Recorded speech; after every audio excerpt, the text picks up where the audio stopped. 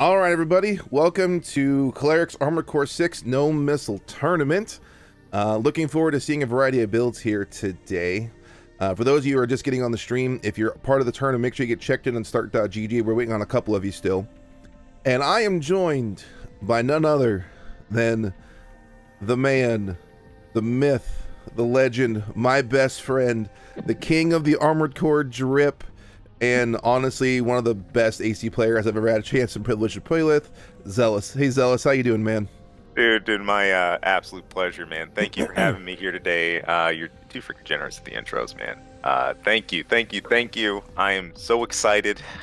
Gosh, it's been a bit of a run trying to get AC6 in because I've been moving during a lot of this, and getting settled, but we're here today. We're here today live for some Armored Core. I hope you guys are amped up as we are. An AC no missile tournament. Lots of cool submissions coming in today, and we're going to be seeing everything from Huxley to Kurosawa's. Guys, get ready for it. Get ready for it. I'm amped. I'm stoked. I'm looking forward to a lot of seeing ACs being blown up instead of things being timed out. Like, no, there's no offense to people running other tournaments. We've been seeing a lot of runaway timeouts, and I like to see some actual ACs get destroyed because there's such a cool destruction animation in this game, especially if you're running a coral generator. You get the nice big coral explosion when they die. So, I mean, I need to see more of this. It's the point of big robots, they blow up. Amen to that. But, excuse me. My apologies if you hear me sniffling and clearing my throat and garbling. I've been sick for a few days. I'll do my best to keep that under wraps. But the tournament is double elimination. It'll be, so if you get out once, lose, that's not it for you. It is going to be best 2 out of 3 for most of the bracket, except for winners final, losers final, and grand final will be best 3 out of 5. And if the person, of course, being double elimination on the loser side does win, that means that's that winner's first loss, and they get to do it all over again. So hopefully you guys are ready to see some serious action here in Armored Core. We'll be getting underway here in just a minute. So Z, let me ask you a question. So as far as these things work, do you have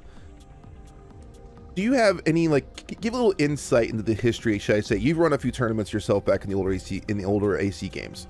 Yeah. Is there something that you can kind of maybe blend in or show to people that, like, hey, this is the kind of, you see what happens in tournament play? Because we've seen some really good players who go into the tournament scene just expecting to dominate, and then usually there's just 1 or 2 people that people aren't expecting that kind of bring some crazy build out of nowhere and just start running the show a little bit. So I want to give a little bit of history on that.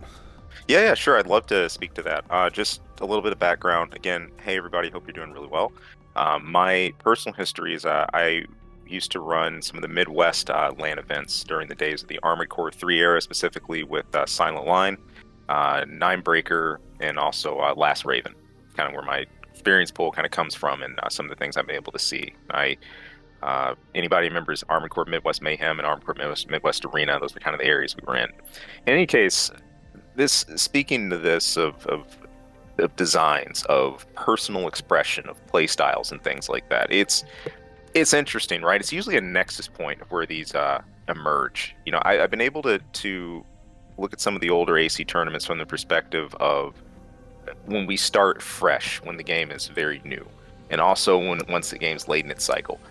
Usually it's in the late cycle where we see more of like the self-expression kind of meet the part, and that there's that whole intersection that happens, right, when you plug both in together.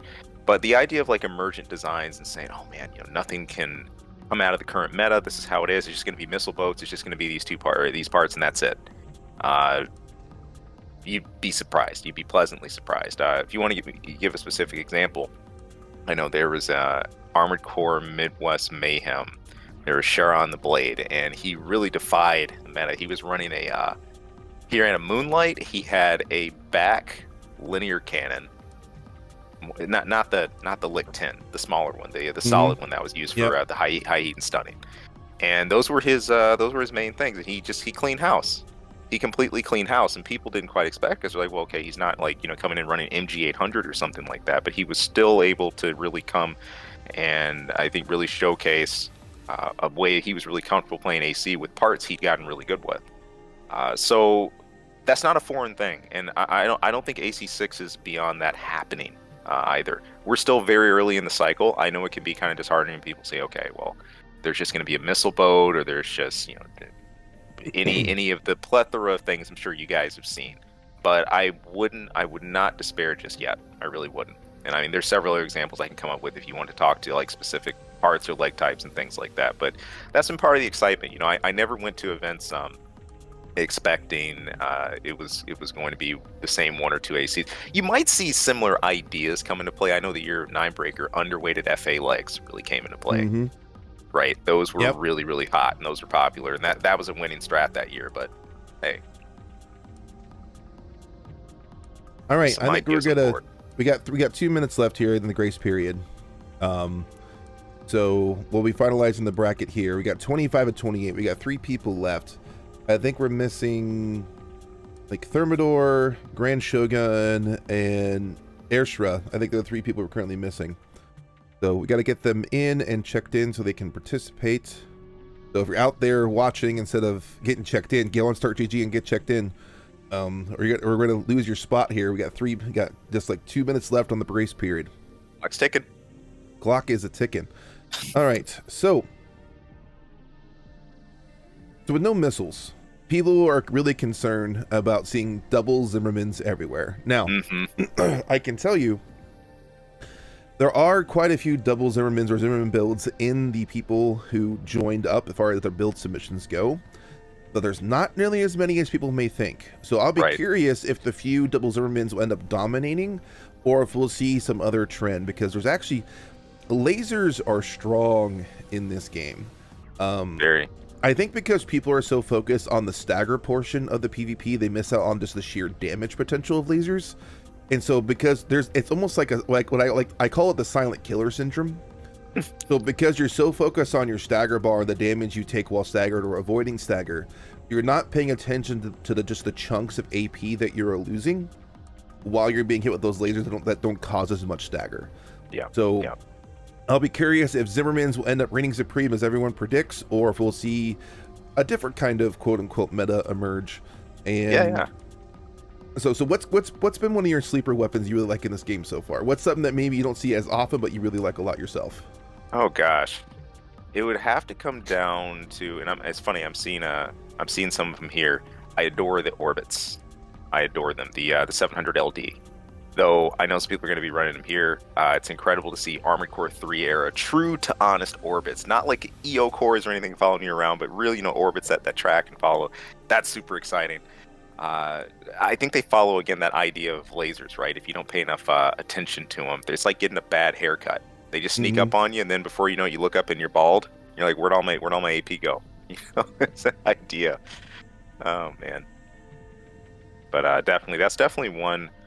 There's some other parts that I think are considered way lower in the totem pole. A good example, the javelin missiles. But interestingly enough, they're one of the few missile launchers that can use a very old thing missiles have done. You know how missiles circle you and surround you? If you can catch them in that circle pattern, bear in mind, everything on its path is going to have that explosion.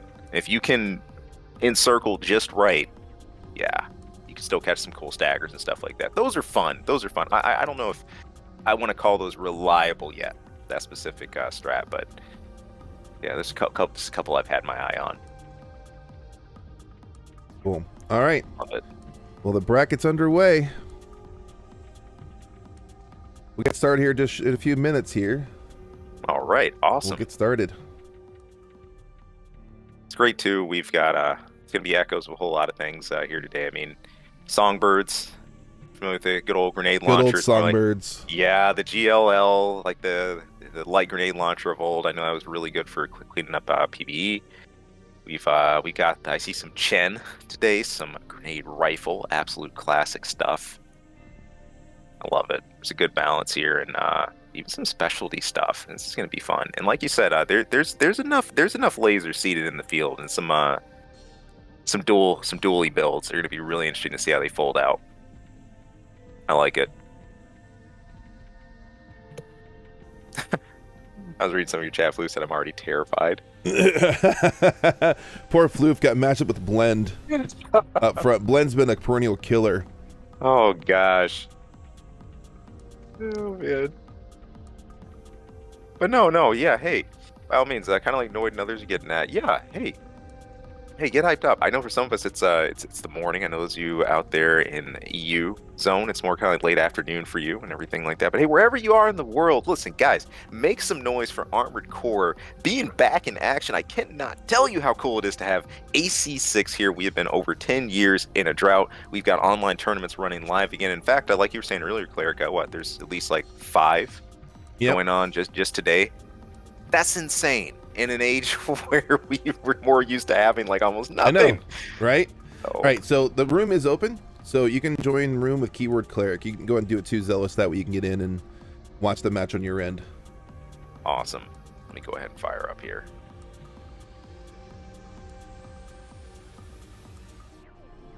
Just a second.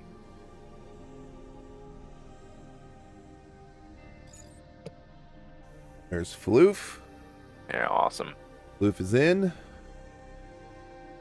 Steam's being a little slow. I don't want you to don't hold up on my part. I can see you through stream too. Yeah. Oh, I know. Blend is in. Oh, we're gonna make sure you get in so you can watch the action properly. So. You're too much. You're too much. Thanks. Let me Oh. do this real quick. Oh, it's actually commencing shortly. Let's give it a second here. It's okay. It's okay. It's Nope. okay. No, you're good. You're good. You can get in. All right. Keyword Cleric, capital C. Capital C. Okay. All right. Well, it's going without it, so you have to. That's okay. You're going to be a I'll little make my bit. way in. You're going to be a little bit behind though on the stream, unfortunately, but we'll get you to the next one. I'll make my way in. It's all right.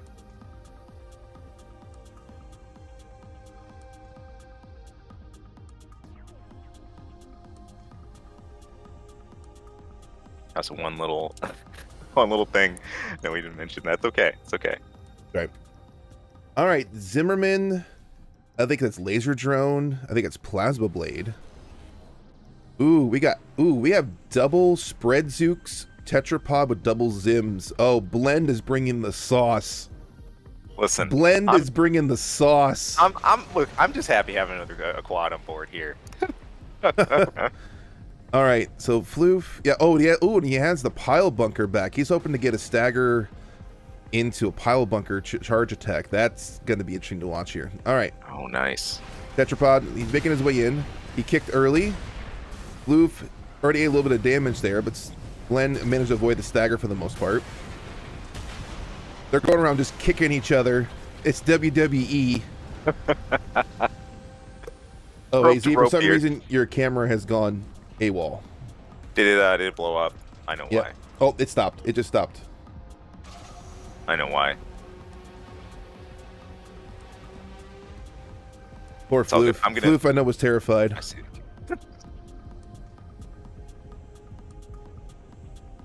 Getting his space a little bit here. He said, Blend bringing the sauce a little bit. That Zimmerman shot did not hit as well. Avoids the kick. Oh. There's their first kill. Hey, they're both running pulse armor. Oh, I expected assault armor on that build, and they did not. Armor. Okay. Pull up both of these. Oh, gets the kick on. Not capitalizing though, and oh. And Floof eats it. We're seeing double spread bazooka cannons in the back. Though that's something I wasn't honestly expecting. But yeah, I could see the stun on those things being nuts. I could.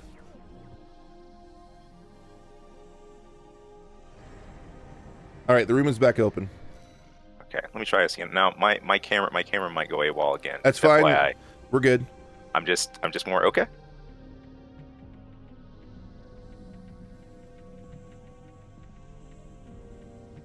I'm gonna literally become a glitch.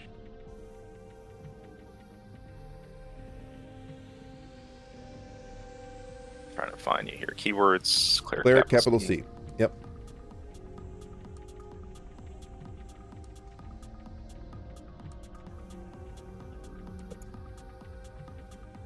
Gotcha.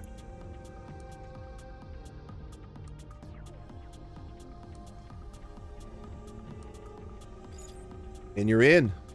All right, bingo. Got your loader 4. All right, Blend, Floof, you're at it. Go ahead.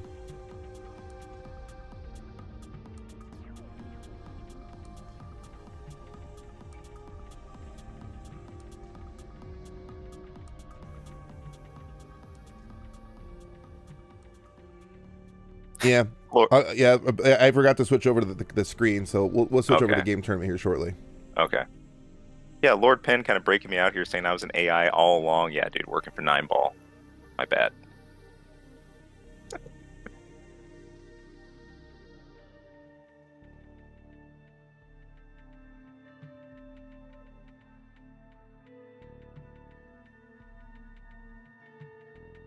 Let's see. Some of chat was saying go ahead and change the scene. Yep, I got it. Okay, cool. I was too busy trying to get you in. Yeah. Appreciate you. There we go.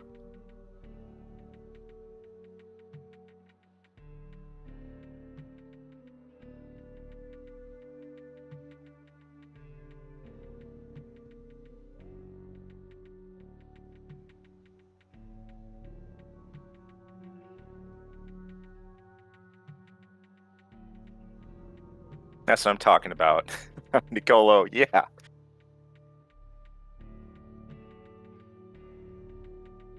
One thing you guys are going to see a whole lot here too, as far as just, and look out for this too, about movement, right? And this is always something exciting to see in any new Armored Core. You're going to see either optimizing of ground movement, aerial movement. Several of you probably already looked ahead and seen in many other events how useful kicks are. Kicks. What's so cool about this game? Kicks aren't just good for melee combos and melee hits. Kicks are really, really good for keeping you airborne, stretching out your energy gauge a little bit, giving you that extra float time. Maybe you fell off a map and you're just trying to scoop back up. That's going to be part of the toolkit that enables you to do that. Oh, spaceport. Got it. Yep. Moving over to spaceports. Why am I not seeing it right now? There it is. Memories. Here we go. This, for some reason, spaceport gives me serious crest base vibes. Yeah, it does. I got the same vibe too. See? Yep.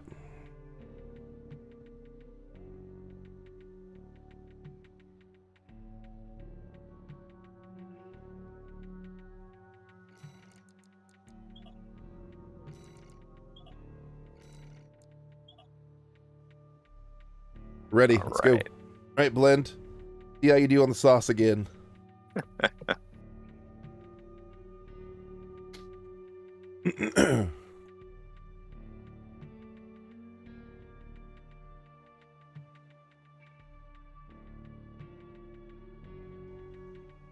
Go.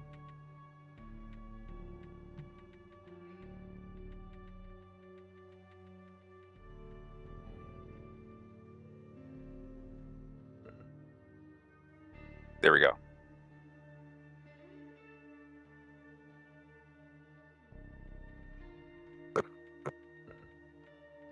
All right, Blinn, Floof, running it back to back. Second game live here at Cleric's Armored Core 6. No missile tourney.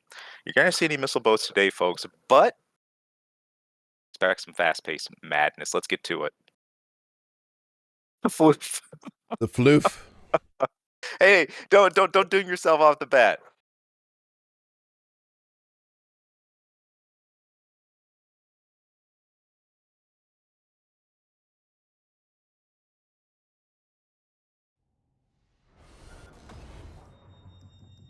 Here we go. Floof here with the dual laser handguns, which I love, by the way. The orbits, those are super fun to use. I might need to commentate a little bit. I got to work on some bracket stuff real quick. So I'll let you take lead. Blend here with the dual Zimmermans running the quad legs. I actually adore out of the two. If only we had more choice. Still, kicking off here. Floof going right in, not wasting any time keeping distance, trying to establish a little bit of vertical supremacy here, seeing if he can actually get some eyes over on Blend here. Again, trying to stay clear of those Zimmermans, but doing his best to establish that range, getting lasers going. And we are in business. Popping shields early. Orbits are working. Taking that Coral Shield to work, and again, just trying to establish that airtime, making room to breathe. This is important. Establishing that space. Okay, Floof actually getting some headway. really just sticking with this vertical play, but Blinn playing patiently, waiting on the ground. Here it is, taking a chance. Going for the air minute, and we've got shields active. Floof not willing to take that risk. And of course, Blinn also popping his. Oh, not full engagements yet, but bear in mind, there's some very high power weapons here. Not just, especially with the dual Zimmermans happening, that can literally make your AP vanish in just a split second. Using that assault boost, using that overboost to keep that distance, but keeping that strong circle movement here. Floof. Try not to get those Zimmerman burst. Cycling the shields. There's a stun going down, and we've got there it is. Just talked about it. Just like a thief in the night, the Zimmerman burst to the face, to the back. If you get a taste of those things up close, they are an absolute nightmare. Painful stuff, but still Floof undeterred, popping back in. Gonna see if we can take use of remaining aerial, and it's some irony here too, because quads have really become kings of the air, but really, Blinn reminded me of something right out of Armored Core 4/4 Answer here, just waiting on the ground, sneaking up. And then literally appearing like Jaws here to come up with the Zims. Floof gonna play things back a little bit with the orbits. But they had a splash against the side of the terrain there. Yep. Not quite playing where he wanted to. I hate when that happens. That's the thing about orbit deployment. You always got to watch. In past AC games, you could use orbits with the extension missiles. They had some extra play there, but man. Okay, there we go. We got a clean deployment on the orbits this time. Floof descending, but taking the stun and taking the dual Zims to the face. Sure enough, that coral shield just not enough to keep up with the sheer power of the Zims, and that's going to take things into the court. There it is, right. Blinn with that win, coming in with Tatsumaki. No, tough stuff to overcome. We were saying, yes, you will see. There's no way you would not see Zims today. But again, play strat, design, whether usage of your cover, verticality, all those things are going to come into play. And as far as avoidance or otherwise. Alrighty. Now, reminder, of course, double elimination. So, losers bracket runs can be a thing. If you guys have never actually had a chance to watch any of the older AC events or AC tournament with double elim, so there's some surprises that can come out of losers bracket runs, So hey, have fun with that, and enjoy the double placements. You might be, if you're rooting for a favorite or two, you'll see them running back again. GG's. All right, Floof, thanks, Blend. We'll blow up the next game here. Let's take a quick peek at the bracket. See how things look on the bracket side.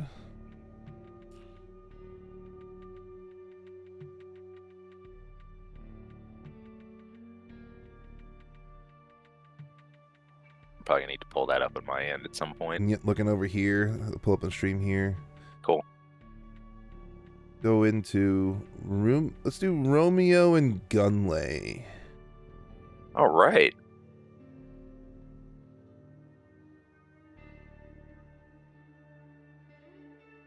And one thing I'm trying to hold myself back on a little bit. I'm sure. Well, they're public in your Discord, right? All the designs went public. They all went public. You can see. You don't mind talking? Okay, good. I'm just making sure no one has things built. Yeah, we got Romeo and Gunlay getting lined up next here. We got, I believe, Romeo running Pulse Armor with dual 66 LHs. Good times here. Cool. And I'm sure, by the way, some of you who are here in Cleric's Discord, I've been having a ball. I can't wait to get some games in here with you guys. So you picked a good spot to play Armored Core.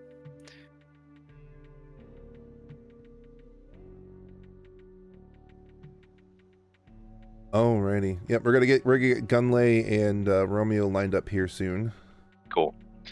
Again, reminder: the 66 LH, similar to what we just saw from Floof. Those are the laser handguns. I gotta admit, I don't like the secondary fire in those as much as I just like the first.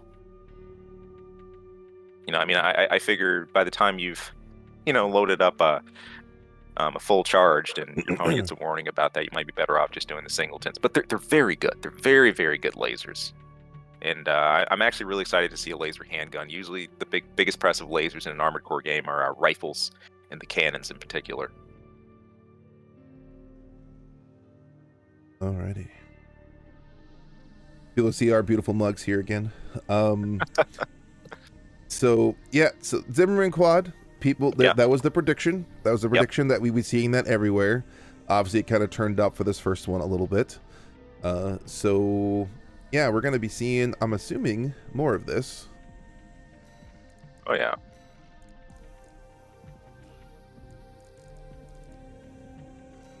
Let's see here. Boy, I'm trying to bring up Yep. Gunlay's in. There we go. Welcome in.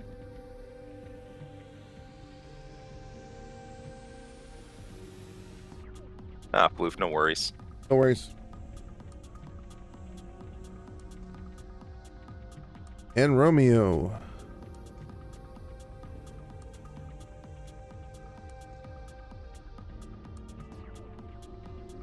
Speaking of So sorry, appearances here today. I brought Zealous in to hold the fort down because I knew I might need someone with some charisma, with Riz, in order to keep things going. While I'm pulling double duty to check on the brackets and make sure things are running smoothly, and also commentating. So that's fine, dude. I'm glad to. Just happy to be here. Now, also, it's really fun. Speaking of names today, I see some slipping under the radar. I see, I love it, Foxfire, Cat RPG, a couple of other old friends sneaking in today. Picking up just a great day to come on out and play some AC.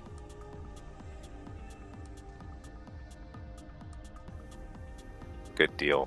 The myth, the legend we all said that we always knew existed. So I love this conversation. I'll tell the story every time I get the excuse to. You gonna roll it? Oh yeah. So Foxfire. Go for it. Go for it. You and I had discussed a million times over, because we were part of the online scene. It was still in person, but it was, forums. Right. And we always said, look, there's going to be some dude somewhere in his basement playing Armored Core that's amazing at the game, but we'll never know because he's not a part of the scene. Right. And sure enough, that last in-person tournament we ran, that was ACMA 2? ACMA 2, Last Raven. Yeah, ACMA 2. The next thing we know, here comes Foxfire. And the guy just starts wrecking everything.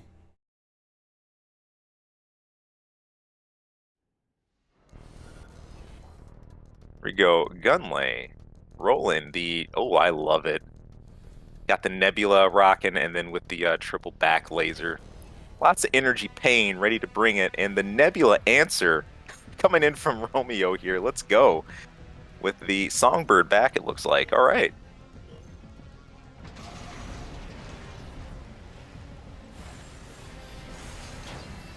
I think I was looking at build 2 earlier, not the first, and I was talking about Romeo rocking the LHs. That's not the case. We got Nebula here. That's okay. We're playing in. We got the perspective of the Gunlay here. Rolling in with the tank. Got the fast tank versus the heavy tank. Yeah. Both have double Nebulas. One's running Songbird. One's running the wing cannon, as we like to affectionately dub it. Basically the AV cannon. Really borrowing it from AC4 there. Again, Balaam legs versus the wheelchair legs. Love it. I'm just going to always call this the wheelchair legs. Well, that's their description. Yeah, it is. Good pop. Good pop in the armor. Just taking those shots. Again, and then look at it. We say it all the time. Look, getting hit by lasers is literally like a bad haircut. Okay? It sneaks up on you like a thief in the night, and before you know it, you have lost just chunks of AP. Gunlay trying to chain boost his way in. And getting clocked. I don't know if you saw that earlier, but that Songbird shot was clutch, because that's what caused that was dead on, bang on. It was dead on, so that's what caused it, though. Really not what you expect often. I mean, again, the grenade launchers, especially during AC4 era, are going really from air to surface weapons. We're seeing a bit more of that play with them, here. That's such a change. The grenade launcher was a super high velocity, a dead accurate weapon, especially in the Nexus, Ninebreaker, Last Raven era. It was still pretty slow in the older AC games, but he always had that big AoE explosion, and you really see that coming into play here. Of course, speaking of AoEs, Plasma, in a different way, still giving you some of the little bit of that AoE coverage.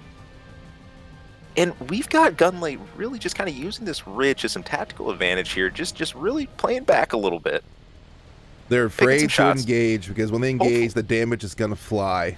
Yeah. Oh, well, it will. Soak up a few AoEs. Hopefully, just to get that chip damage off. Use those. I'm loving the extra use of the pulse shields going off here. There are people that we're worried about. We're never going to see a pulse shield, popped or used, but yeah, assault armor tends to win today quite a bit. So I guess we'll see what happens here.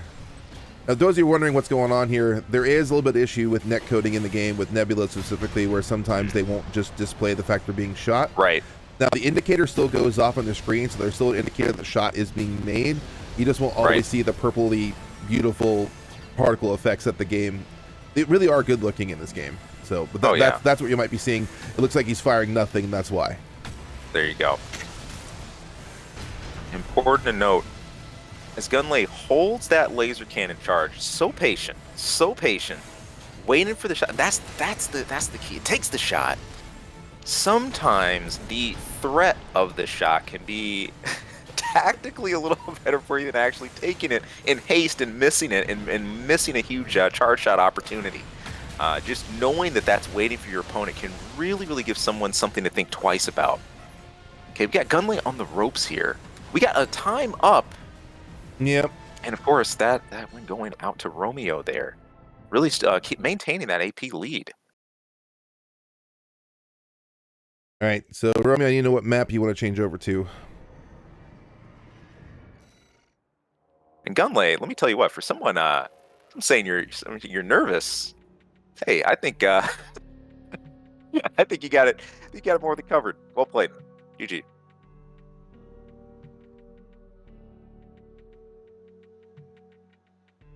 That's saying and thinking about official tournaments like with full prizes at some point. Oh man, that'd be a dream, right? Listen, I was saying this. Those of you who tuned in to the AC6 presentation right before AC6 came out from Namco, we were there, Cleric and myself and others.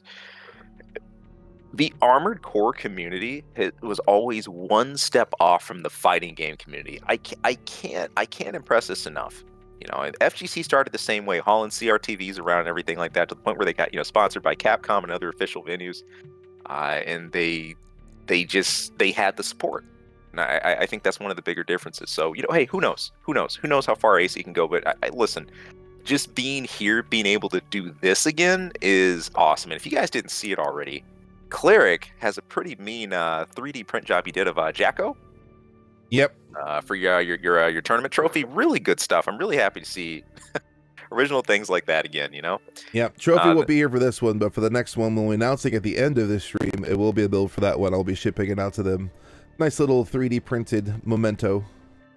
And it's a really cool throwback. In past AC tournaments, one of the physical prizes we used to give out were the AC coin figures. Sometimes those came from Nexus and like the others, along with the cash prize and stuff too. So there's something about having a physical AC thing there right with you, whether it was like design tournament you won, whether it was an actual in-person tournament, whatever it was. Could be great. Absolutely. Gunlay going with grade 86, making it a little smaller, not as high. He did go with Preparix. He might be pulling out a second build. We'll see. I was about to say, are we?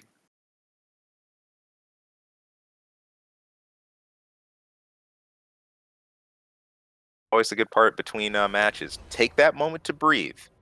Think. Space things out. If you have to, there might be another design you want to change to, a different aesthetic.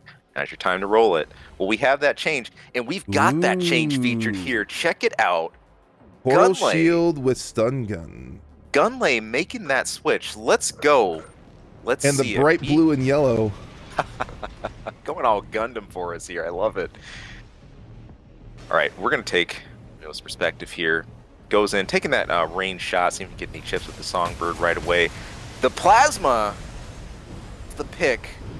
But check it out. Missing the kick, but still going in with that movement. Again, running that coral generator. Working on that discharge. That quick boost step. Now, get the good kick. Ooh, yep. Good. Very good. Taking Pulse a armor's huge just in time, damage though. with. Fair enough. And circling on around. And then we are back to spacing one more time before we get in this next engagement. Wasting no time as we get back. Again, Gunlay using those quick boost chains to make his way in. And now we got a barrage of stuns going off. Holding that AP lead. Can he hold on to it? There's the blitz. And sure enough, actually manages to wrap this thing up. Gunlay with the build change, with the strat change, absolutely feeling it here. Fire stuff. Got to make a note. The coral generators, there's 2 of them in the game. Those of you guys have been playing through notice it now. We lovingly refer to these as the red line generators. There's usually a slightly different strat, running these. There's a big reward for bottoming out your energy with these. But of course, timing, you can always leave yourself vulnerable in a bad position. But the amount of capacity these generators have is absolutely crazy. And of course, you're able to support and deal a bit more damage with your assault armor too. He's being very oppressive. So what he's doing is throwing out the drones, pulling up the coral shield in order to get a little bit of extra defense, and then picking his spot going in and going in. But that was a good songbird shot just now. Yeah, he picked that. He picked that well. And just prove. Don't be afraid to use those grenade cannons. If you see it, when you think you can land a bang-on shot, go for it. Don't just always depend on the AoE if you don't have to. But just going to town here, we got a point blank, we got a gunfight. It's a shootout. Good timing on the pulse armor, though. Absolutely. Pulse and Romeo trying to hold out, just keeping that spacing, but he just got the stun, but he wasn't in a position to capitalize on it, though. And a prime example of something we've talked about in AC6. And check it out. Making the rest of that work. We got Gunlay in with the design switch, and it looks like it paid off in spades here. Well played to both players. Now 1-1. 1-1. 1-1. Quintessential feel. The best part about I'm loving this. A design switch mid-match, mid-event can put you in a better frame. You feel you'll have something better on the table to deal with your opponent. And it could throw your opponent off several degrees, depending. Or maybe it could just be just a weapon loadout. It's just something that they didn't expect or to really take them off guard. But we're seeing that here, and that's part of the fun versatility, again, of Armored Core, and just builds, designs. Loving it. Just waiting on Romeo to give his pick. Can we do Bonadunes? Yes, we can. Absolutely. Let's hit We're it. back. We're here. I changed the match type too for the mission. I did 2 minutes to 3 minutes. So essentially I wanted to kind of keep the things moving. So sure.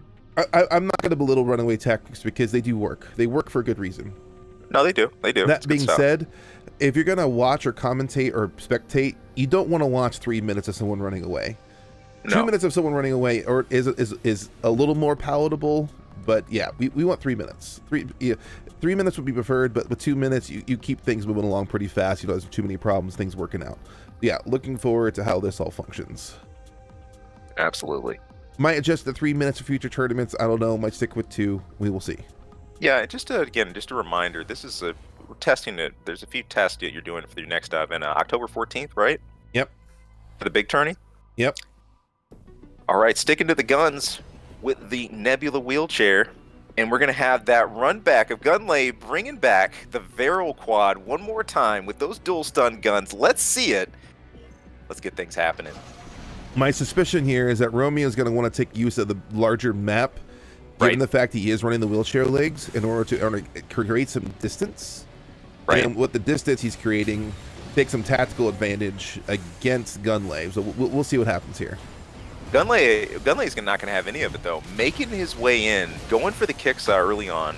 Sure to pop those shields and trying not to let the open map be any kind of deterrent. Well taken, the plasma burst and the grenade shot, building up that stun.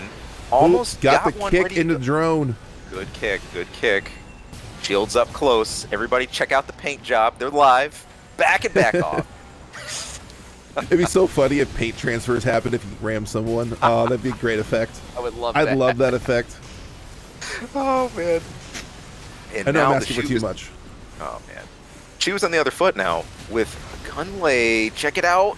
Building up the stun actually gets himself a little breathing room to back up. That ACS is still super high though here. He's got to watch it. He's got to watch his step. There's the kick. There's the stun into the stun kick. The combination, very well played. Almost choreographed. He timed that kick right for when the drones went off. Well, at the exact time. Well played. You guys have seen it both times here. In the last match, we've seen what happened if you can't be in that position to seize that stun. And that there is a prime example of being able to seize an opportunity for a stun. Very well played. Back to that cautious distance.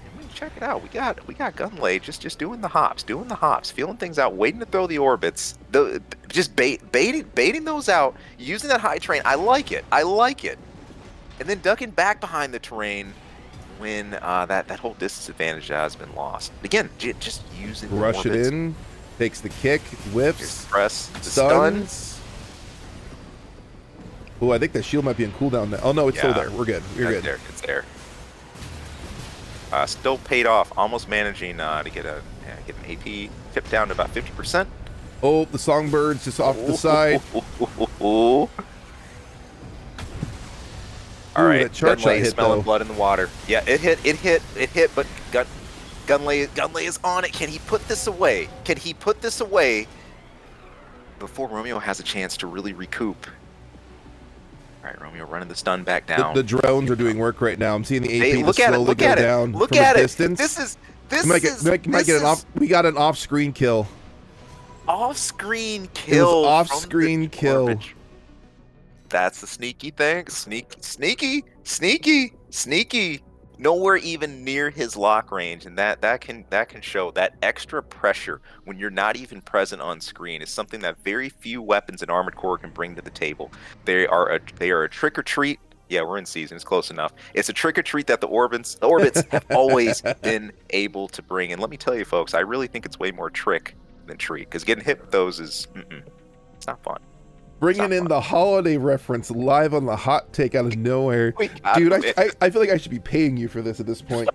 No, don't. Dude, the payment is enough being here, getting a chance to watch Armored Core with you guys, and then soon getting a chance to play like via Discord. I can't even. This is great. All right. I'm going to take a quick peek at the bracket here. I'm going to see who I want to pull up.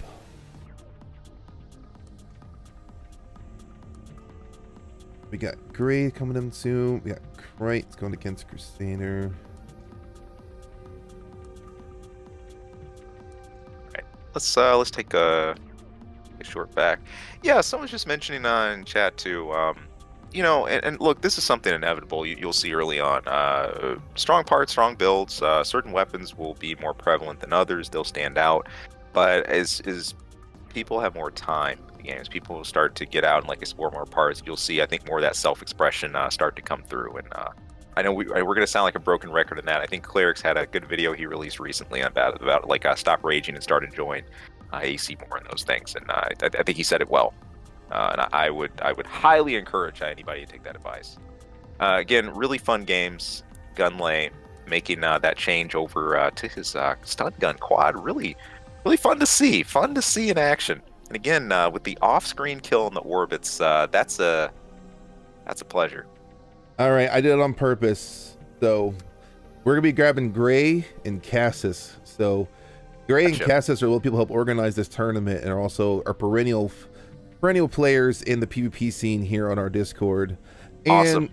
There's no shortage of rivalry. It's a very friendly rivalry, but a rivalry nonetheless. Gray's entire mentality of this game is to kick more. In fact, he has an entire emblem. The emblem is just a giant foot that says kick more, and he has an AC that literally has 30 of those plastered all over the AC. It just says kick more. So, yep, we're going to load up Gray and Cassis on this thing, and let's show off the Discord a little bit here. And, yeah, they're good people. So, man, it sounded like Cass kind of becoming the Shotokan, the hurricane kicker of your Discord. Sheesh. Yep. Kick more, as he says. So I'm checking out the build ones here. We got Cassis with Pulse Armor, the Burzil for the booster choice. Nice. Of course, the Nebula and the Songbirds. Delicious. Plasma and Grenade Stew. A hearty meal. Not part of this complete breakfast, but get the idea. Cass is saying you're just gonna watch me get wrecked. You say that. You say that. Watch him get wrecked. Oh, by the way, that he is not swearing in his name. It's just because his name is Cassis, and From Software's filter is very weird. Yeah. And even if there's multiple words, like the word coral is censored in the game, even though coral is like a huge part of the game. That's wild. So, yep. You know, I couldn't help playing through AC6 thinking about coral. Those of you who've seen Eureka 7, you know, scub coral, scub coral, scub coral. Like, if I had a penny for the amount of times they said scub coral in that, I was getting PTSD all over again. Oh, I forgot. Jeez. Cassis actually made the Kickmore emblem for Gray to use. Oh, gosh. That's Waiting great. on Gray. Get in here, Gray. Get in here. There he is. Good Oh, seeing yep, he's on everybody. Scum Lord. Of course he is. You know my name. I love the Global Cortex emblem. Bringing back some Armored Core 3 pumpkin spice donuts. Thank you so much. Yep. Filling me up today.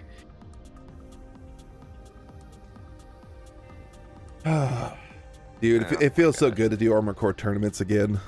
Hey. Oh, man. Oh, Kevin, right now, man. I know. It's where I'm at. I can't believe this is actually a thing. Like, it doesn't feel real to me. No, it doesn't. It doesn't. Oh, man. We already got some people pulling for Cassis here. We're going to see where this goes.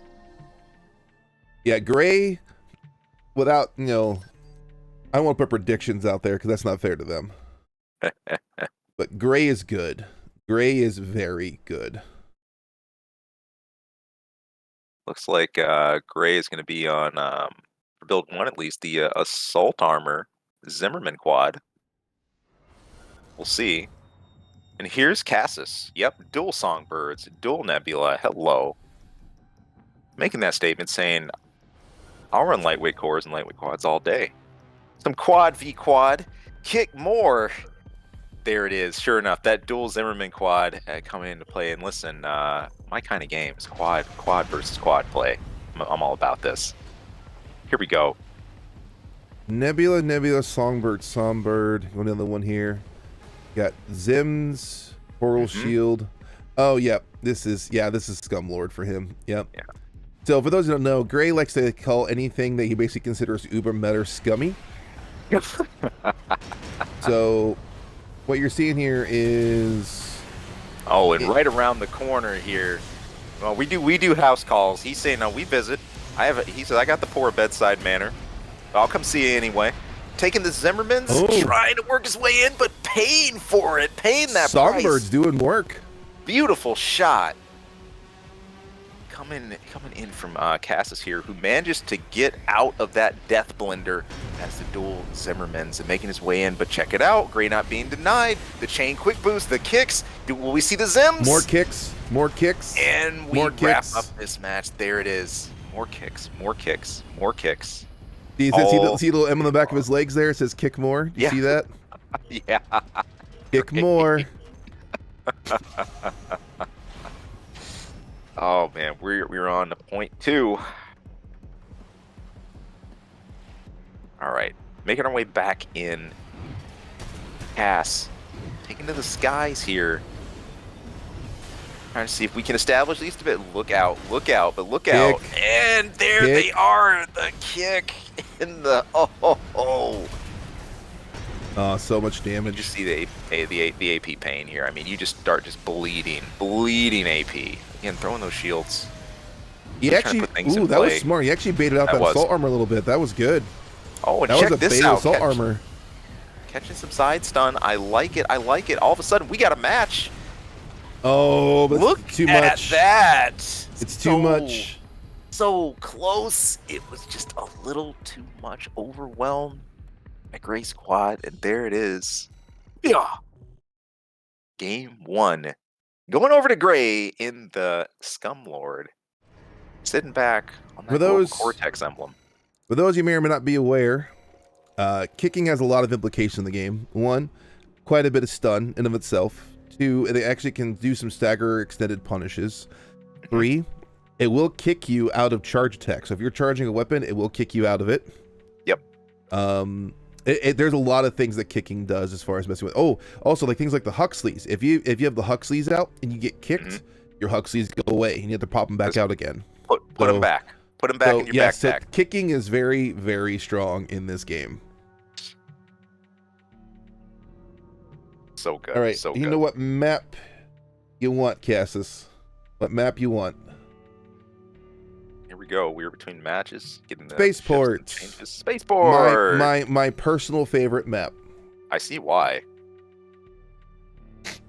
A lot of gameplay options, variety, a lot of dodging. Just overall, I just like the map completely. It's good.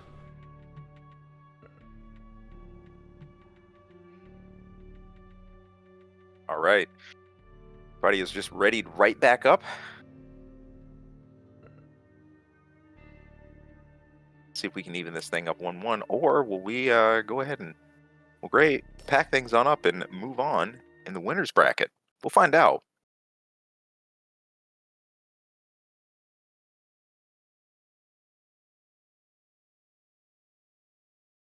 Alrighty. Gray up 1-0. Cassis going to Spaceport to kind of maybe mess with some of the assault boosting in to get against some walls. Yeah, play with some of the terrain, use the cover, and again, like AC games of the past, the map and terrain is so freaking important. In fact, some designs really base themselves around it. There was an old strategy even where people would come in overweight, depending on the map, and they would deploy something like the pursuit missiles early off the bat and just empty a ton of ammo. We're at a Blake screen, though. I wonder if someone DC'd. We'll see. I mean, I'm seeing Cass now. I saw that extra long screen, though. Not sure what to make of that. Hope we didn't get a DC.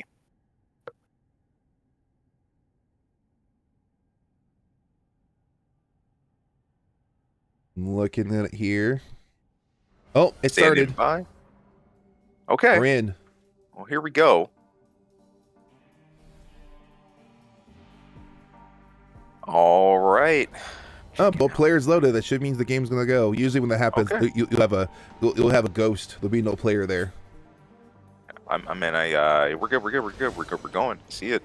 Gray getting on top of the warship, establishing that position first and foremost. Of course, just deploying a few orbits, getting those free chips in.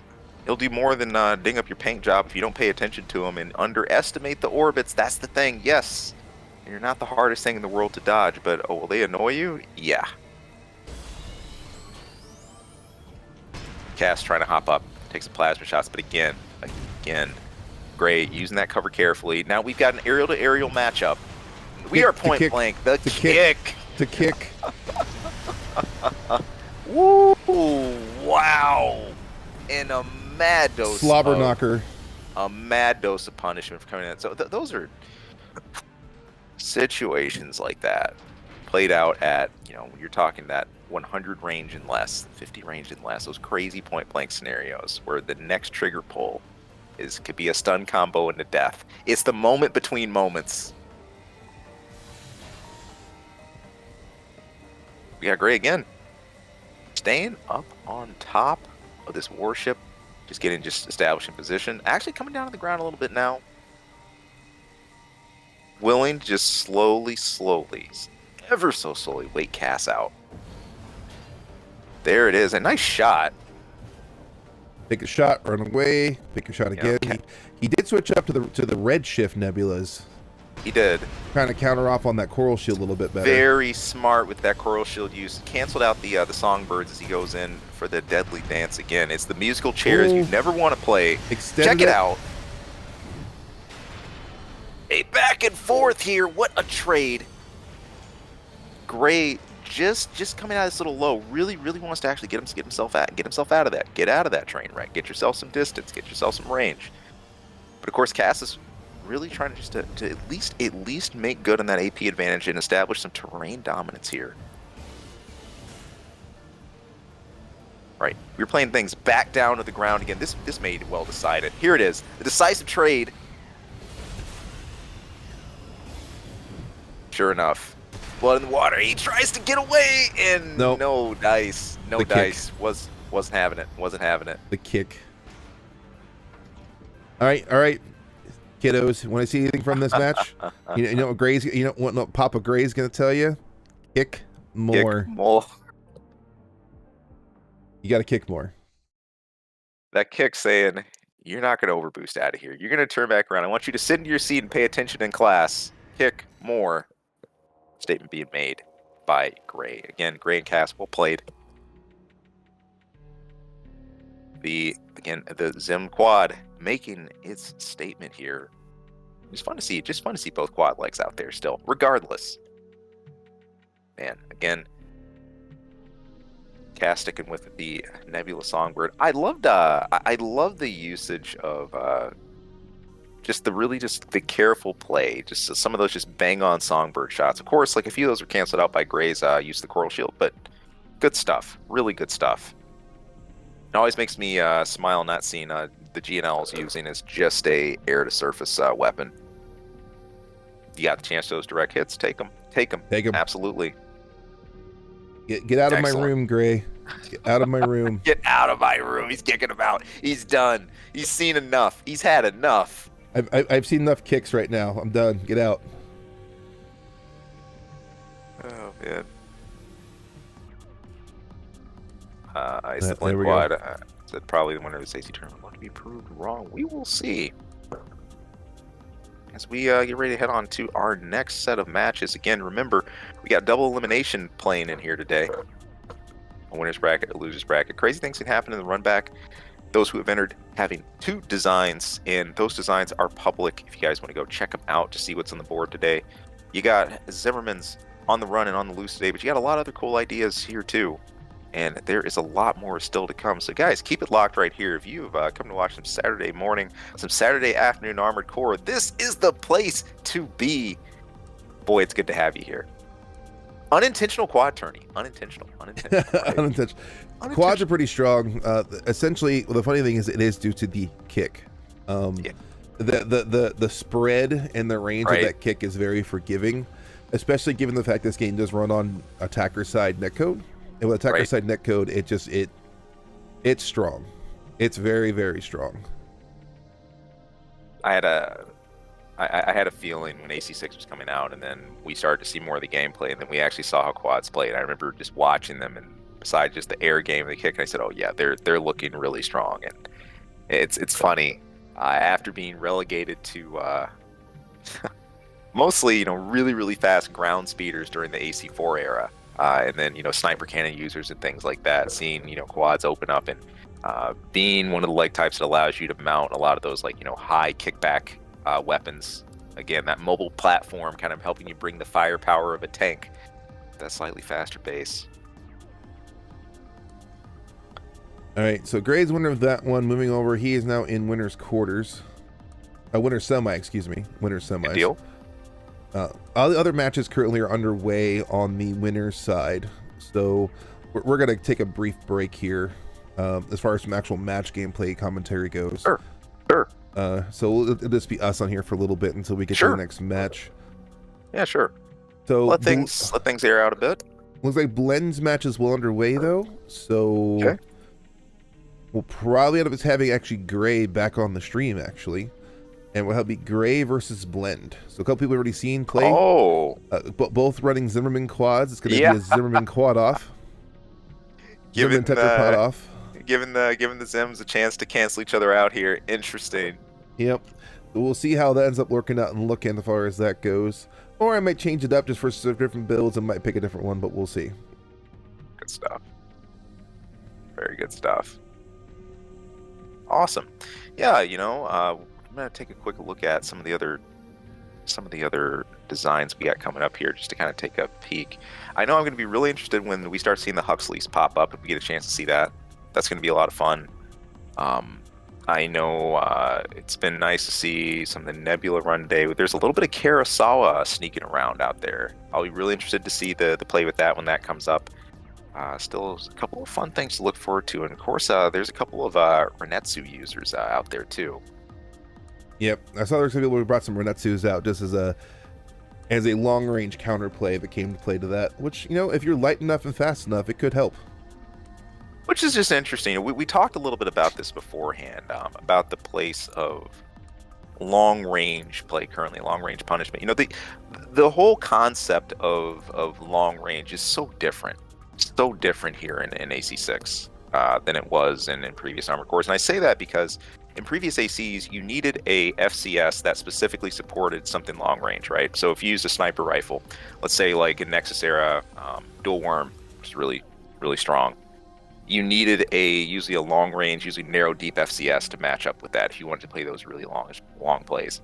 Here it's crazy. You have something like the Kurosawa, for example, that has really nice, effective range to it, right?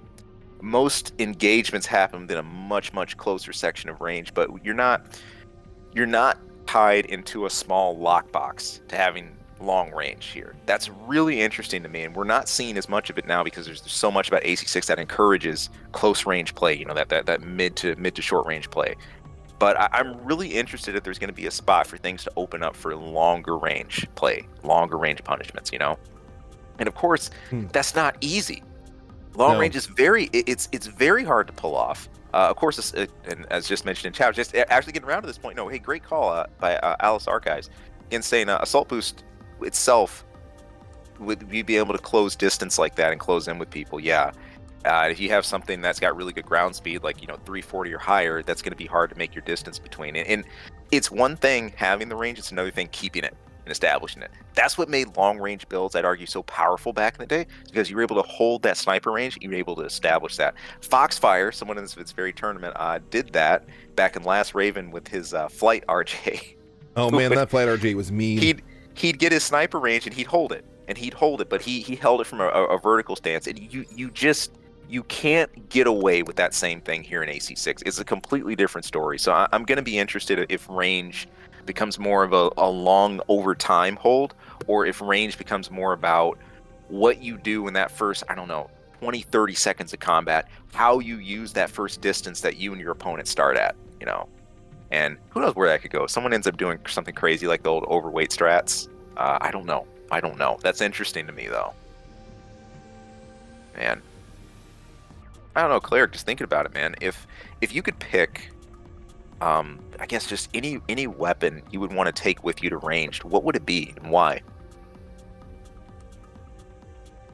In this game? Just for true and honest range play. Just kind of curious. Well, this is gonna sound a little bit funny. If I had someone who's basically, maybe they're playing a float tank and they're staying up in the air for forever. Sure. In all honesty, I'd probably pick a Kurosawa. So, because for those who don't understand, the full charge, obviously the Kurosawa has 2 levels of charge. The full charge on that thing, the shot velocity is insane. Yep. It is utterly insane. So if I can pick my shot right, get underneath you, and not back with the dodge, and just do the full charge shot and land it, it'll stagger, he'll do extra damage. So I actually might just take that in. Cool. Looks like we got our next underway here. We got Blendon Gray. Blendon Gray. All right, here we go. The matchup of the villain, the Zimmerman quads, making the standoff here today. We're going to see which one design cancels the other out. It's gonna be crazy. It reminds me of Ninebreaker era when you had 4 underweight FA and like dual handguns. Yep. All right, here we go. It's a Zim shootout at the OK Desert Corral on Rubicon here, and again, Kick More, sponsored by Kick More. Remember. So let's check it out. Kicking more or the spread Zooks on the back? What's going to be better is the question. Oh, and don't forget, with the kicking, he also has the coral shield to help offset some of that staggering damage. Immediately deploying that coral shield, speaking of which, and then diving right into that kick. Oh, the stunnage is just monstrous off the bat here as these two just brawl for position. Of course, Gray having less than that lead. The assault armor works here, though. But it worked.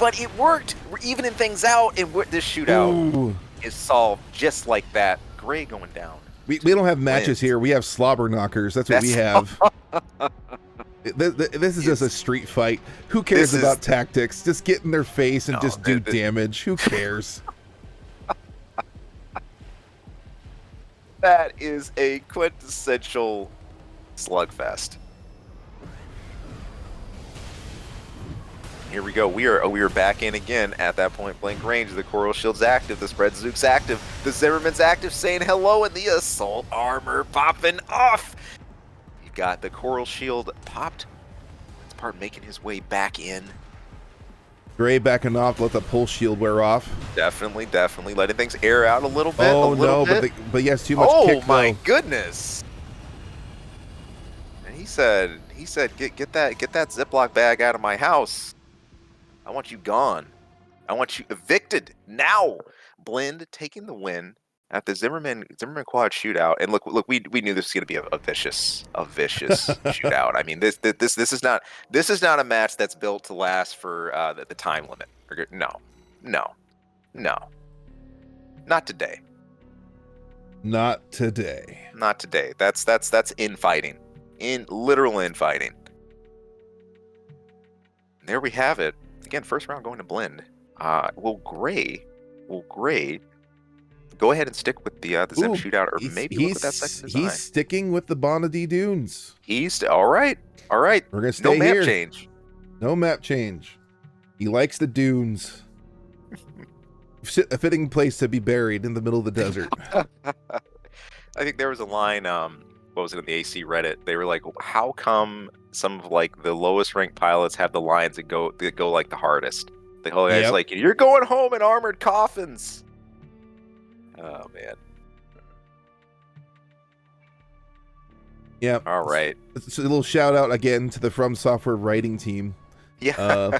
Dude, those arena opponent bios once again were stellar. Some of my all-time favorite things from the Armored Core series was those pilot bios, the short little snippets of their personality and what their background is and why they have the build they have. Oh man, they did not pull any punches on this one. It was still so good in Armored Core 6. Oh man, I love those bios. They're so funny. All about it, man. I'm all about it.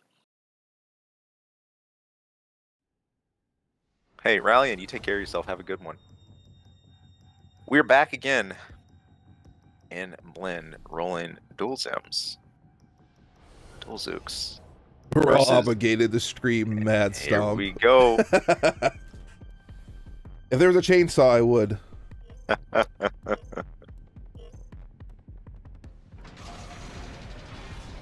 right. May the brawl begin once again. Really just not taking much time to, look to do cover dances. These two know what this is about. They say, let's get down to business. Point blank, slug it out, kick to kick, Zim to Zim, coral to coral. Let's see it in the stun.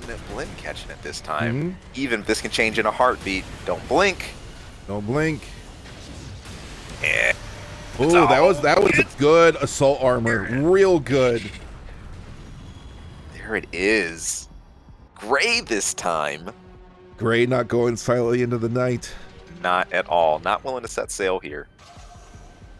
Staying in this thing. Putting a point on the board. Slow, quick. Quick, slow. Quick, slow. Except no, this is just all quick. Let's be real. Point blank. This isn't quick. This isn't slow. This is just damage. Damage. Listen, I think one of the only things that could get more brutal than this is if you had two pile bunker users. Yep. Man. And there we go with that boost chain. Again, good stuff with movement. Again, the assault boost loop. Trying to keep his opponent in front of him.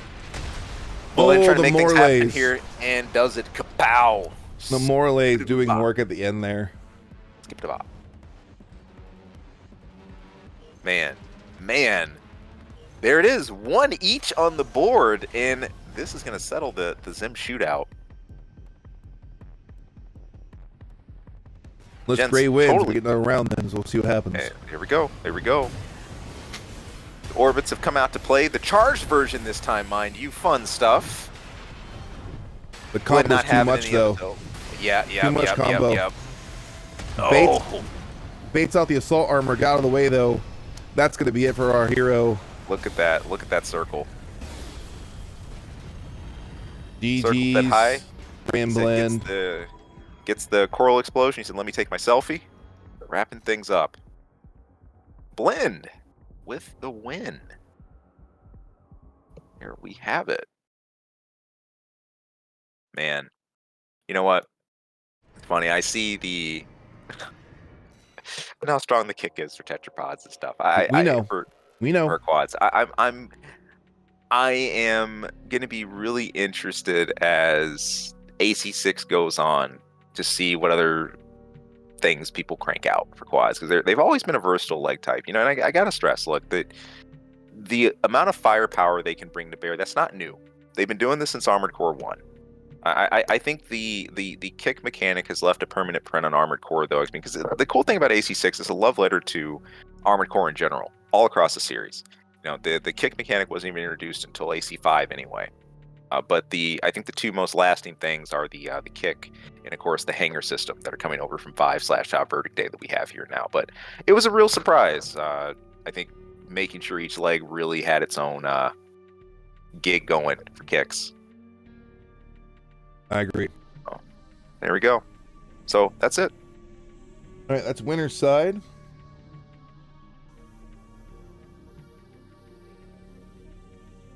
Who will we have up next on deck today? So we're waiting for Gunlay to finish his match with Takafumi. Okay. Once that match is over and verified, we will move over to their match. Good deal. I keep saying Kaine. It might actually just be Kaine. I don't know. I probably should have asked. I don't know. But yeah, that is definitely there. Good deal. Again, just kind of spinning back and taking a look here. The one being played now, that was in.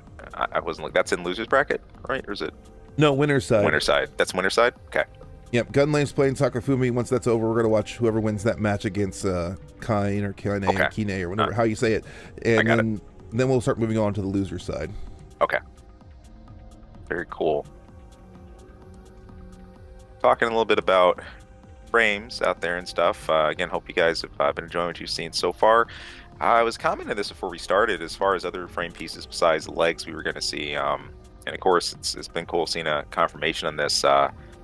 Mind, Alpha, or Ephemera have been popular. You know, I like to see some of the all-rounders. We've had a couple of these cores, especially, and some of these frames that really stood out. It's just having, good balanced stats.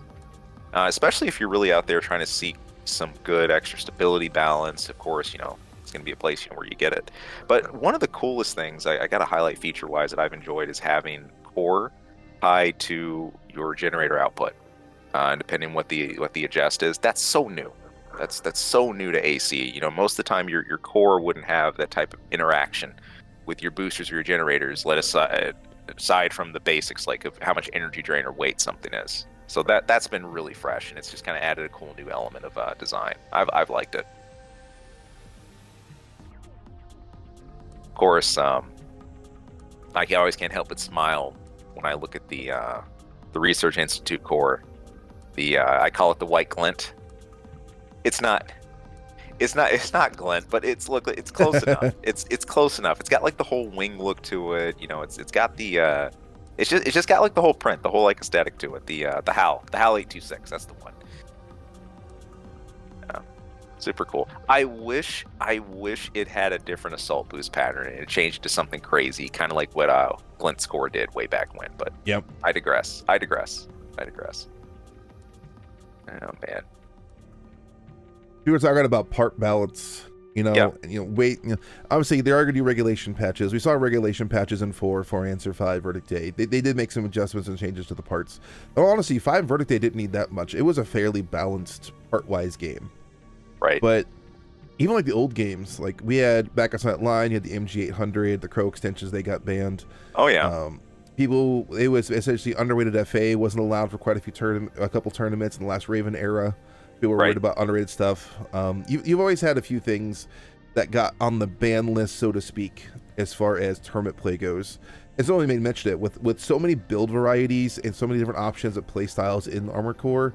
This is probably one of the single hardest games to balance properly, because you're not just balancing for FPSs. Like, you have guns, you have the ammo count, shot velocity, spread of the shot, that kind of thing, right? Right. Cost of the part, depending on cost of the weapon, depending on what kind of gameplay you're doing. Then you have this game where it's like you have to account for stagger, damage, direct hit damage, 3 different defenses, distance ranges, velocity, lock-on speed. Like, there's a bajillion variables to balance in this game, and people are only really fussing a lot about 3 parts for the most part. There's 3 parts particularly that people are fussing the most about. And there's some playstyle too with the missile boats and people flying away infinitely. There's some of that too. But Sure. In all reality, for the most part, it's really just like 2 styles of play people kind of complain about, and really only 3, maybe 4 parts specifically people complain about the most. Considering how many parts and the play styles we have available to us, that's not too bad. Like, that's really, there's not too much to adjust. Now, the biggest issue I saw most people have is with stagger. Stagger seems to be a really controversial thing. I remember how bad people complained about heat mechanics in Nexus. Absolutely. Like, And real quick, I don't want to disrupt your train of thought too much. Not just complain, people quit. Yes. AC and quit Nexus over heat. They were done. So anybody playing Nexus and on, they really liked Armored Core. Everybody who still stayed. So yes. So there are people who, like you said, just straight up quit because of the heat in Nexus. Obviously, it tampered down as it went on through the thing, but essentially what I see here is that we have the replacement of heat with the stagger system, and it's a different way to build around, and there is a need to pay attention to it. There's probably a little too much. It's kind of like the Nexus era. You had to pay a little too much attention to heat and the heat mechanics to make it more viable, more play styles, and more fun. right. But I think if you pull back on stagger a little bit, I think stagger's fine. Yeah. It's not an out of control mechanic. The thing I've been relieved about seeing stagger now that we've had a little time with AC6 and seeing things play out is it's not like the fun killer. In fact, I mean, look, it works for you often. I mean, going, especially as you're playing through, main campaign or other times. I mean, landing the stagger, seeing if you can land that combo, that gives you a little microcosm to look forward to. But who knows? That's what I'm looking forward to. If we start getting expansions similar to like the old AC games, if we get one to AC6, maybe it's going to make those fine adjustments, kind of like Last Raven and others had. Like, by Last Raven, we had eased up on heat what Nexus had started to a very manageable level. Like, heat was nowhere near what it was in Nexus by the time we hit LR. Like, it was fine. It was fine. That I mean, we had part breaking then, which was a whole nother thing and a whole nother system of mechanics. But yeah. 2 things my urchins did well: heated up an EC and broke parts. Did both of those things. It was great. Hey, I'm surprised. Let me tell you what, we're right in here. I'm surprised I haven't heard you talk more about the explosive flinger. You know what? I'm working on a build for that. I was about to say, dude, I almost expect that from you now. Yep. Like that. That part. I've been trying to find a build that works with it, and I think I'm narrowing it down a little bit. Okay, good. In fact, I think I may combine the explosive thrower with my love for bazookas for the series as a whole together in the same build, and so we'll see how it goes. It's probably going to be horrible and not work very well, but you know what? I don't care.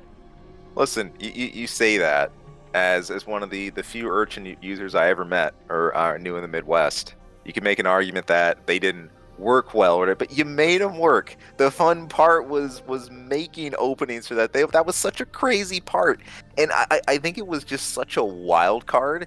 It made it fun to play and it made it fun to watch. So I don't know, maybe some of that same symptom will bite you here. Maybe you'll get on board with that. I don't know. Ah, gosh.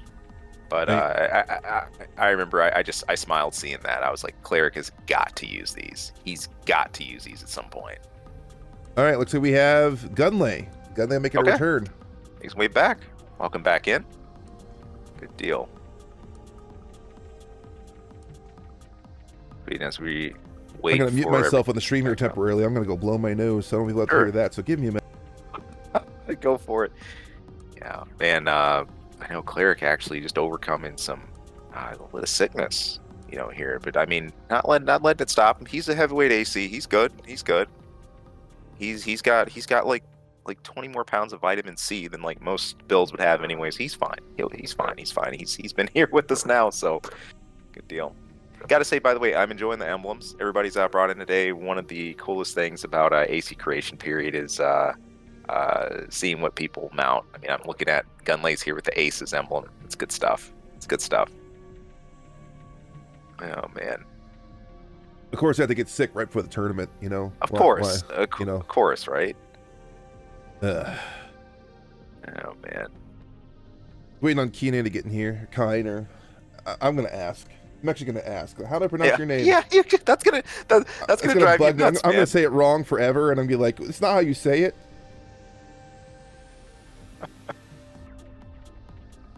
Oh man. I'm loving the discussion too, just in general about system, stats, parts, stagger, and all that good stuff. I'm kind of curious, just fans out there. I'm throwing out to you guys. If stagger buildup was like reined in like across the board, like if that was just pulled back, how different would you feel about things? You think that would be as like an auto correction to a lot of issues going on, or do you think it would take more than that? If we made one more time. If stagger buildup, like if it got pulled back across the board. Well, I said for the longest time, the stagger itself isn't usually the problem I find in most cases, although double Zimmerman's a little too much, especially with assault. While you're assault boosting, it's too much stagger. That needs pulled back a little bit. But honestly, to me, it's the accumulative stagger. How long it takes to degrade is too much. I think if you made that drop like 50 to 75% faster, I think a lot of stagger stuff wouldn't be nearly as much of a problem. It would encourage you to keep up the attacks and keep going, but it also would encourage people playing proper placement and staying. Then you can actually pick your shots, come in and out, try to remove the stagger, come back in. It's not gonna be like, hey, I'm almost staggered, I gotta run away for 20 seconds for it to go away. Like that, to me, that's the biggest problem. Interesting. Yeah, and it looks like there's a number of people out there saying something similar as well, or things are just kind of normalized to a degree across the board. But yeah, the cumulative build and the speed of, and then once you're trying to sort of establish some distance and get safe, you notice this huge yellow stagger bar is still there from your last engagement. It makes you think twice about whatever you want to do next. Definitely interesting stuff. Man, as far as build choice, part choice, and things like that, I gotta highlight, I think, a category that's received a lot of love: melee.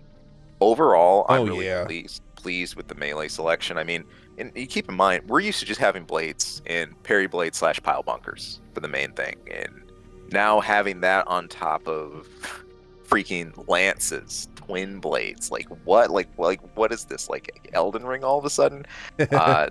Has to be one of my single favorite elements. He made a Dark Souls reference. Armored Core, get out! Oh no! It's Armored Souls. I did it. I did the thing. Say the curse. You know what? I almost say like every time I should do that, or like if I bring up like an Armored Souls reference, you should give me a hey buddy. Hey buddy.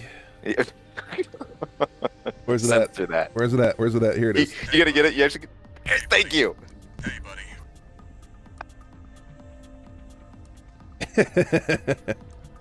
I love it. Where is it at? There it is. Got the soundboard. Man. But no, that's an interesting idea too. I know, circling back to the stagger thing, if it was very, very specific weapons that had it, you saw it more like on charged shots, or like Kurosawa charged, or like assault armor, or like earshot, direct hits, things like that. I don't know. I mean, one neat thing about the current era of AC is we can sort of wish list. I say wish list because it's literally Amazon wish list because we don't have direct influence over it. But we're in an era where we do have patches that can happen, or part balances. And this started, back during Armored Core 4. You'd had several regulation patches that would come out and change things, which was wild considering the old AC games. You never had anything like that, of course. It's released, and that's how it was, period. So we can always just kind of think of what we'd like to see, or get that surprise Christmas present or lump of coal, depending on your perspective.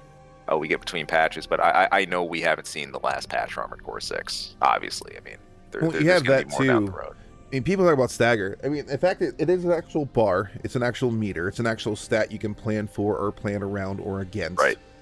But stagger, in the sense, has almost to a point always kind of existed in Armored Core. There's always been that recoil or the impact mechanic that the game has always had. Right. The funniest story I remember ever was the time we played 2v2 in the parking lot stage. This. So a little fun story here. So me and Z were playing 2v2, and I always, because he ran back grenade launcher, I was running grenade launcher arms, and there was a level called the parking lot. Well, the parking lot is exactly what it sounds like. Now, it's not a parking lot as in like a big open air like at Costco or something, not sponsored, but we have, like, it was like a parking deck would be correct. So it's like the area of a parking garage. So you have like multiple levels, and what you had is we went to a match, and we got crossed up somehow. When it spawned us, it crossed us up, so I was on one side, you were on the other, and we came in, we happened to see the same guy at the same time, and we just started unloading grenade shots. It was just like the dude died instantly. It was just like boom, boom, boom. Like, he never got to move. The grenade shot just kept staggering him back and forth so badly that he had no choice. He just sat there and died. So oh man, good memories, boom, man. Boom, boom. Of course, back that's what it sounded like, the thermonuclear explosions too. Yeah. As far as the sound effects go, much like it's like, imagine. So everyone who hasn't played the old games, imagine something to fire 2 ear shots at once in your arms, and sometimes just one single ear shot, and you just kept firing it back and forth with one dude in the middle just taking the shots back and forth. That's essentially what happened in that little tiny parking lot with no real ceiling, nowhere to go, tiny pillars everywhere. He was just dead. Just dead. Oh man, I love it. I love it. All right, we're lining up here, and I see a question going out here. You said a question compared to previous games. Do you think there are more or less parts, or that they are just completely better than others in AC6? I mean, it's going to be hard, for example, to beat Silent Line's rollout. I mean, Silent Line kind of cheated because you had recolors of a bunch of parts and and weapons. So I'd argue probably SL probably had the biggest part selection overall. I don't think AC6 just beats a bunch of the old games for just like raw amount of parts, right? But for variety though, that's the cool part. Like, what I'm enjoying about AC6, it's got that Armored Core 2 crazy space age thing to it. Like, you're seeing nutty stuff, and like I'm all about that. I'm like, it's time AC kind of breathe some fresh air, I think, into a few new categories, and we're seeing that happen. All right, we're underway here for our new match. On live. Gunlay. And okay, did you get it? Did you get it? Is it Kaine? I did not get it yet. Okay.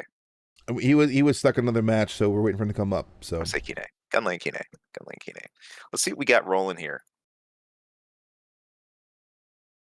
I know Kaine's build 1 was the Vero quad.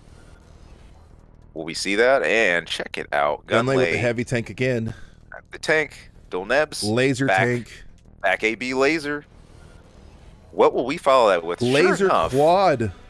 The Vero quad, here it is, with the full lasers. We were just talking about lasers. We just were. Let's see it. Let's see it. This is gonna be an energy weapon slug out here. If there was anything that would start to come to, man, reminded me of old ranged play, it was this. And I remember in some of the older games, you would have some shots from way out in the bleachers. A few of these, but we got Gunlay just doing the charge dance, just taking it easy first, feeling things out. All right, here we go. The kicks. Oh, the kicks. Off the bat. Cannons are drawn. Assault armor. Man. More kicks. Not a full charge shot. Just taking the first ranges. It could be smart stuff. You don't want to burn out. Don't want to burn out too early on. And like a oof. The tetrapod Knife. just has too much firepower. Like a oof. Knife to the ribs. Those much lasers firepower. just didn't work. It's a lot of lasers. That's a lot of lasers. It's a lot of lasers. I love it. Going into He's match taking 2. advantage of the float too. Very The float much lets so, you very fire much so. while being floating, not to worry about the stagger of the This stop was of the firing up. stance. Premier feature quads in AC6. This is brand new. Gives him the it's the kick to disrupt the flexibility. charge of the back Smart. weapon too. It's smart. I like it. I like it. Yeah, good use of those coral shields. Bust on in. And by the way, points Kaine for running the styling with the Howl core. Taking those white glint memories and again rolling those dual lasers, feeling the heat. And lasers, even against the armor of a tank, incredible stuff. Kaine up 1 game.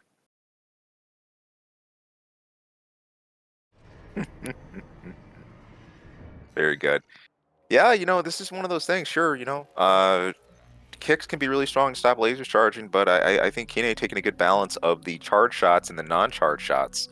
One of the most fun things about playing lasers is how you balance your charge, right? Do you want to take those quick shots? Do you want to take like your full shots? Do you want to hold maybe one back and just hold it waiting for that big hit and use the others, for rapid fire? It's so many good options, so much fun stuff. And this is a contrast. In past AC games, you could not charge laser cannons. I mean, a laser cannon or a plasma cannon were sort of what they were. I mean, a lot of them had high attack power and stuff, but there was no charging animation behind them. So I love that flexibility. Just waiting on map choice from Gunlay. GG's. We're going back to 86. All right. Makes me think we might be seeing the stuns. Might see the stuns come back out.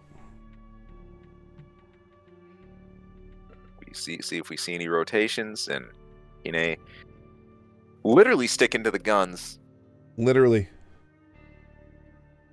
Again, just aesthetically, and I've run into this in several of my own designs I've been messing with lately, midweights. The Viral Howl is just beautiful. Yep. I just love the look of those two together.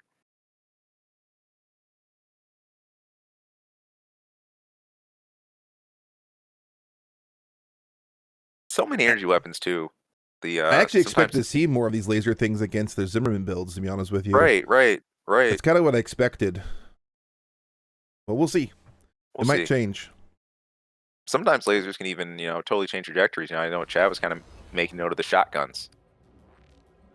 And here we are. Alvaro, quad lasers, quad legs. Let's have it. Going up against, check it out, Gunlay saying, I'm bringing out my paint job with the dual stuns, and you can't stop me. You can do nothing about it. Let's go. Seeing some quad dominance here.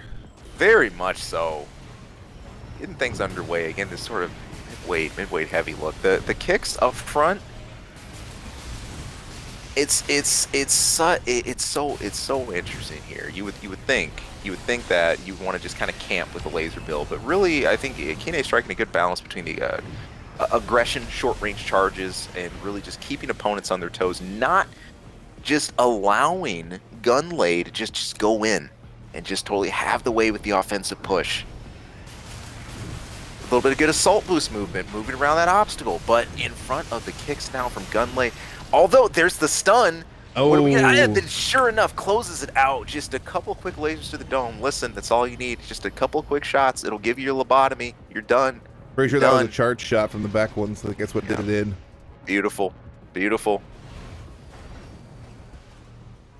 1 point up. Kaine, we are going right back into things. Gunlay taking that time, stay out of the range of those lasers, preparing the coral shields, and now coming over the top of the cover to get the kick and the stun guns going. Not building up a full stun using that omnidirectional movement, Kaine comes back down with the assault boost and into the kick, into the back cannons, forcing those coral shields to pop. We got Gunlay at an AP deficit. What is going to happen here? Kaine can hold, just holding strong and not slip too much. Lasers. Too many lasers. Too many lasers. Too many lasers. Too many lasers. Kaine though. Yeah, nasty combo. Kaine just wrecking. Going up with I'm gonna ask. I'm gonna ask now. He's in winner's final. I gotta know how to pronounce his name.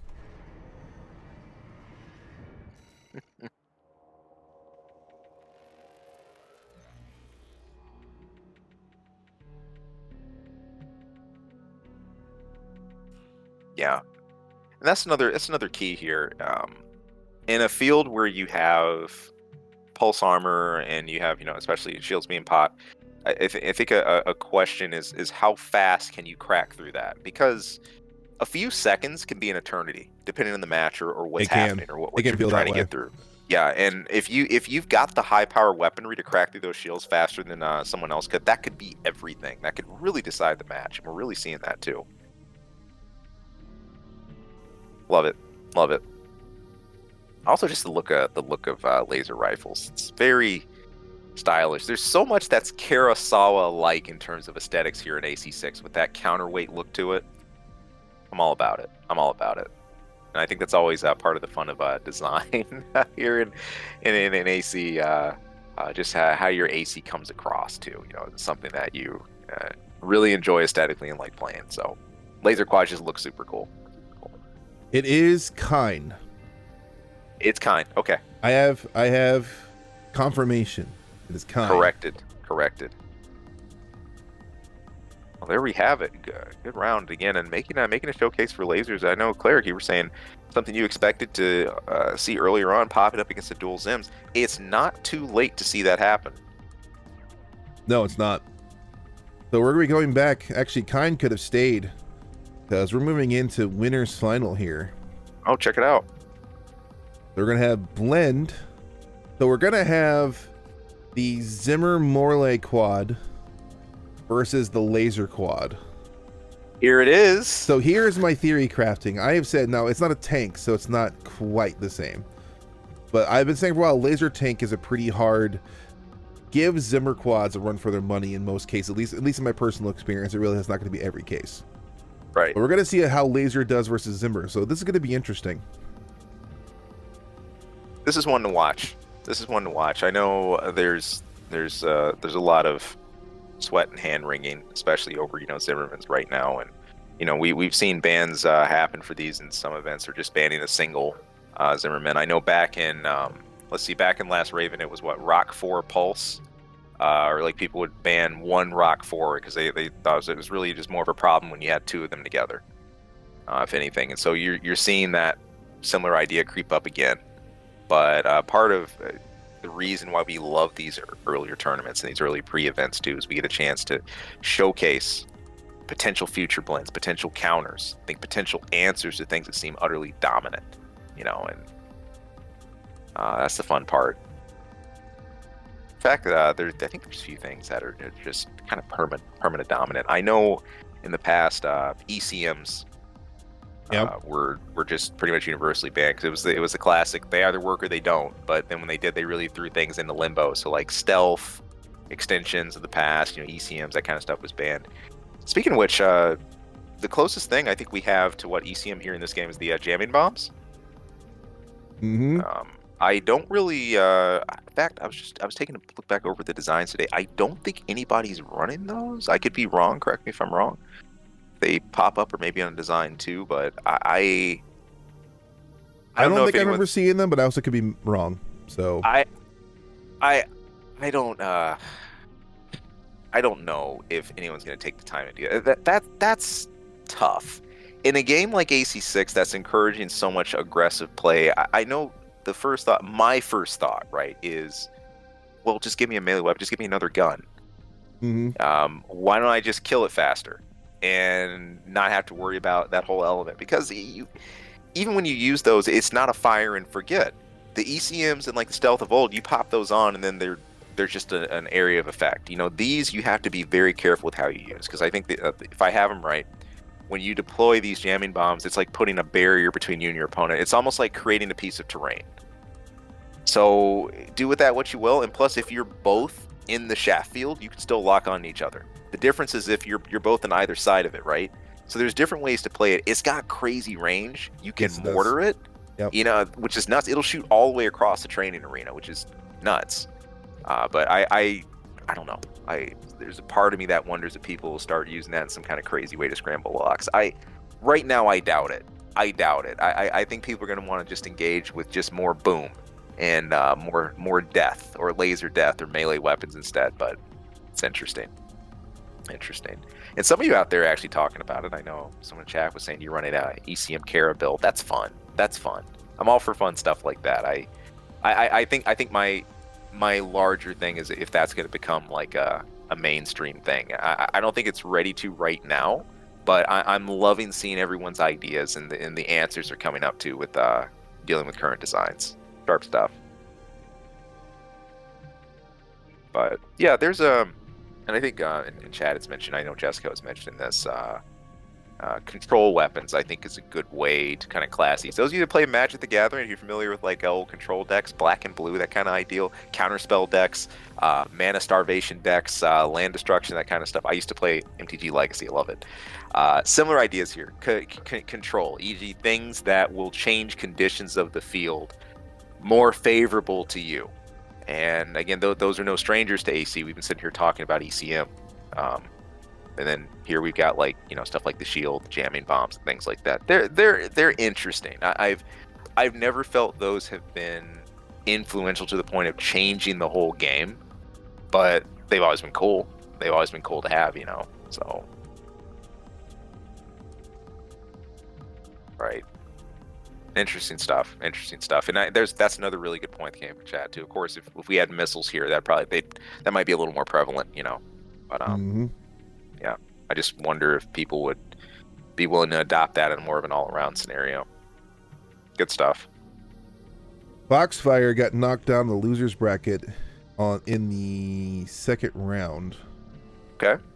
By Cassis, but he's been on a losers bracket run. He's gotten all the way to what looks like losers top 16. Nicely done. He's making his way back through here. Yeah, regardless how things goes, definitely a player, one we're going to have our eye on. If I remember right, I'm having some deja vu here. Back in 2006, 2007 at ACMA2 in Peoria, Illinois, Foxfire had a crazy run back through losers, made all the way to losers final against you. So, good stuff. So you never know. What things will go or what will happen. But hey, moreover, guys, have fun and enjoy it. And to anybody tuning in, whether you're just coming back from break, maybe you're sitting around having a bite to eat or whatever else, we want to welcome you and say thanks for being here today and sharing the Armored Core hype with us. It's awesome to be here, guys. Thanks. All right, so while we're waiting for the next match to come up, we're going to go on a brief break here. We'll probably back. I'll give it. So right now it's 11:40. We'll be back at my time, so Chicago time, whatever it is. So in 5 minutes we will be back with me and Zealous, and we'll do commentating some more matches, do some more chat, and we'll see you all here in a few minutes. Got you covered. Stay right there. Keep it locked.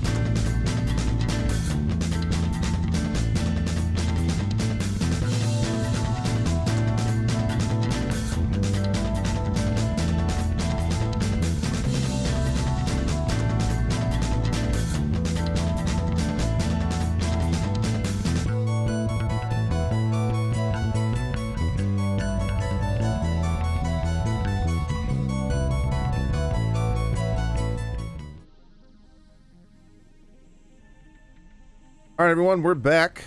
Take a brief break Hey! there. Go stretch the legs, get some rehydrations. Gonna block the logo because I'm not sponsored. You totally can't tell what I'm drinking right now, I'm sure. Not at all. It's a mystery drink as far as I'm Mystery concerned, dude. energy sports drink. Yes. Weird stuff. So probably look up a losers match here next. Most likely, I'm guessing. Might go to winners final. We'll see depending on how things go with other people's matches. Good deal. Might be hopping on to Crusader versus Takafumi, or might be doing Alias versus whoever ends up winning between Floof and Cassis. So waiting on that match. Whoever ends up winning which one first will end up going that route, and then we will head out and do it. So again, this is very FGC feel right now. Again, just waiting for a few matches to play out, waiting for a few things to land in, and then we'll be getting right back into the live stage on main center to see who actually hops in here. Again, starting off, I know a lot of people predicted, oh my God, Duel Zimmerman's going to be everywhere. Yeah, we've seen it, but boy, there've been some cool answers. The spread zooks, the lasers, cool stuff coming in today. Seeing the Morlays is really cool. It's the stagger on them that's a little bit jarring, and if you happen to be staggered and then you have to shoot and you get shot in the face with them, then that's gonna hurt. It's just gonna hurt. And what's crazy about the Morlays is how fast their firing speed is. They fire so quickly for what they are. Their reload time is so low for what they can do. So yeah, it's pretty scary if you think about it, isn't it? No, I'm excited to see just spread weapons and like slug weapons, like that style in general. I mean, the first I think slug weapon I can remember goes all the way back to Armored Core 1 with AC Valkyrie. Mm-hmm. With Los Faz's AC with the famous kneeling shot and things like that. They've always had like that really high potential, but now in a game like this where bat cannons aren't just limited to a couple of leg types for mobile use, it's things like that could see a lot more play. It's really cool. But yeah, Morley just making a real blender out of things. They're scary. I like it a lot. That's hopefully the kind of diversity that I think just a warm-up event like this today helps promote. Again, anybody familiar just tuning in, where you're running without missiles today, you will not see that. All right, so I feel bad even asking this, because I feel like I should know. But I need to kick out Kaine because he is not playing. And I don't know how to kick. I've never had to kick anybody in this game. Never had to. Let's see. I usually wasn't host. You should either be under like member details, or should be some options. Camera might wig out a minute. I think it's fine.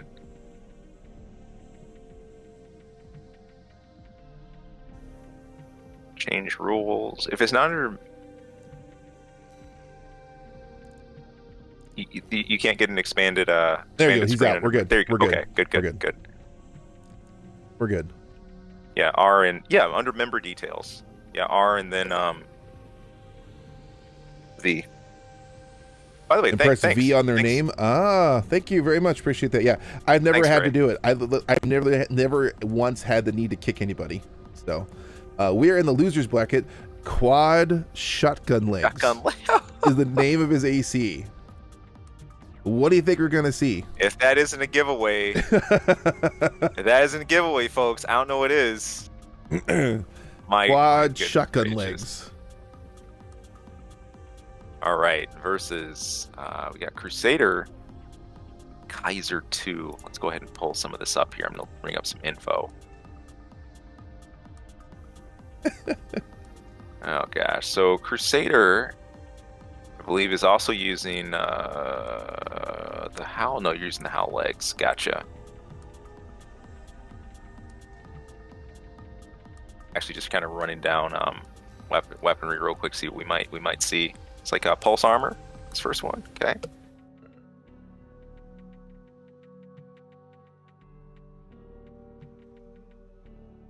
Running the Fermeza core.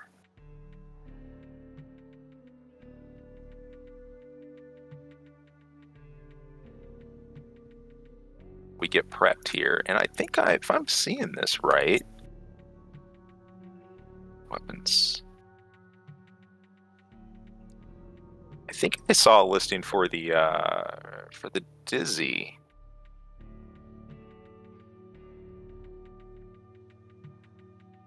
I'm actually trying to bring up my reference for. Of course, no Trano or anything like that today. Wait on Furbsol. Then we will be able to get started. Let's see. Back unit.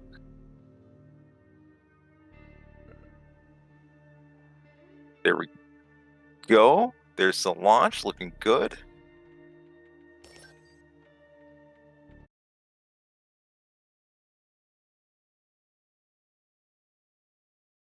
All right.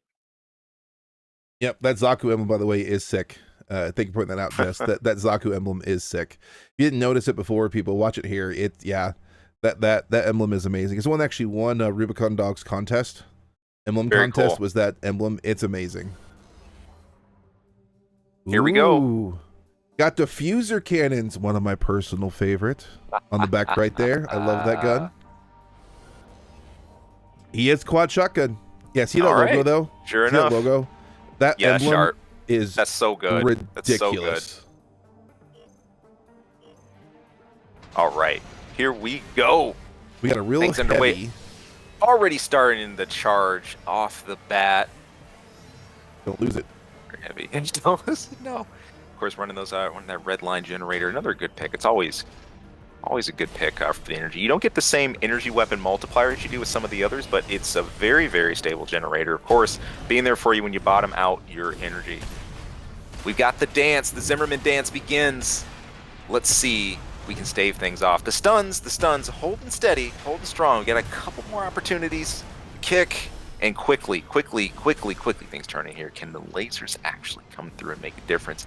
Not much time to get those charges through before the Zimmermans come back down and clamp those jaws into the AP, and just so many nicks. There's some potential to trade here. But man, the windows to Reactus are so short, and you're not going to get many opportunities against such a strong combination of dual weapons here.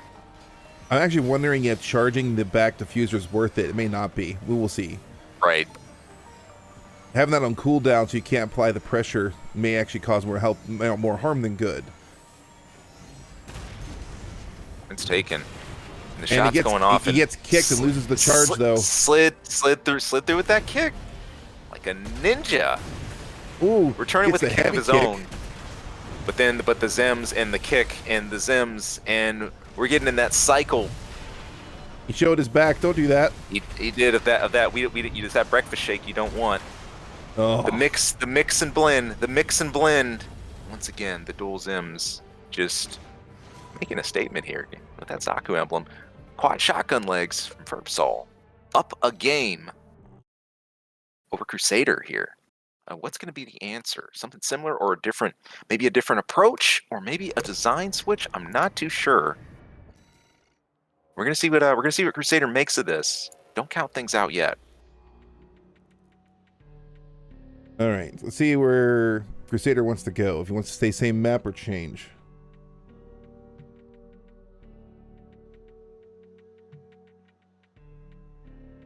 So the those arms. I love those arms. The shuttered look. About just aesthetic wise, AC6 is such a breath of fresh air. Like, I love Shoji Kawamori's style of AC design. You see a lot of that, like the Cougar 2 style legs. Sorry, stuff, but yeah. I'm sorry. I'm laughing. No, I'm what's looking at the going chat. Furbsol's apologizing for his setup in chat. He feels wall that sector. Okay, wall sector. Ferb feeling that dirty, feeling like you need the shower. Man, He needs the dirty meta shower. Yep. oh god. It's okay. It's okay. Okay. It's allowed in the tournament. We didn't remove it. We realized when we did this what could happen with this. Yep. We really were kind of hoping we might see something. Oh, you never know. You might still see something happen. You really have no idea. We could be surprised.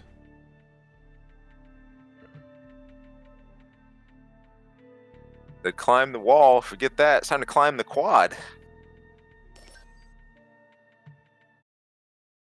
Stater coming back in. Let's check On this the out wall here. sector, someone with some height. Oops, sorry. I just totally just. I have to do that at least once on every stream. You're good. Hit the microphone. I have to do it every time. Maybe some height. Maybe playing the buildings a little bit to try to get some more distance. I don't know. We'll see. Yeah. And that's the key. I mean, hey, have fun with this. And look, listen, one of the best things, I can't stress this enough. If you guys haven't had a chance to especially play against them, dual Zimmerman, today is a chance for exposure. You know, I mean, hey, part of coming up with fun ideas and things to run is getting accustomed to what you're running against, right?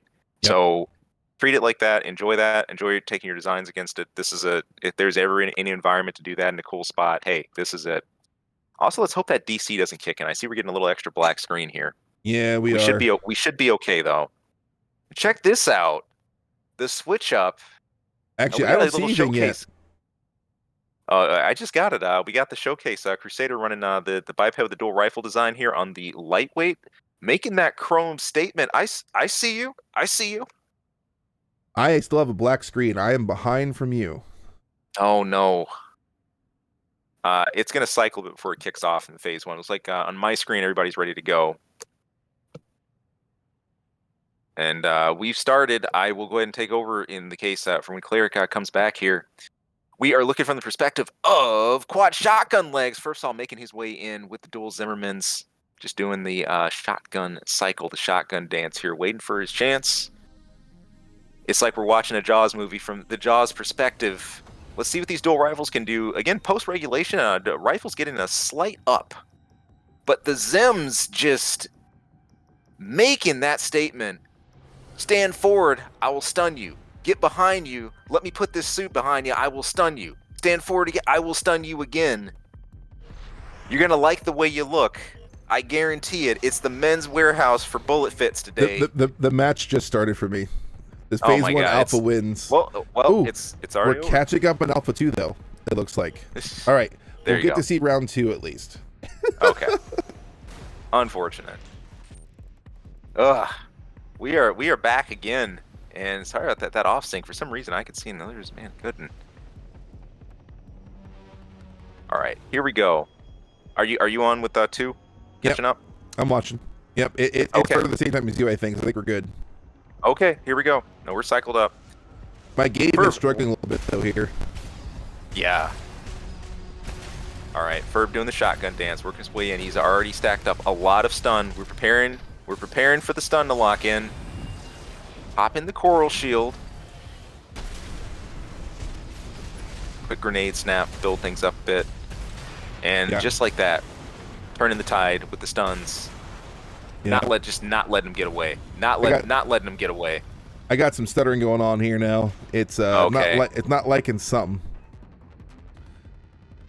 Take a second. We can get recalibrated as needed. But I think I'm gonna just restart my game. Okay.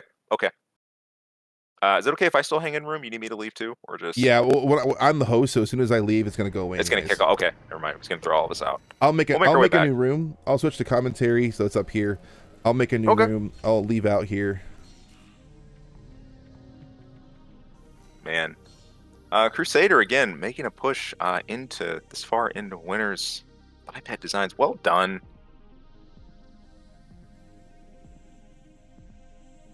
Really sick. I enjoyed that paint job, especially on what Crusader was running. Slick stuff. As we get back into things here and we get ready to reset room, you guys bear with us a minute. We just gotta iron out a few technicals. We'll be on our way. The game decided it did not want to run anymore. No. It quit. Maybe even the game thought too many Zims. Who knows? The game's like, too many Zimmermans on my screen. I gotta go. Game's like, I don't like it. Get me out of here. Get me out. Ugh. see my camera wants to do that thing again. Hold on. Let me like sync back up. Actually, no, Blanket. The Terrenos are allowed. We just haven't seen them. They are allowed. We just have not seen them. All right. Crusader, hey, my pleasure. I call it like I see it. Looking good. Hey, sick paint jobs are sick paint jobs. It is what it is. You're saying you cannot climb the quad wall. Could not climb the quad wall. Yep. Fitting on that map too, because here that is the wall map. So yeah. I get it. I get it. No. Fun stuff, and listen, let's face it. Part of the end game of Armored Core isn't just PvP. It's coming up with a cool paint scheme, coming up with something you love being behind, and coming up with the cool emblem. That's always the fun part of it. So part of it for me, part of the treat today is getting in and actually seeing what everybody's come up with. I love that.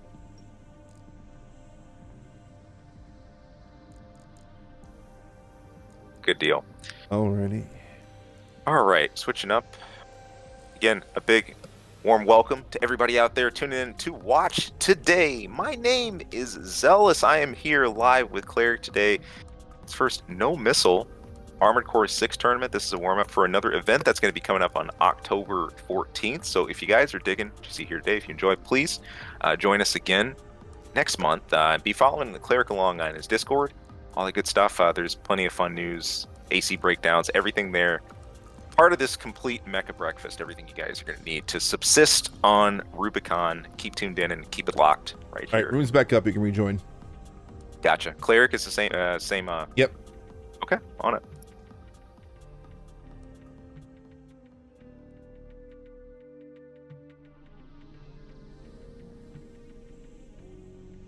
Crusader and Verbsol, don't forget to report your bracket.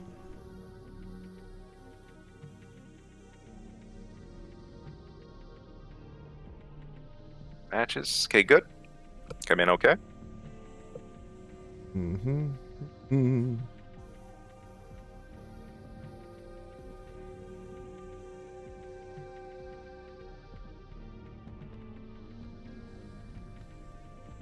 Yep. Terrenos are technically considered... Oh, actually, I'm sorry. I did misspoke. My bad. Yeah, Terrenos are considered missiles because they do have a lock on and they already have missile in the name. So they do have... Okay, so yeah, so my apologies, I did misspoke. Terrenos were not allowed because they are technically considered missiles. The coral missiles, for the same reason, can't be allowed. Funnily enough, not Nebula, the Aurora is allowed because it's not technically... It doesn't say missile anywhere in the name, the description, or the explanation. The word missile isn't anywhere. It's actually the wave cannon. So with that one alone, funky. And plus, we don't think people are going to fuss about that anyways. But yes, the Terrenos are not allowed because technically they are considered missiles. There you have it. Another really, really powerful part. Crazy velocity. Floof and Cassis, you need to make sure you report your game too. If you guys already played or not, I don't know. But you're also not up there. Alright, so can you guys find out for me if Blend and Kaine are ready? We'll load up Winner's Final.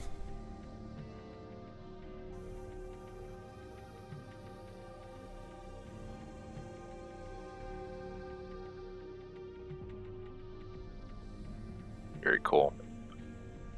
Following along here. Wow, it's already in Winner's Final.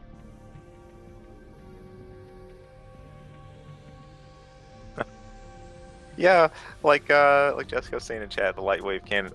Such a weird cannon. This is what I mean about AC6 and why it's a breath of fresh air for just crazy off the wall designs. It feels like From really got their mojo here to just really sit and just go ham with and stretch the idea of what's a cannon and what's a missile, etc. All right, I love it. We got Verbsol back. You got Takafumi. And look at that tagline. Look at that tagline. Takafumi Arisawa, ready for it, saying, "Fight me, Zimmer quads." Fight me. Just bring it on. Bring it on. I like it. I like Fight it. Stirring the pot off the bat. That's hype. That's real hype.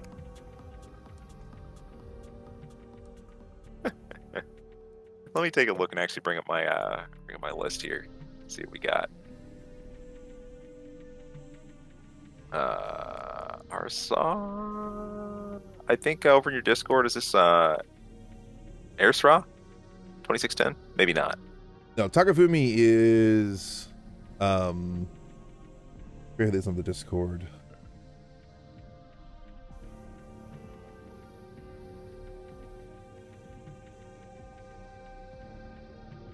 We were talking about coming prepared for designs. It looks like Takafumi has done just that.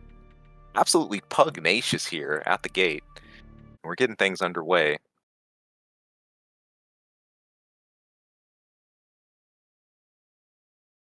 Let's see what designs that we've settled on as we come into this match here.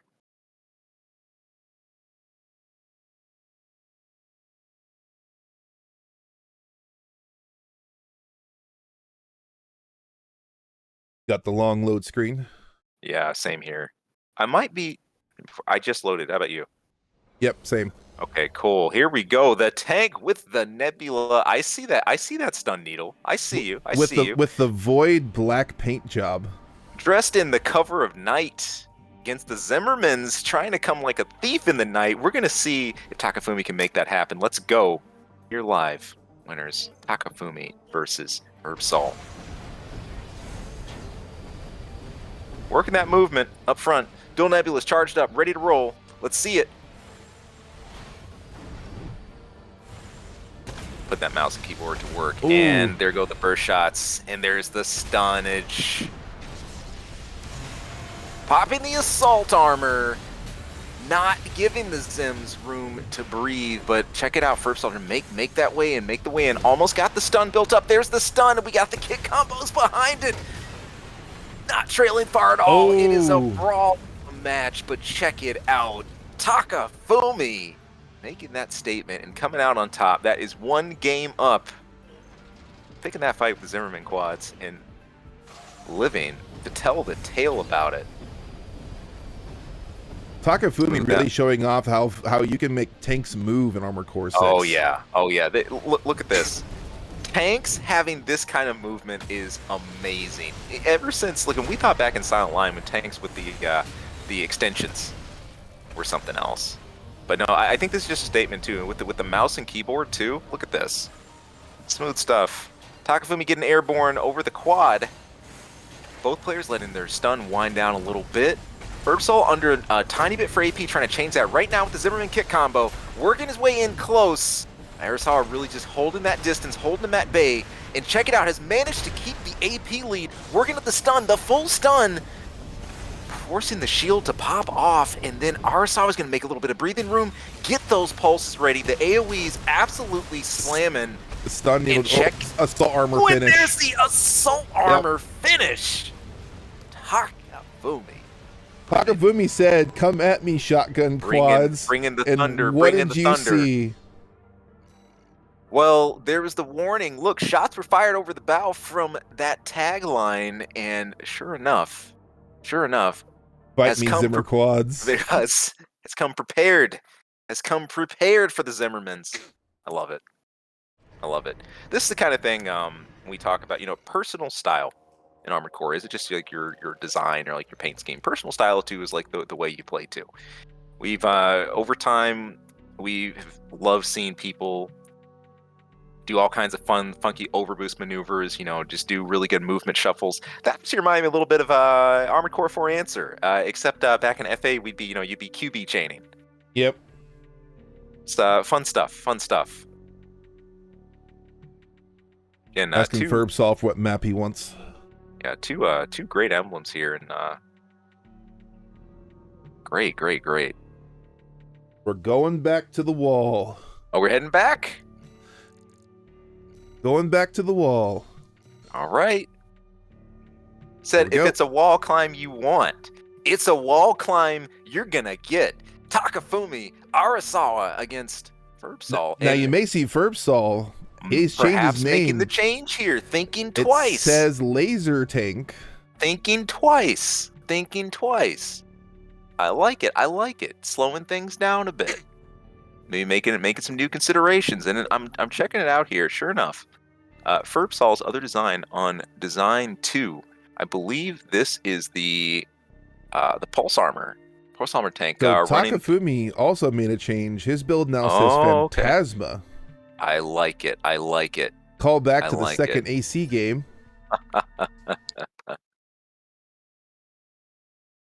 Let's see what we get going here. I see the 66 LRB. We should have some laser rifles that are getting ready to roll out here. By the Over way, on Takafumi end. is Clyon on the build submission. Thank you. Thank you. Thank you. I was actually curious. I was just actually checking into the designs on the board. All right. Awesome. And as far as wondering what the laser tank will be, you guys are about to find out here. Now, the question is it going to be like the weighted down, bared down laser tank? What are we going to see is the question. All right. Dual nebula. Well, some back laser. I like it. I like it. What's this going to be? Oh, yeah, I got the solo too. There it goes. Not for me yet. I'm once again book screen. Okay, I will calm blind. Well, I'm not blind. I can see it at least. Hasn't kicked off yet, but Oh, it's back. I'm back. okay. I'm waiting. Okay, I'm in. We're on Takafumi's perspective here.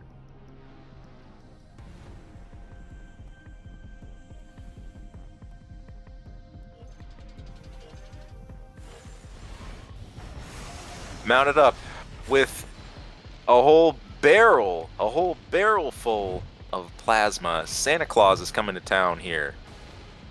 That terrifying sound while they're charging. Yeah. This is not a list. This is not a list I'd want to be on. Naughty or nice, it doesn't matter. You get dosed with plasma.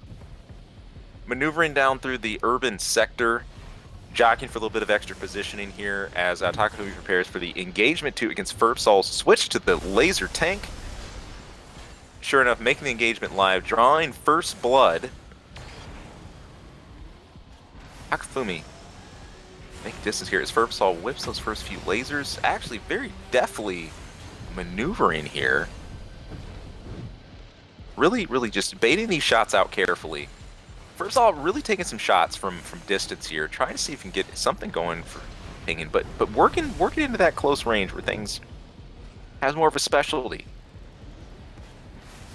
All right. So again, the terrifying sound is back.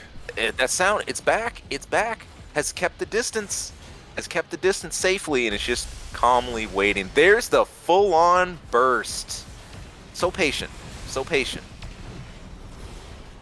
Furbsol having a little bit of a chance here, but not so.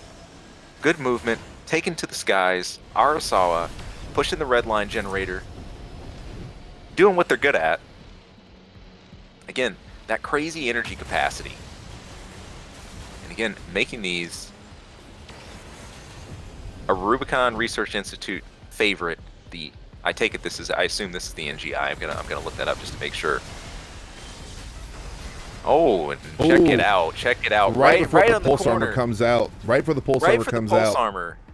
Just peeked around that corner and said, "Sir, can I interest you? Can I interest you in a dose of plasma?" Does that, takes the win, goes up a game. Well played. It is glorious to see tanks of all legs doing this. Fred for so long have had issues with either like a blind spot or mobility, but looking fantastic here. And of course, if you're playing mouse and keyboard, extra emphasis on your aiming. Smartly again, using the Coral Generator's ability to stay afloat, using the kicks just to keep that high hang time. Quads, eat your heart out. Said, tank is the new aerial.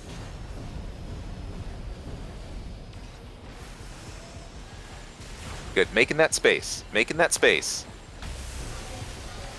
Takafumi taking the first few bursts here. AP is roughly even. Takafumi not getting too hungry here, but willing just to back off a little bit. Reestablish range as Ferb pops a shield. this is just some old classic tactics here too. You know, usually if you have some superior speed, especially like a overboost, you know, taking that right moment to kind of just veer off, just turn your periphery, make some distance between you and your opponent. You're confident you can do it, make that happen. But again, there's such an aerial advantage here that there's really two layers of safety that Takafumi's taking here, smartly so, rightfully so. I'm just digging the placement and the movement and just picking your shots at the moment. Yeah. This is classic play. We're about to run out of time. Closing into the 15 second mark, as if you'd run a game for 15 minutes. I don't want to be part of that game. No, Dropping the plasma. That doesn't sound fun. Dropping the heat and popping the shield to disperse that stagger, smartly so, because that was going to lead to a situation. But I think Arasawa is heading away and saying, I'm done. I'm dropping my parts. I'm taking off my jacket. I'm leaving my coat here. We're done with this match. Goodbye. Takafumi. 2 games now. Fun stuff. Well played in good movement and good spacing. Oh, man, your commentary's killing me. I'm having fun here, man. I'm having fun here, and I'm loving the gameplay. Thank you guys so much. Rocking out there today. Looking GG's good. both to Takafumi and Furbsol. Takafumi putting on a laser tank clinic. Man, that was a joy to watch.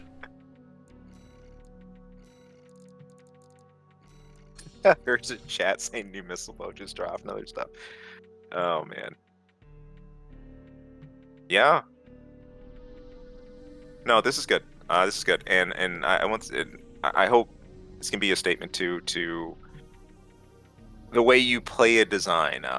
That's really gonna come into effect with everything else you choose to mesh together. You know, with your generator choice, your booster choice, your leg choice, your core choice, etc. Absolutely. Gameplay is king. It's king. You know, and of course it's important to have the firepower behind it. But definitely the proof is in the pudding, or in this case, the proof is in the tanking. So tanks making a highly mobile show here. I'm so happy to see it again. The tanks being bolted very much to low mobility for many of the past Armored Core games. But this just mean this game is a whole different story for tanks. I'm all about it. Good stuff. Very good stuff. Okay. I'm kicking people. There you go. Using the power of that hammer, Cleric. Cleric just bonk. There you go. No, definitely GG's. Super fun to watch. Very well done. Super fun to watch. AC6 for the win. Hey Wolf, I agree out there. I love the bait, that hype bait. More signs like that. Fight me, Zimmerman quads. This is good. See, that's how you strike fear. That's how you strike fear into a design that either others fear, or you think that you fear. Let them know. Let them know at the bat. You're not scared. You deal with them.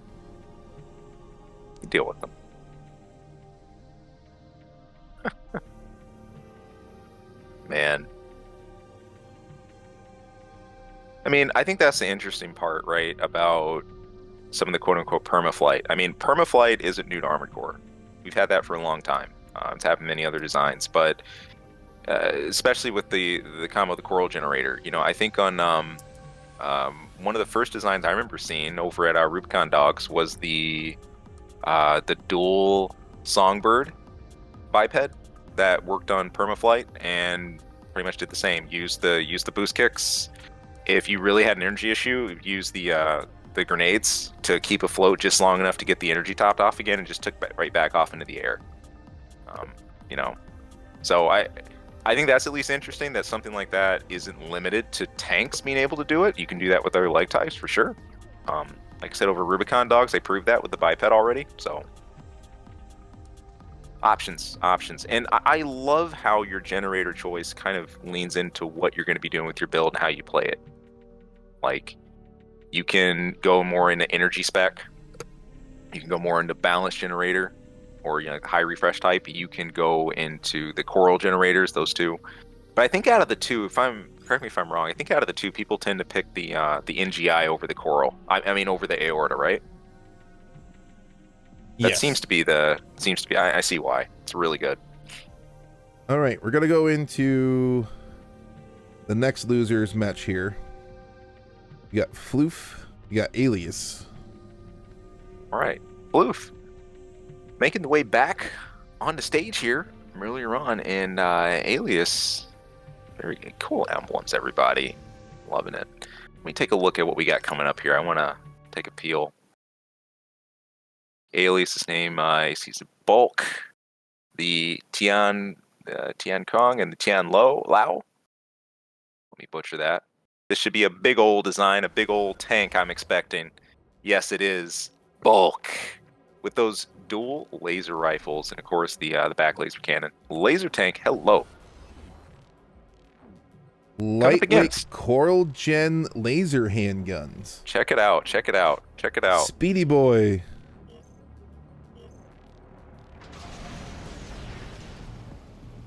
All right, here we go. And we got Alias taking no time to make his way on in, but pausing just before this ridge here, wisely, just scoping things out.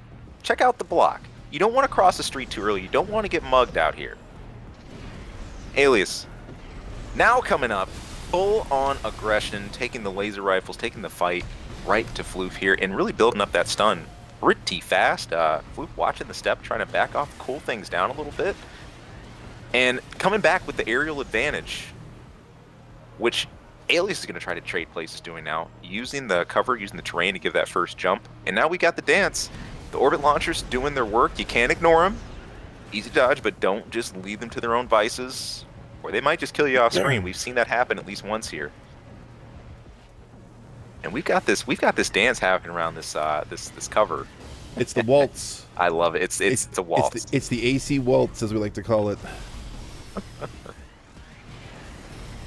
But it looks like, and we finally got a break in the storm. Alias not willing to let this one go, seeing if he can make something happen. Got a couple laser cannon shots in though. Floof taking some damage. Impressive stuff. AP roughly even. No, with the advantage now going to Alias. Sorry, the advantage now going to Floof. Floof is up and it's trying to keep.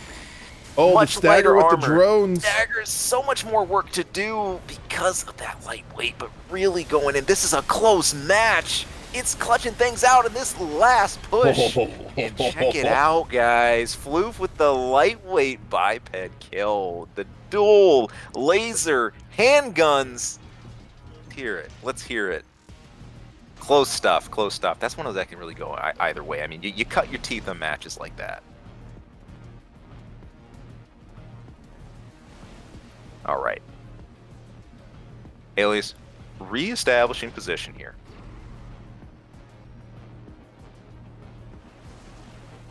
Just getting charging comfortable. Up the drones. Just waiting. Just waiting. Waiting for the Joan charge shot. Floof's like, come on. Come get me. Come on. And, you know, again, these games of chicken, these psychological games of waiting. Who's going to go first?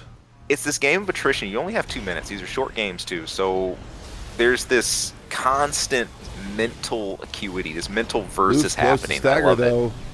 Oh, man. Couple more choice shots. He's going to be... Oh, nope. You got it down. Oh, going back up now, though. Oh, just about. There it is. And the take kick. Old armor, too, to get out of there. Floof trying to hang on for dear life. How much damage did that assault armor do? I mean, I also want to see a replay of that just to watch back. I saw the moment it triggered, but not. Jeez. Really, though, Alias taking big advantage of that. And just like that, with the prime Angus cut, took his time to shop in the butcher's shop, and it paid off. Walk on out of there with your $59.99 cut of steak. Congratulations. That is another game in the books. It is now 1-1. Floof Alias, really, and it's been a pretty exciting match. some attrition happening at the start of both of these games. We're going to see both players who just had enough of that and want to just go in.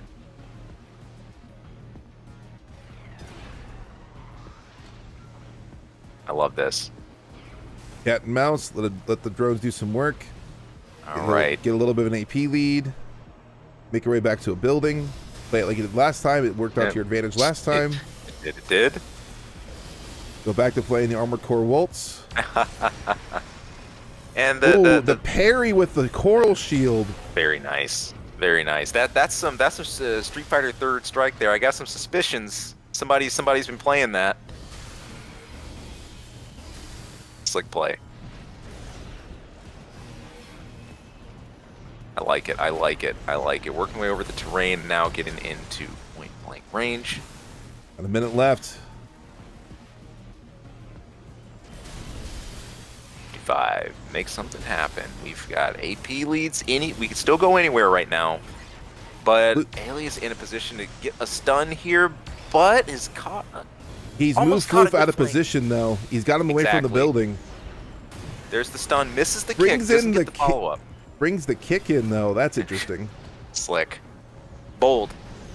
Got 30 seconds. Making his way back over to the building for cover. Very careful tracking on the part of Alias, and did a very good job in not letting Floof get a whole lot of distance and get away. Really just keeping the ranges the same.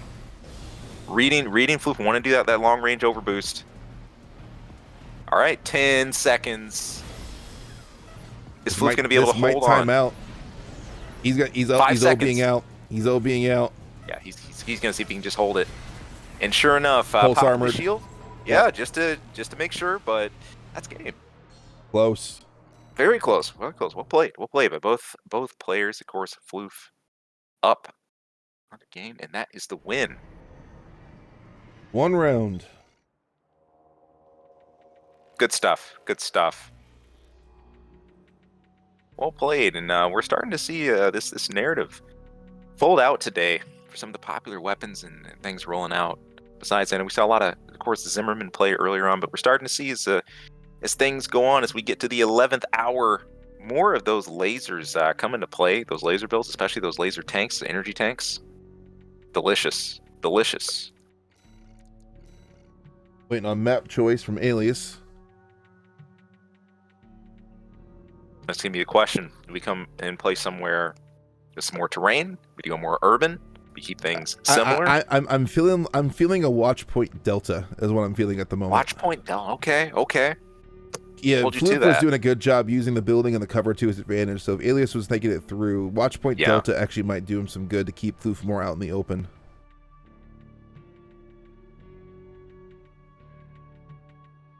Fantastic. No answer from Alias yet. Watch and it looks points. like sure enough. Okay. Alrighty, I was correct. Watch point. Oh, you called it. You called it. You were feeling it. You called it. I like it. I like it. I was like some of you out in chat loving the lightweight representation. I know there's some lightweight biped fans out there and whatnot. That's good. That's good. They're asking what booster Floof is using. You know what booster he has on his build? Yeah, I can check real quick. See if that was his build one. And also, Floof isn't Floof in your Discord, right? No. He should be Floof on the thing too. Oh no, I see. No, we got it right. Floof is Floof.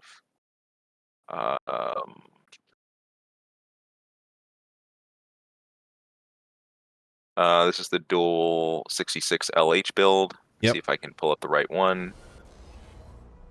Ooh. Here we go. Check it out. A slight switch. Nebulas and orbits coming out from Alias now.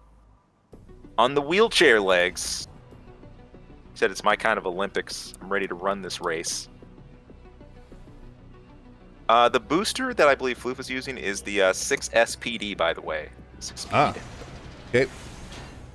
And here we go, right to it. The speed. With the dual charges. Both have drones. Both have lasers in the right hands. One's in a wheelchair, one is upright. Will wheelchair assert its dominance? In some cases, we'd say this would be a really skewed matchup, but not an Armored Core.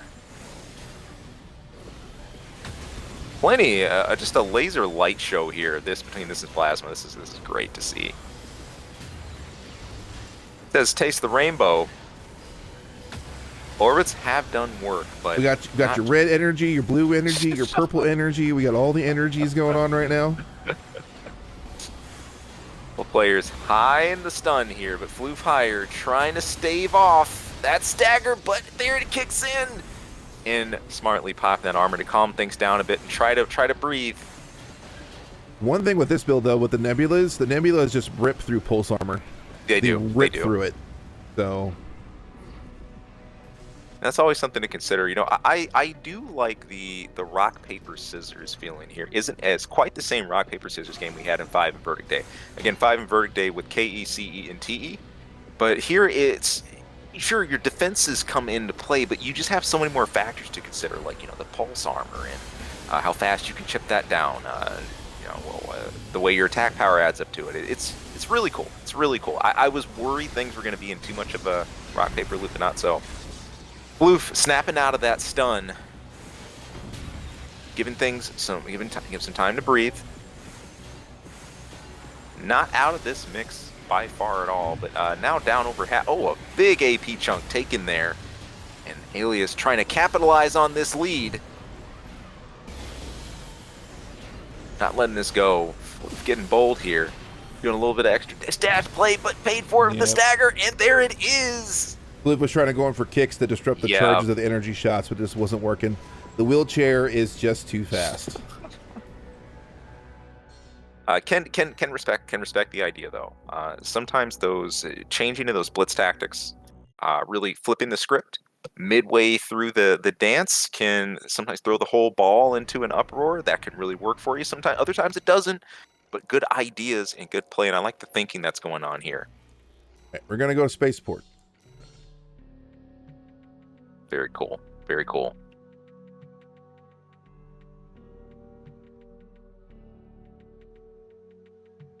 A lot of people making the full color builds. Now, if only we could change that purple to green, and I could truly say that somebody has an RGB AC. I would love that. Still shows you in match for some reason. Oh, me? Yep. There we go. You're out now. We're okay, good. Did it clear? Okay, cool.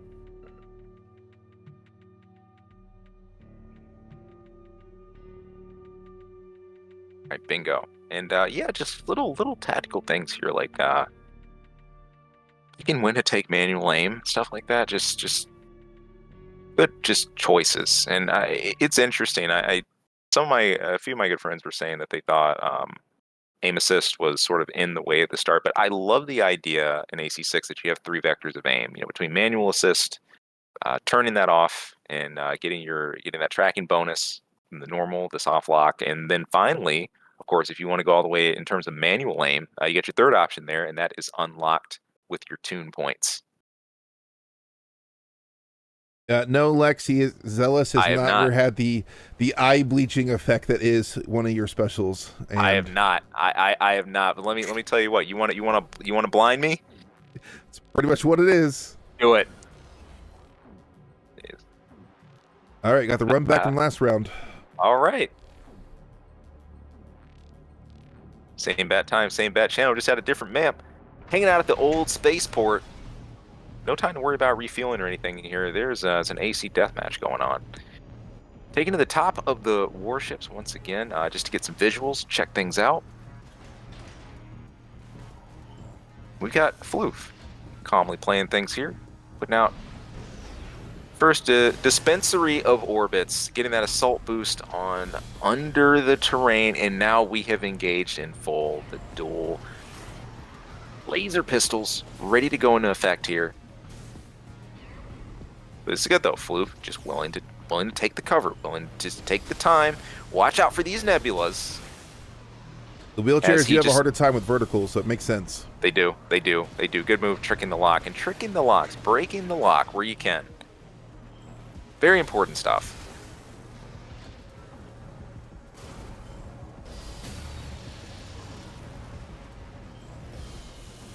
There we go. We've got some good aerial bombardment happening here from Floof, trying to go ahead and just stick with this range comfortably. We're all the way down to 50 seconds. We're a little over halfway through. AP is roughly the same, and I think Alias wants to try and come and correct that. Quick, fast, and in a hurry. Good vertical dance, and we're down to about 35 seconds here. Moved down a little bit in the AP, but has really, for the most part, kept himself out of the worst of the damage. He only has 25 seconds left, though. He's got to make a move here at some point. Yeah. 20 seconds. We're down to it. What is it going to be? Be honest. Alias here just says, you know what? If we want to do that, cover-wise, I'll dance. I'll dance all day. I'll dance all day, and it's game. That's it. Okay. I think he just lost track of him and couldn't catch back up. Simple enough. Simple enough. That's the one drawback with that head. The head does not have the best scan. Yeah.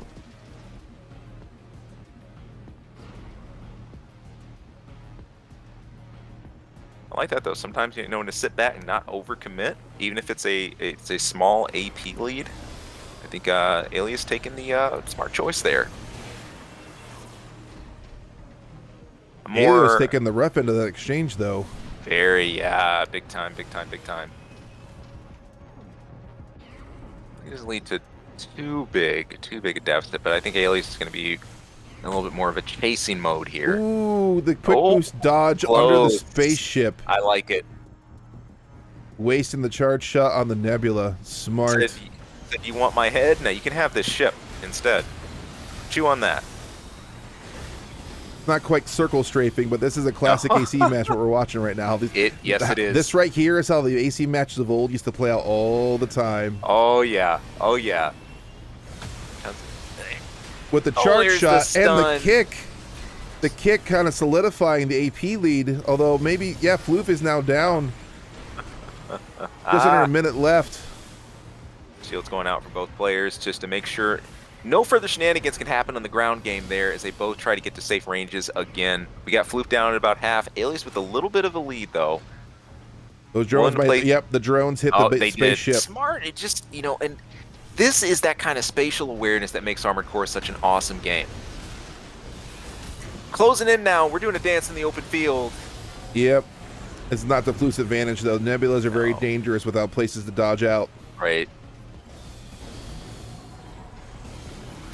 There's that dual charge. And seeing the ricochets. There's the stun, and yep. As you were saying. I think Chad has said it well. Takafumi made a note. This feels almost like a last Raven match. It very much did. Yes, very much did, especially this map. GG's to Alias and Floof. Well, I just put that in Floof. That was not Floof who won that. That's my fault. Well played. GG's to you both. You both did great. Oh, well done. Well done. It was a lot of fun to watch. And again, I was talking to this a little bit. This whole concept of this kind of spatial awareness, in Armored Core, and what one of the things that's always made it so engaging is that's not just your relative position at any time to the enemy AC. Sometimes that could be a weapon. You become aware of maybe orbits getting deployed. You want to make them crash against the surface. Someone launched a Titan missile or a Quora missile at you. The list goes on and on of just little things to be wary of that could be out there just really trying to become a body snatcher if you don't pay attention to it. Very fun match, though. A lot of fun to watch and a lot of classic style gameplay there. Gonna load up winners final here. All right. We are in the winners final bracket. It's still I've enjoyed the tour. Overall, the showcase here. Anybody know a few people were saying that you might not be able to stay. But anybody who can't stay for the whole thing, hey, I get it. Look, you got stuff to do. It's Saturday. Go enjoy your weekend. Be well. But hey, thank you for tuning in for what you got a chance to tune in for. Looking forward to seeing you out there. You be well and take it easy. But for the rest of you who are going to be staying on board with this, thank you for being here with us live today. I'm Zealous here with Cleric today, and we're working on our no missile tournament heading into winners finals here. It's been a ball. seeing everything that's turned out, seeing you guys turn out today, and man, what are we gonna see next? Saturdays are for Armored Core Cass. I'm totally down with that. I love that. I love that. Armored Core Saturdays. Okay.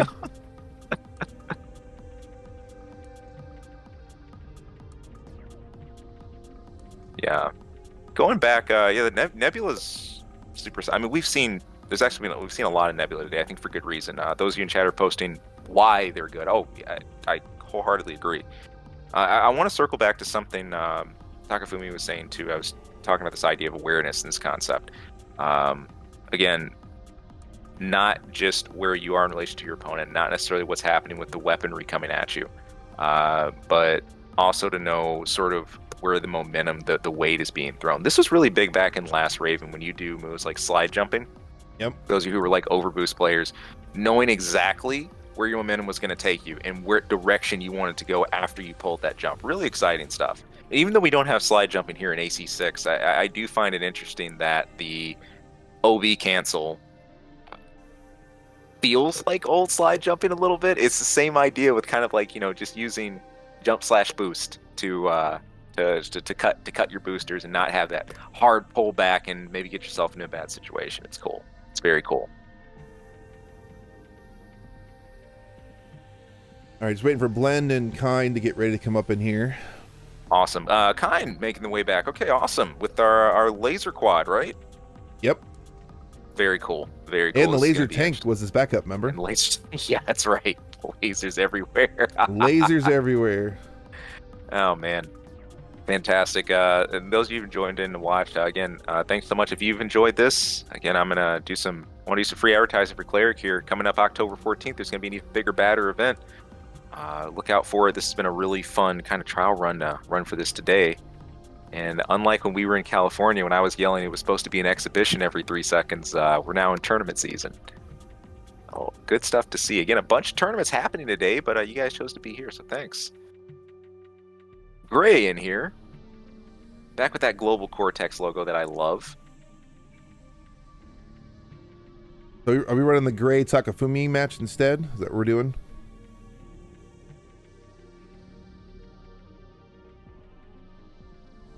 Let's see here.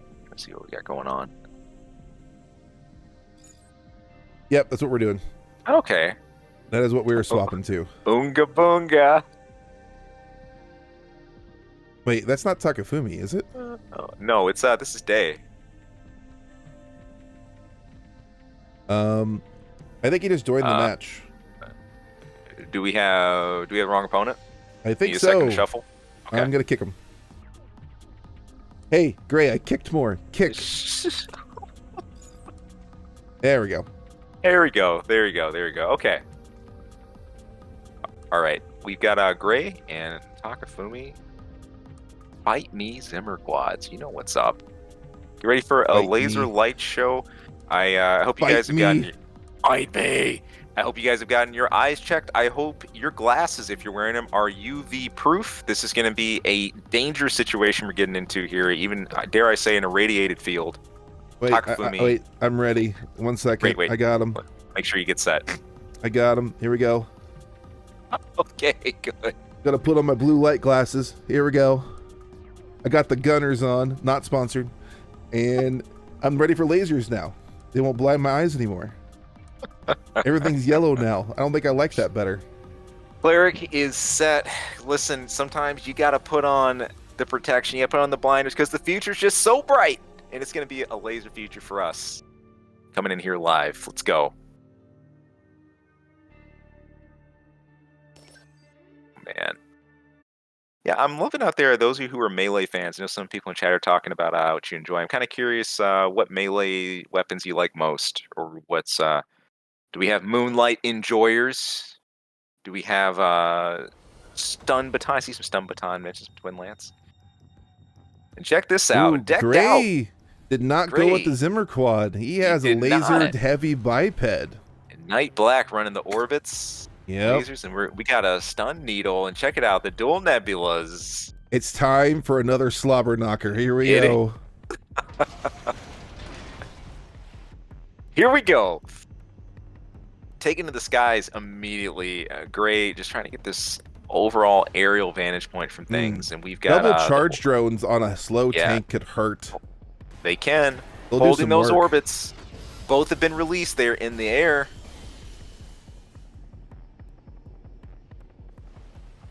Look at the damage already on Takafumi just from those drones from a distance. That's wild. That's or like 15%. Anybody out there, if you want to have some moments of some ranged play, listen. The start of that match was some pretty hype stuff. We are closing into that famous range AC6 is known for, but of course, fighting for position, checking that boost movement, keeping very aerial. Both of these designs are capable of some really, really crazy aerials, and of course, the charged plasma into drone in the stun needle. Yow! Feeling that from here. The Morley doing some work on that shot. Yeah. Oh, good kick. Oh, into assault armor. Assault armor. We have to shield. It's anyone's game. Takafumi had to watch the drones about to come back out. They can. Oh, good shot. All done. Well played. Orbits just having their lunch a little too late. Yep. The damage already done. That game one. Going over to Arisawa, but Gray not content with that, taking things right back to him and over the crater. We are aerial once more. Holding those orbits, just charging up. To move in with the dual orbits, dual lasers, just so cool. I am so happy to see orbits again. True orbits. Letting things cool down, making some space.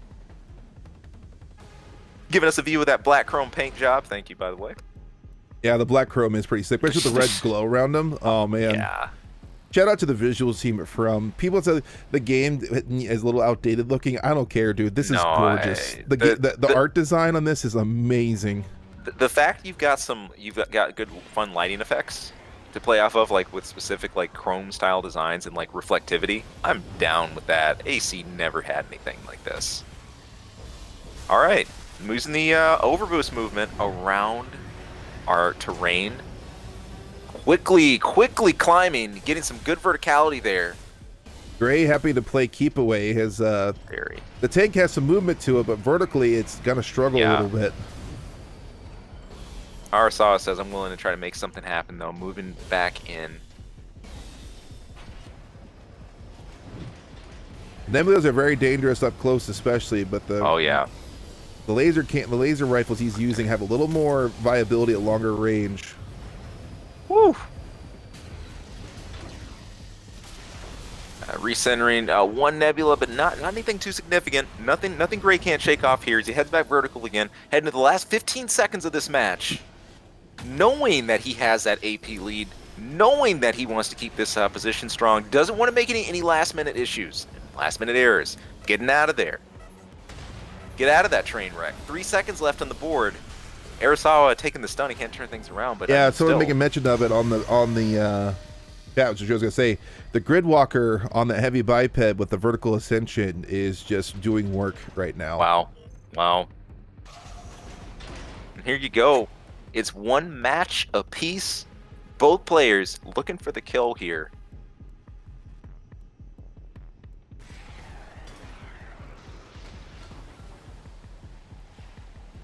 Letting things air out a bit. Open the back doors. We're still catching the last vestiges of summer as we go into fall here. It's kind of hot. Let those lasers cool down a bit. Let those orbits cool down. Taking it out in the open so Gray can't play the field as well. Away from the buildings, away from the center crater. Yep. Smart choices. Could work if he actually manages to pull him, but he's just going to keep going around in big circles. Gray is a little bit faster. Right. And I think Takafumi trying to get wise a little bit to this orbit play, trying not to take too much ship damage early and just really lose that AP before he gets in a key engagement. Both players still holding out with 100% AP here, seeing if that's going to change. There's a chip. Going in Arisawa, a couple of chips actually. Gray content with taking these. Playing the building on the charge nebula shot. Just really just making this run. Drones is the MVP right now. Very much so. The mileage and look at this. He's taking some laser rifle shots at this point, but I mean the amount of chip he's been getting. You see what he's done a couple times here too? Every time the tank comes down, as it's about to fall, he'll assault boost back up in the air to make it so the tank can't properly engage. He's just playing smart. Control. Excellent control. Well, this is not a good spot for him right now, though. He could take some extra. Oh, yeah. No, 7 seconds. Careful. Here's the funny thing about this. Gray knows. Gray knows. He was not willing to overcommit in a situation like that, even though he was up AP wise, knowing that could go south in an instant. And really showing respect, showing a lot of respect to Arisawa's tank, and not willing to let things fall through the cracks there. But yeah, honestly, just those orbits. Those orbits just carrying the damage there. Unbelievable. What map they want to move over to? There we have it.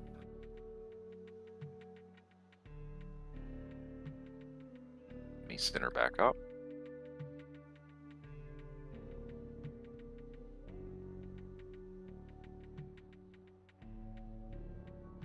All right. Next. Map choice here. Is grid. The grid? Really? Are we going to grid 12? I'll be. We're going to 12. Oh. He's trying to make it so Gray can't run away. Interesting. I have yet to see this map played in a tournament, I think. I think this is the first time I've actually seen it played in a tournament. I'm pretty sure. One of the most, I'd argue, one of the most cinematic maps that we have. I've taken a lot of screenshots here. I think if you want to make a nice desktop, yep, come on out to this this mission and take a few screenshots here. You won't be displeased.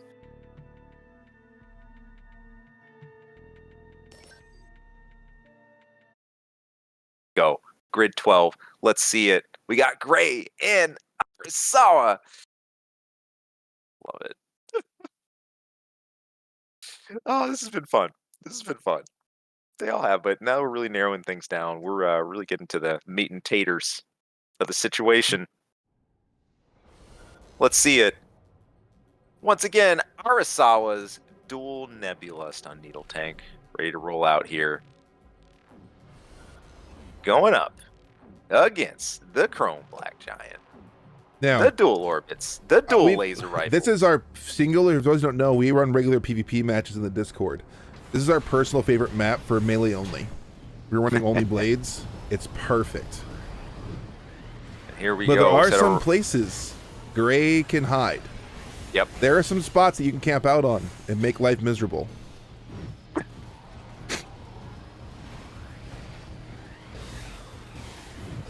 There's a place below. But he also can camp out. He's actually there now. Oh, here we go. As you can see.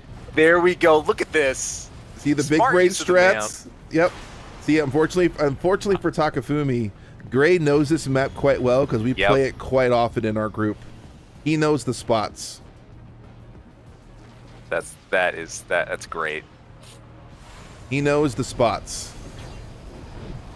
So the funny thing about this, I always lovingly refer to this map as kind of like the Smash Brothers, because when you're jostling for position on the lower part and like no one has like footing under them for a bit, it's a very Smash Brothers like situation where you're using all your boost tools, all your movement, whether it's the kicks, whether it's body match generator, or even some of you want to use those cannons to hover.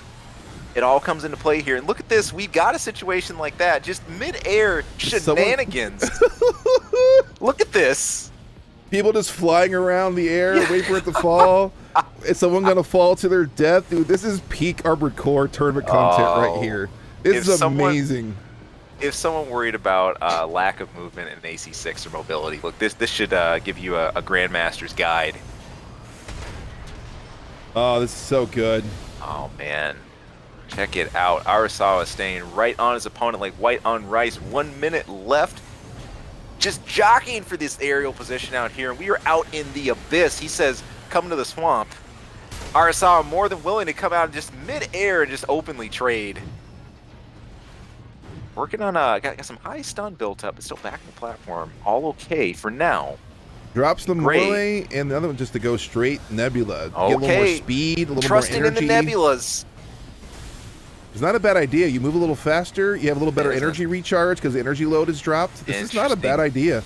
Interesting decision. I like it. I like it. Letting that drop happen. Smartly going behind the cover and overboosted back up. Yes. 20 seconds on the clock.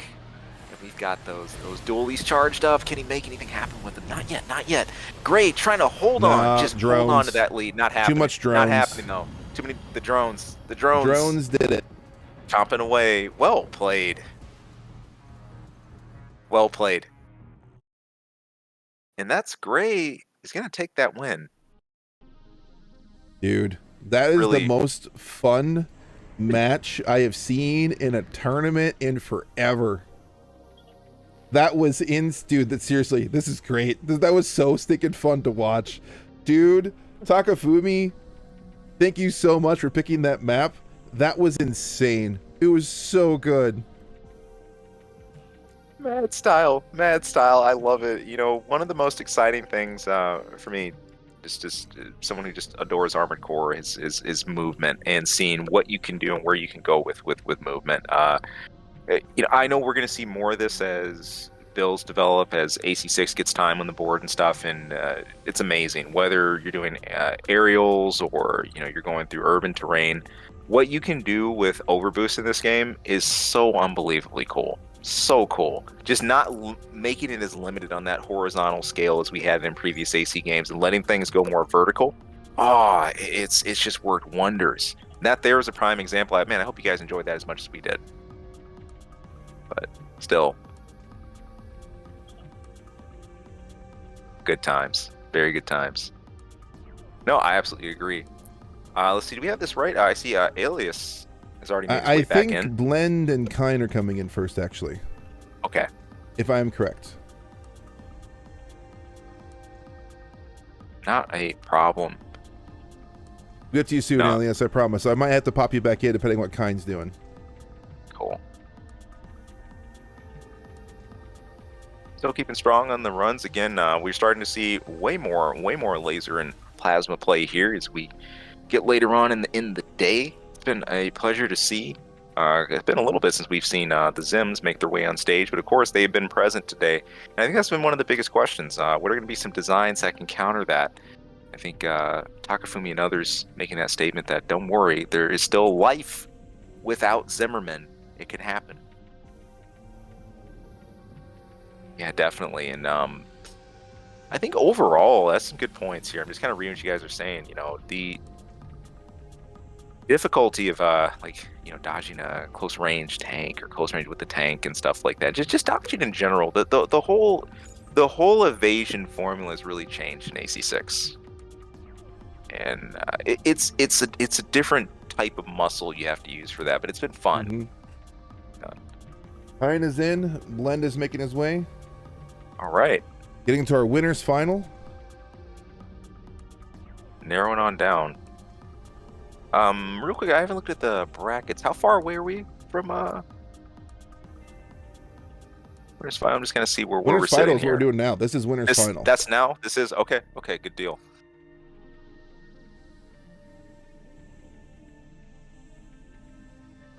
All right. Line up our designs.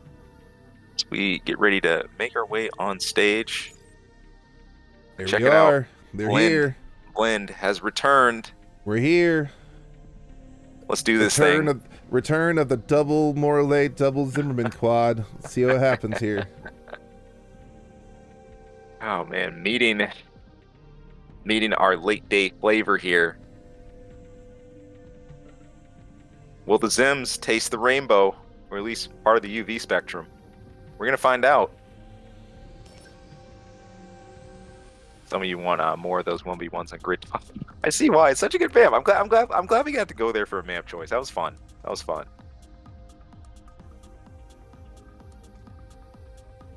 right. Loaded in.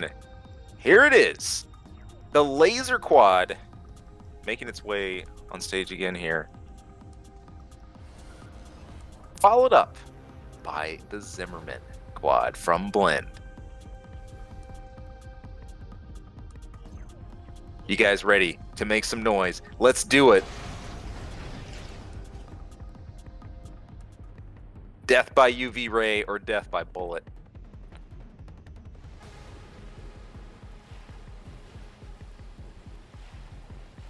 So, our laser quad, just content with just waiting just a bit, waiting things out, just taking those non-charges, but going right in for the kicks. Don't take that waiting as passivity, not at all. And the stun already going off. But check it out, the coral shield's popping. A little bit down in AP, but stun in the stun, and I think we're gonna have some hurt. Sure enough, that's all it takes. That's all it takes. Working those angles and just getting in. You have half your AP, and then, like a magic trick, it's gone. The Zimmerman's doing their thing. Not deterred.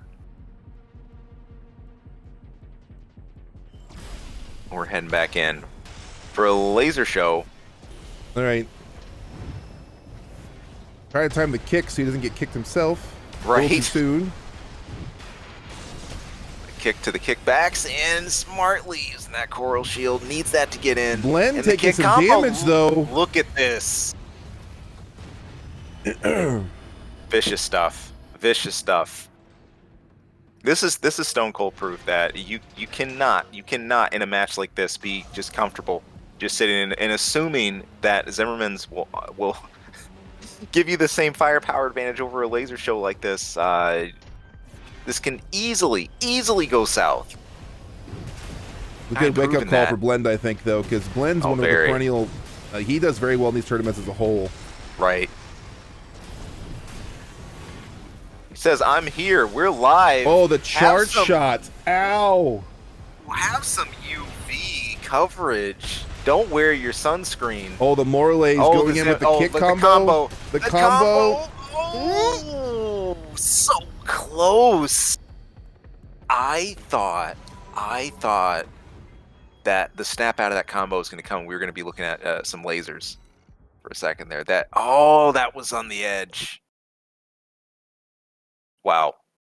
Dual Zims, Blend, and the Tatsumaki taking things to task. What will we have for our next map pick? Something more urban? Or are we going to keep with open maps? Very well covered.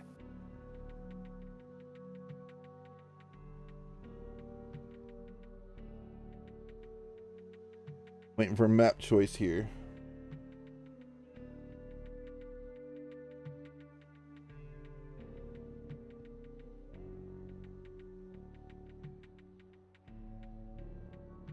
All right. Ooh. The jury says we're going back to Watch Point. Watch Point Delta. Those of you remembering, bringing back some memories of Balteus. Of course, a hurdle for all of us coming into AC6. I miss early Balteus, under Balteus. In the chat, will it blend? Will it blend? It sure will.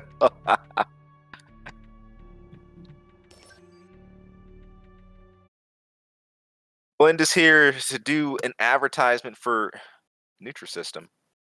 Forget your blender. I forget what I make my shakes with. Yeah, get the bullet. It's just better than the bullet. Look, I try to make a shake for myself each morning, but I might have to get on board with whatever Blend is selling here. If you got a corporate number I can call, let me know. Blend mounted up, ready for the dual Zimmerman action again versus the laser quad.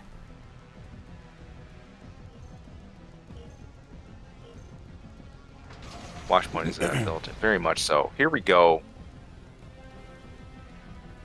The slow crawl towards your enemy. Just walking, just the intimidating. I'm just cruising. We're heading in, and we're in the kick engagement right away. The stun's off the chart. Half AP down. It's a brawl here, and the coral shield's going off. Point blank, who's dropping first? Kaine is getting out of there calmly, like a predator here. Blend, just Ooh. waiting for it. Just wait, just not losing cool. Just keeping collected, saying, I know your shield's gonna drop first. I'll wait for you to get out of here. Then I'll be right behind you. I'll be following. Woo.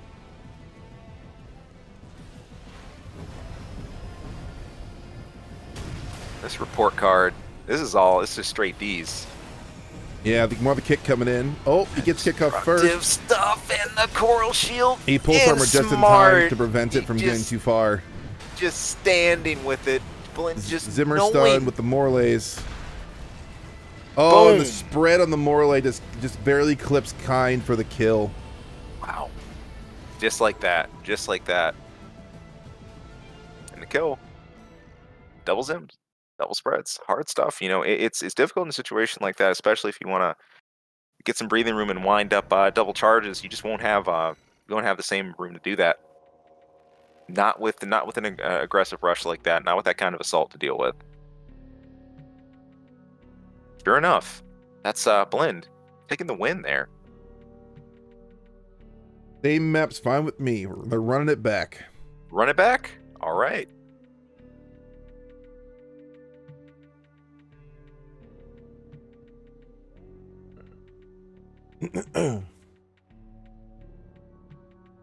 Here we go.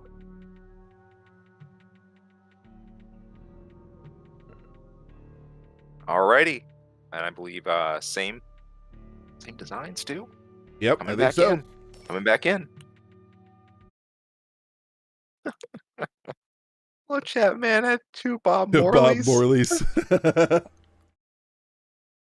No, I prefer the Muppets Christmas Carol version. It's Morley and Morley. Whoa. All right. See what we can make happen. Fine. With the lasers.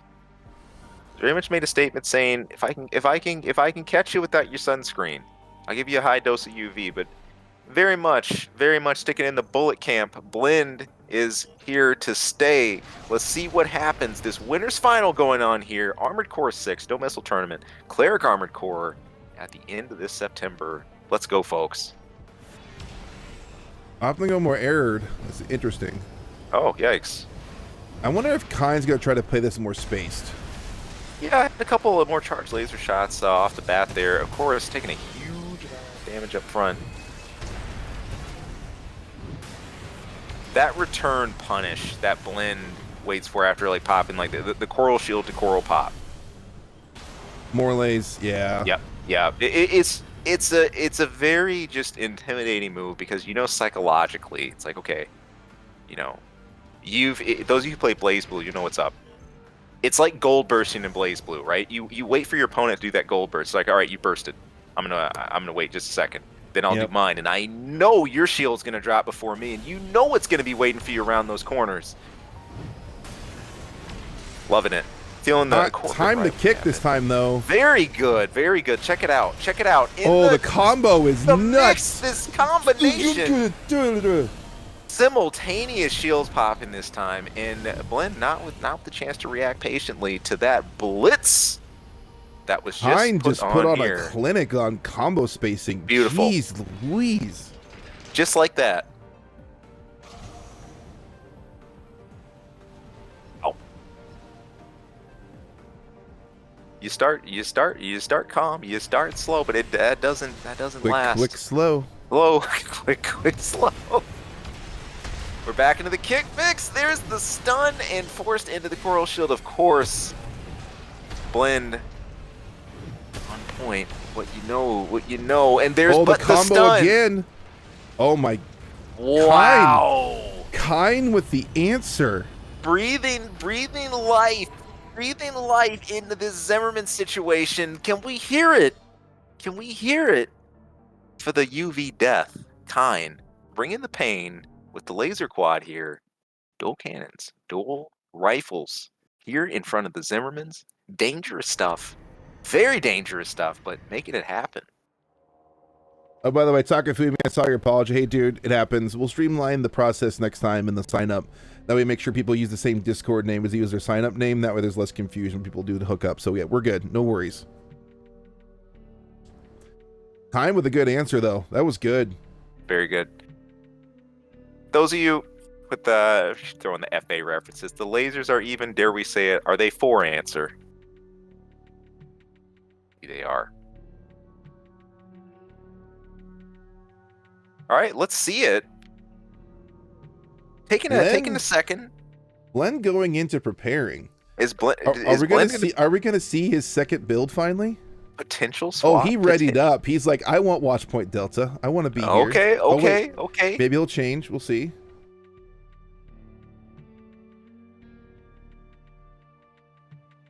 All right. Again, Blend. If Blend switches up, we would be looking at, I don't know if that's actually going to happen, of course, but Blend would be switching up to, I think they're both like Tatsumaki, but the... Ooh, let me make sure I got the weaponry right. Oh. My personal favorite map. Spaceport. It goes between Spaceport and this one. We're going to Xylem.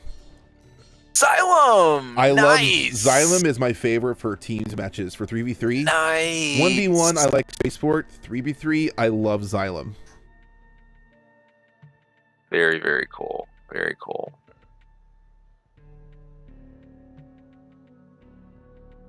All right. Let's see if Blend made a change or not. We're going to find out. So I think Blend's other change, it was either Zims with the Morley or it was Zims with the Orbits. Ooh. I think so. Oh, those Morleys are doing a lot of work for him, though. They are. They really are. We're going to see. I'd be surprised if Blend actually switches to the running the Orbit design. I don't know. Oh, that might be why he picked Xylem, though.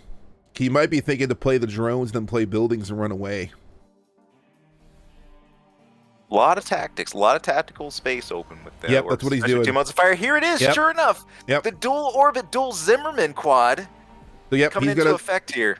He's going to charge those drones and then use the buildings for cover and wait for pop-out shots. That's what he's probably going to do. Here we go.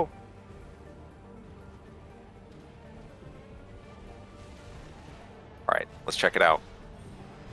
Playing at a close range first, moving on in. The kicks. The traded kicks. Corner to corner. Kick around the corner, just misses though.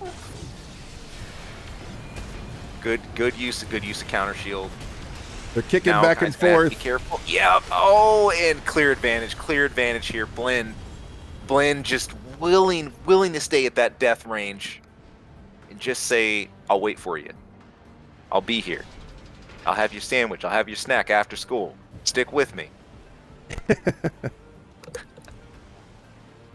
Coming up on the second round, that is a game, of course, going to Blend. And we're back in right into just a squared engagement off the bat. Good gracious, Blend stuns going off about simultaneously, and Kaine not wanting to get caught up in that, decides to go ahead and coral shield up. Cracking the shield, backing off a bit. Blend pushing in with coral shield cover. Oh, there's the stun, and that might be the drones. Sure enough. Between the drone work and the Zims, what a rainy day. Drones doing work on a stunned opponent. Very much so. Again, using the kicks to advantage. Very interesting too here when you look at the burst potential we're talking about for each AC that's on the board here. A ton. Dual Zims are what they are, of course, crazy powerful. But of course, the burst potential can't be put down with the insane laser potential that Kaine's brought on board here in the stagger. All right, I need Gunlay and Alias in here now. Right, Gunlay and Alias.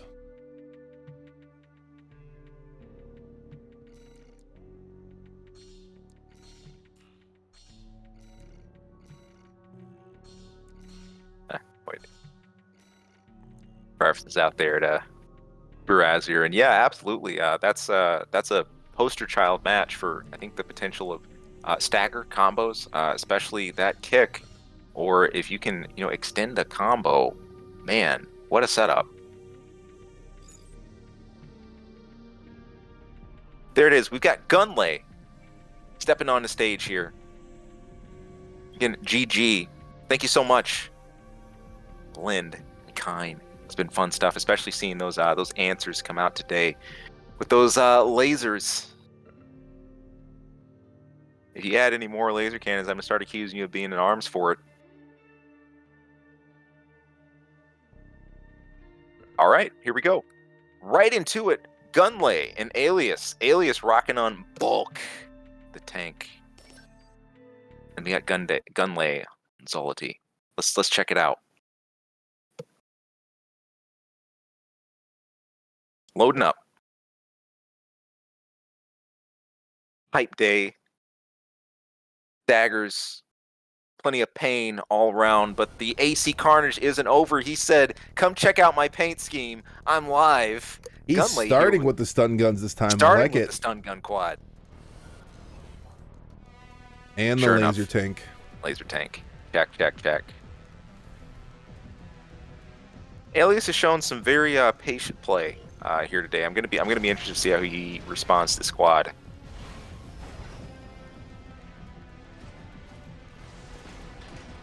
All right, we got Gunlay just getting right on top of the premier piece of terrain on the map. We got the tank with all the damage just sitting in the Yeah. middle of the crater. Like, I landed here. This is my crater. Invite. This came No, from me. Come fight. come over here. And Gunlay taking the invitation, saying, "Gladly, I'll come dance. In fact, I'll hold some orbits on charge 2. Let's go in, start the kicks, making that coral shield pop." For both of them. Gunlay taking the chip here, risking a stun. Still willing just to boldly come in and dance, though. And there's the stun. There it goes. Laser tank is strong, though. Like I've said earlier, like a bad haircut, you're not paying attention. You look up, you're bald, and you're AP-less. Man. Alias doing a really good job staving off that stun, and I think Gunlay just knowing that, I mean, just the timings of the shields, just really just getting that armor out in front of man. Alias not letting the majority of that damage through, and just really not letting Gunlay have his way. He's gonna have to find some other way in here. Yeah, Coral Shield doing some serious work for both of them, but the Coral Shield doing a little bit more for the tank. Here we go. Just misses Gunlay. the kick. Oh, man. Taking a stun, popping the Coral Shield. Gunlay said, "I'm willing to get in there and work second shift if that's what it takes to get in and deal that damage." Because, man, trying to put that work in, and it's just Alias just playing that game a keep away. Says, "Stay out. This gem isn't for you." And Alias keeping that strong AP lead. We'll go shield, up one game. Shield with stun gun doesn't do very much. The shield pretty much negates the stun gun's ability to do a lot of work. So, man.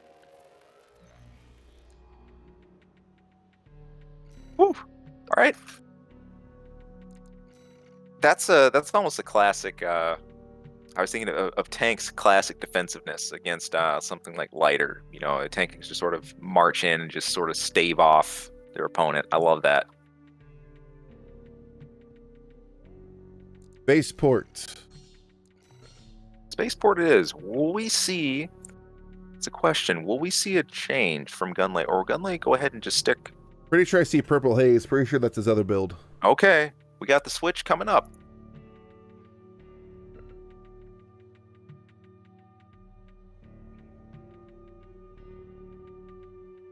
Specifically,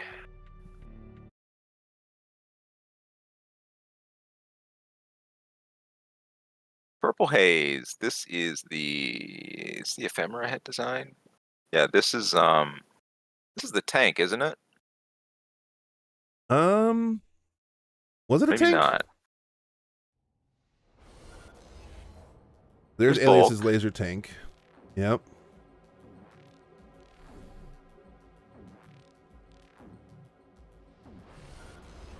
Yep, laser tank. This was his tank. Okay. Time for a laser tank off. Yeah, saying I am willing to meet you in the middle with plenty of firepower, saying I've got these nebulas ready. I've got this AV cannon. Let's get cracking. Starting off the match, we are at Alias's perspective. Really, really great map. Going just playing right under the terrain here. Really good way to just keep a barrier between you and your opponent. Both are willing to start the dance, though. Nebula cracking off, going to town. The stun. Alias absorbs some damage. Nothing mission critical yet, but still. Nothing to play with either. Oh, and this mow down here. Look at this. Had a piece of terrain kind of load funny on my end, but oh man. Heavy brawl with plenty of energy to boot. Alias is gonna take game one. Saying that he's gonna really just bolstering that push over the triple laser. Just calmly is rocking those dual laser rifles. Of course, laser back, and I love this. I think traditionally there's this thought of you have to, you come in fully charged with all lasers, and but again, just just sort of the methodical breakdown. I like it.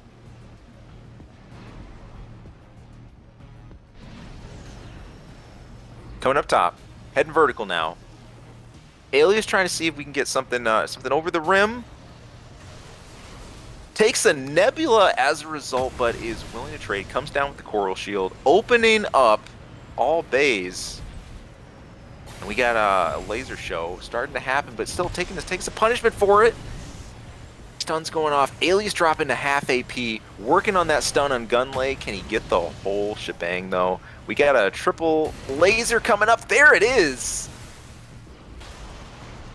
And a full stun as well. Undeterred though, Alias knowing he's got to get in there to make something happen, or else it's kaput. Still, that's game. And that's Gunlay gonna go up.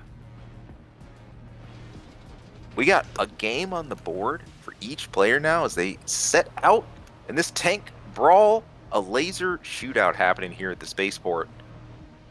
As instead of this time sort of going high, we take things to the ground.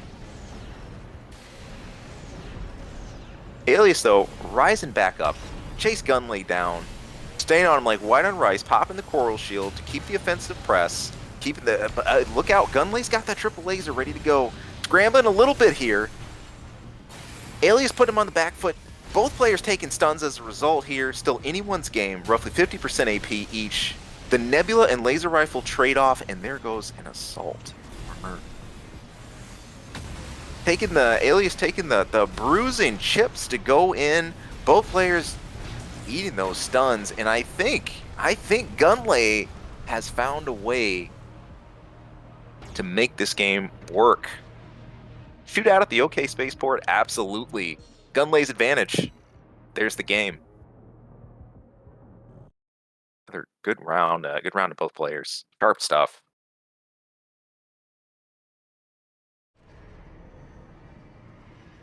Oh yeah.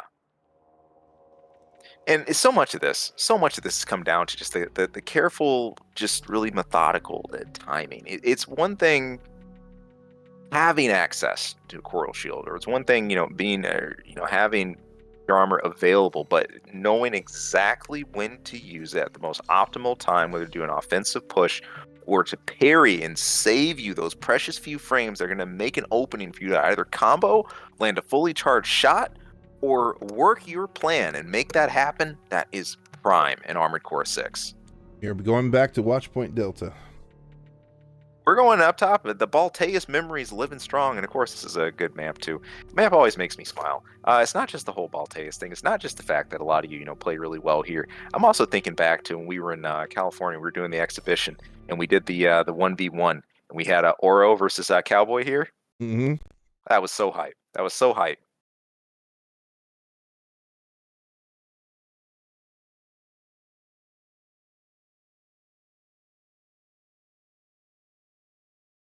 Right, getting loaded up for our next game. Check it out. We're on the wheelchair with the dual nebula and the orbits. Gunlay. Battening down the hatches on the purple haze. Taking the dual nebs and the triple lasers to school. Let's see what works out. By the way, I just saw it in chat go out for Big Box. Hey, props. Good reference. Yay, wheelchair. So fast. All right, we got that triple shot cannon charged up, waiting to go. Wheelchair so quick. So speedy. Able to charge those nebula shots and fire them while still moving and not to wait for the firing stance. Yeah, good use of it. Look at that. Look at that. Just the constant movement. Just watching those plasma shots fly by and say, I see you. You're not going to touch me because I'm faster. Just a constant run, saying I will outrun your shots, and I will counter with plenty of nebula and orbits for you to chew on. I'm kicking back in this chair. Absolutely. Because I might be in a wheelchair, but I'm still outrunning you. Gunlay trying a little something different here. Instead of the dance, strafe dance on the ground, trying to go vertical here, get some hang time, some air, see if that'll change things up. But here come the orbits, making their way over. The charged orbits. Pressure campaign has begun. Like a bad political ad season, they just don't stop following you around here. And I mean, Alias just keeping his own type of relentless pace. Doesn't have to necessarily be on his opponent as much as you would like a Zimmerman build, but actually for the first time here, really making his way in. Check it out. Feeling confident enough to be at that play range, and now we're going back to the wheelchair run, using that mobility advantage. And check it out. Alias just runs it back. With the quick, decisive run back with the wheelchair play. Well done. And there's the win, going over.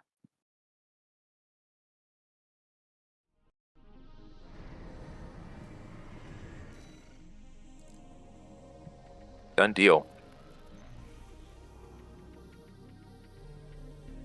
All right, Alias, you can stay put. We're gonna put you up against Gray.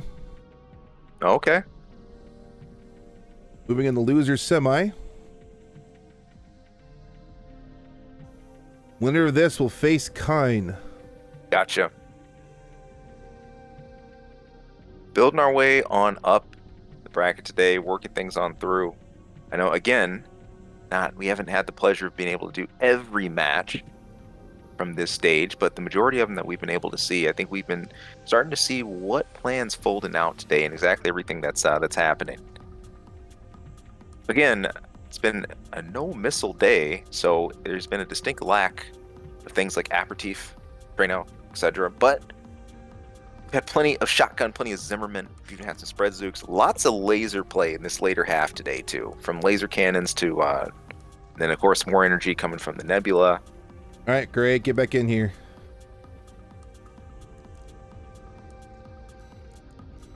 Get set up for our next game.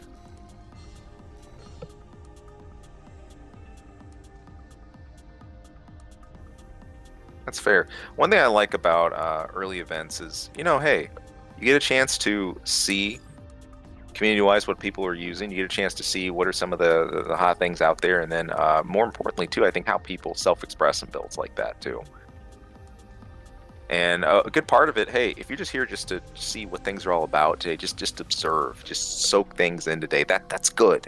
That's good. Sit, bask in that. Let yourself marinate in that. Think about that. how it applies to your overall theory, the things you like to play to, and how your designs would come into play against something like this. It's fun stuff. It's fun stuff. Whether you're watching AC or whether you get a chance to sit and play it, it's killer.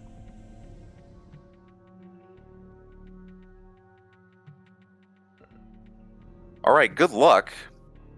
We've got Gray and we've got Alias locked in, ready to go for our next match. Getting started. Here we go. Let's kick things on over. The loading's looking fine. We've had a couple of load scares today, but otherwise, on the whole, we've gotten away pretty well. Of course, Alias sticking with that Orbit Nebula wheelchair. We Also, got that's a really good the head. heavy laser drone. Here we go. Biped. Bringing in that chrome scheme, saying, I will show you light reflectivity like no other. Let's hit it.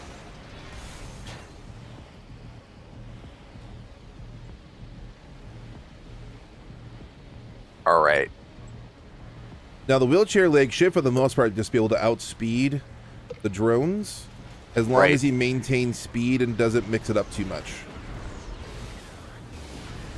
I think he knows what's on the up. offensive, though. Yeah, he knows what's up. He doesn't want Gray to have this comfortable range. I think getting a chance to see what Gray's been able to do with that, even in previous matches too, just not letting him be comfortable to establish himself, keeping the pressure on. The incredible flexibility of the wheelchair legs that are allowing you to really play a keep out, a keep away game, or to really keep a constant stream of pressure in your opponent.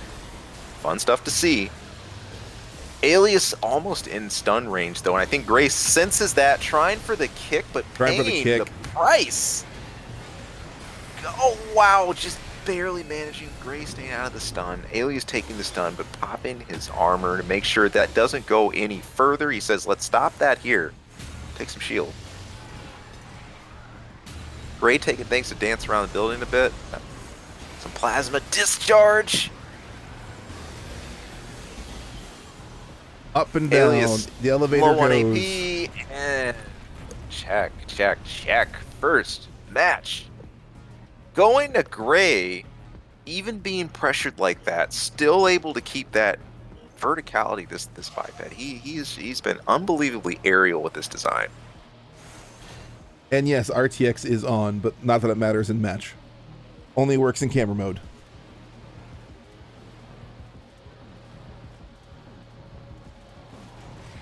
Here we go. Place the drones, run away, get your distance, pick your shots. The drones, once again, doing work. Plenty. They just... Again, I think this is one of the cleanest translations of a part in its role from an old AC game to a current. Yep. I mean, I feel like I'm back in like SL.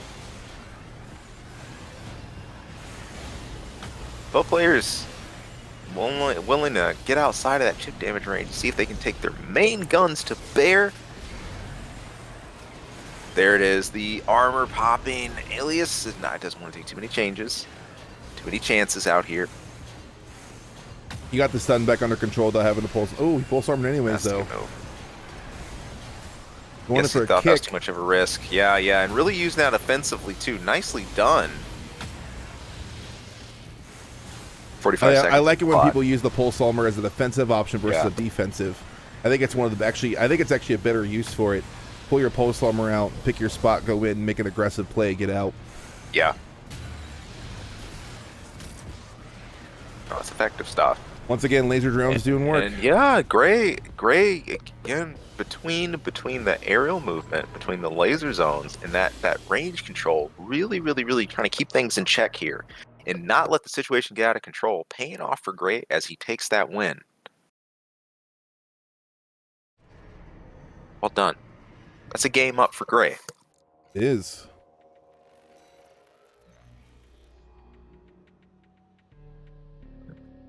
All right, so we go back. The question is, there going to be any Put possible us changes? in the box. The red box. Oh, I know what that is. Grade 86. This box. Okay. He's trying to limit his ability to go high. Verticals are not nearly as much of an option in this map. Which is, which I can't blame. Good choices. Gray's control of just vertical spacing has been really cool to watch here. And I know those of you who've been waiting for some biped builds to watch really had your eye on this today. I think really, Alias trying to clip those wings a bit. Hopefully keep things playing out in the horizontal play a bit more. We'll see. We'll see where it goes. Kosin, you guys are crazy out there. You're crazy. Tell you what, I don't know. Send me a 2-minute demo reel of something mundane. We'll see if we can make it partially hype at least. I don't know. No guarantees. No guarantees. The biggest thing we got guaranteed right now is kicking off this next session. Let's get this next game underway. Alias versus Gray. Let's see how in the much hot box. In the hot box. Let's see how much that movement can be canned or not. He might just kick more now.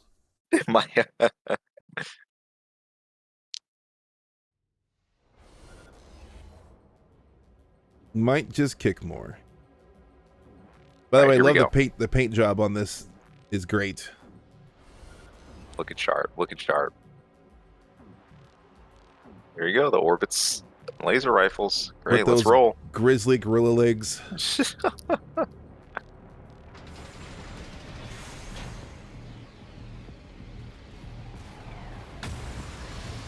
Alias getting some of the crowd behind him as he immediately goes to work trying to run down Gray. And look at this. Look at this. Gray's still trying to take advantage of that aerial movement, but not quite having as much of a zone. Using every bit of this room that he can, though. As far as the chase down, but it's paying off. A massive combo is underway. Gray's feeling that, reeling a little bit, wanting to make some distance. Rocking about half a stun meter. Alias is willing to shrug that off to see if he can get in. Put this one in the books. Fold Gray up. Again, just keeping that constant movement, that constant pressure moving. Keeping the orbits deployed. Keeping that smooth lock. And here we go. The Nebula's unleashing. He's close. Can he make the last few strikes he needs? The drones will end up finishing off. He doesn't. They're chewing him up. They're chewing him up. Chewing him up. There it goes. One straight. Yeah. There it goes. There it goes. Alias making the statement saying, DPS, we deliver. If you need me to deliver slow, I'll deliver to you in 5 days. I'll kill you with drones. If you need it fast, we'll do a 2-day shipping. I got Nebulas for you right here.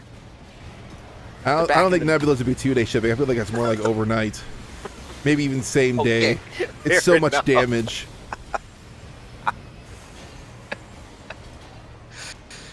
Oh my goodness.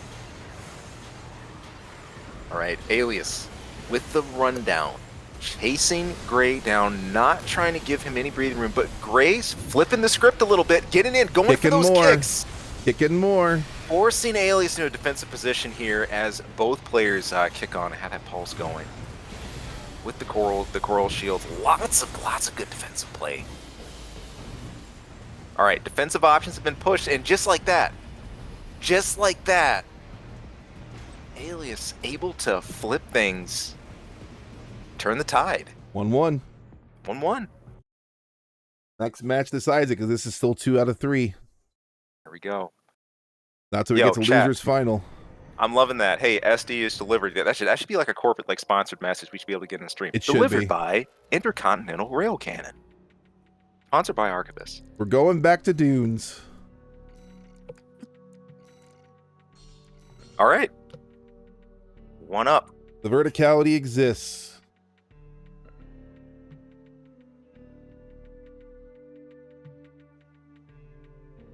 I think everyone's. It wasn't an accident that I brought my best friend around for commentary. All right, that wasn't an accident. I mean, I knew how talented this man was, which is why I brought him on. I also knew that I'd be running. I'm running the stream, the game, the match, looking at chat, looking at the bracket. I knew I would not be able to give this 110% for my own commentary. So if I only can give about 25-30, he'll make up the remaining 150% by himself. So yeah, I wasn't worried about it whatsoever. Cleric has got a ton to do and a ton to cover. Guys, I want you to, be sure to thank this man for helping put on an awesome tournament. Of course, all of you out there, if you've played or if you watched this tournament today, turning out here for the Armored Core community live today, you're freaking awesome. All of you, thank you so much. New match underway. Gray versus Alias. We've opened things back up again. Gray happy to take to the sky, saying my wings aren't clipped. I'm a free flyer. A frequent flyer even. I'm taking all my Delta Sky miles with me, and I'm going to pack some orbits for lunch. Let's see what Gray makes happen. I think it might be hoping for a free flight. I love it. I love it. A whole swarm of orbits just out right away, trying to kick on back, but Alias not having it, chasing him down. Doesn't want to get into the chip game. He does not. So patiently. Gray slowly taking the skies again. Just pinging off those laser shots. Notice, just not just taking full charge every laser shot, pinging where he can, managing the heat of those weapons, making sure that if the time comes, if he gets that combo, he's ready to go. I think what he's doing is kind of engaging his lasers and getting them up to heat and then backing off until they cool back down. Which is a smart move because, again, in Armored Core 6, if you get a stun and you're not ready to take advantage of it, you can have the strongest loadout in the world, but if you're not ready for it, you're not ready to go. Or if you got to reload at a bad time. We got a massive stun starting to build up here. Can Gray go ahead and put this away or pay the price himself? Gonna sit back a bit. Let the orbits chip. Alias is lower. Has taken that pulse shield pop. Taking the shield pop. So does Gray. Knowing he'd get into danger, smart use of the coral shield right as he hits the ground, and he's going to be able to wrap this up.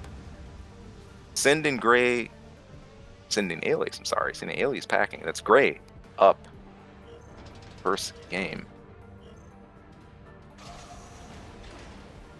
One game up. I think you might be noticing too, what you're seeing with Gray is he's staggering the drones. He's doing left then right, basically keeping the pressure constant instead of just doing two big charge ups on it. He also, sometimes I've noticed he's done a charge one and a regular one. See, like that? He had a charge and a regular. It offsets the firing style. Ooh, a lot of them got eaten by the building though. Smart. It plays, again, there's a lot of good stuff coming in here. Both the terrain usage of these players and also kind of knowing their weapons, really knowing the strengths, how to use them, where to hopefully throw the curveballs. Also, this is a strat too. I was watching Cleric. He's got a video out there. Him and Ouroboros were doing some verses. Another cool way to use the Kurosawa too. Even if you're not using the full charge, just sort of cycle those partial charge shots. Manage that heat. So when you're ready to truly pop off and really put the hurt in an opponent, you're going to have what you need in the tank. Alias. Willing to play things back a bit. I can't tell from the life lead who's actually ahead. He looks virtually tied. I almost cannot tell. Here. And I think Alias is content with that. Gray is running the Gridwalker. That's why he has so much verticality. He is running the Gridwalker.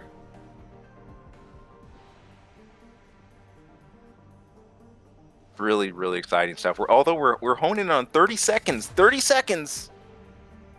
I don't know. I really don't know who's ahead. Yeah. Alias is wandering out in the middle. Yeah. He took a shot. That's it. Yeah. Gray's gonna walk away. He's gonna I'm gonna assault boost and I'm gone. We got some orbits to pick away at things, but here we go. A potential trade situation. Not really. Coral shield still really going strong. Both drones are popped. 6 seconds. He's just gonna take it and run. Full shield himself. Oh wait! Whoa! Wow! Hey! Did Gray DC? Because he stopped moving the last 3 seconds.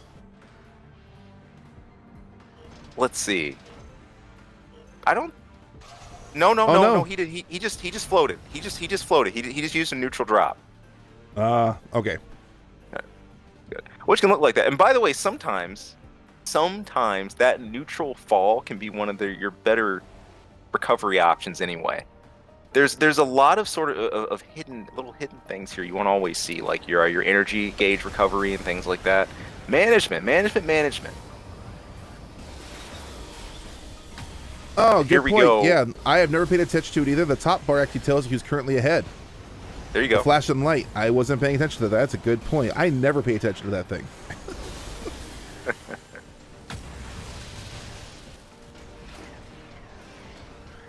Yeah, we got a pretty commanding lead at the moment. Gray holding things, working on a big stun. On Alias. There it is. Right as that happens, though, of course, popping the shields, making sure things don't go too far.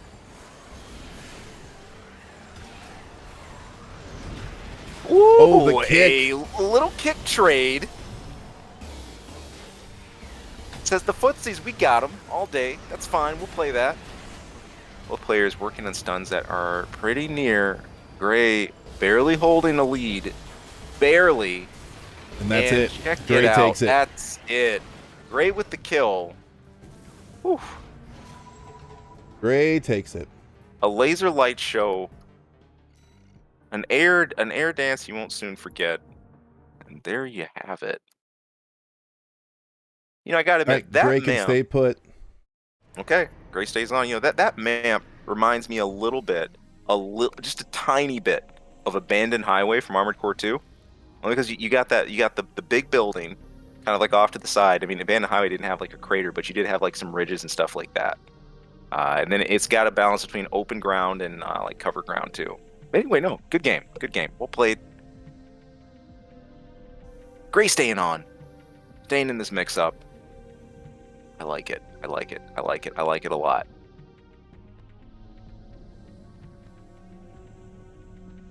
Cool. Let's see. Where are we heading next, bracket-wise here? Got actually trying to look at a few of the different builds. Got pulled up here.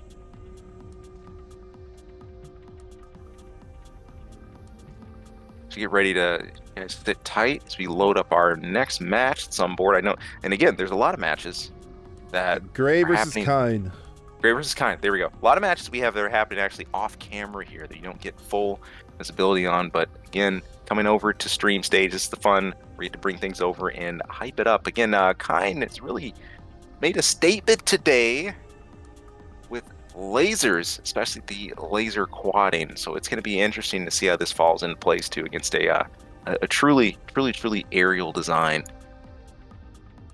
Again, those red line, those coral generators, making just certain styles of play possible, which is great. It's kind of cool. You know, I know there was a little bit of worry about this as far as the power of different generators, right? Or one be good with the better, like will the NGI be just totally dominant? Again, a lot of it depends what you're going for. We talked about this earlier. There's your variable, your more balanced generators. There's your energy weapon generators. The coral generators have a good balance, being able to use the energy, but also run in the red lines. You can take advantage of the crazy refresh.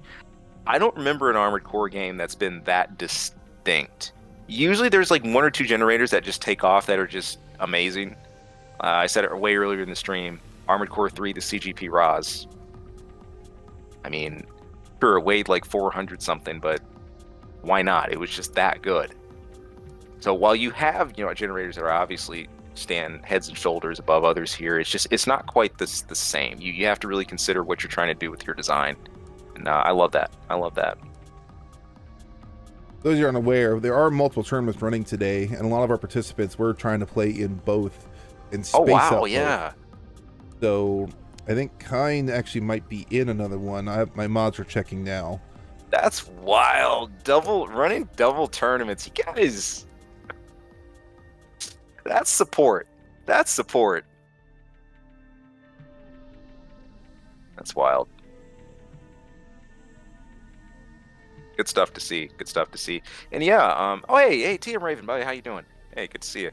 Yeah, gen diversity, really on point here. I think it's been a little freeing not having have the radiator to worry about. The way heat, quote unquote, the way that's presented here, coming in more in the form of build up for dagger. It's been welcome.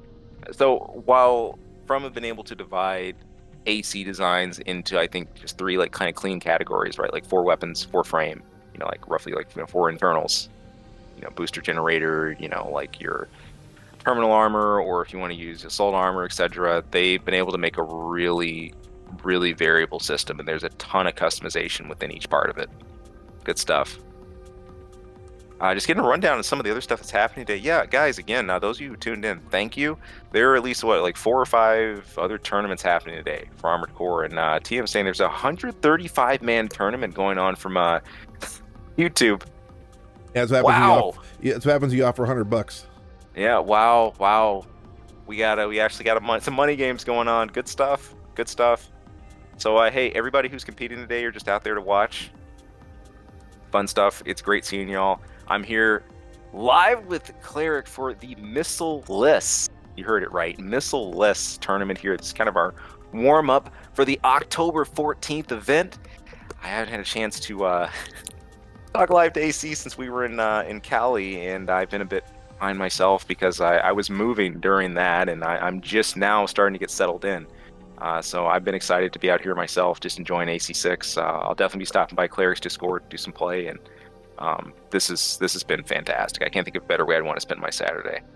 Crazy stuff. Armored Core, once again, being part of the regularly scheduled program again is a major boon to the positive outlook on life. I've just found myself smiling more and just being happier ever since Armored Core 6 has been a thing. Like, I just have.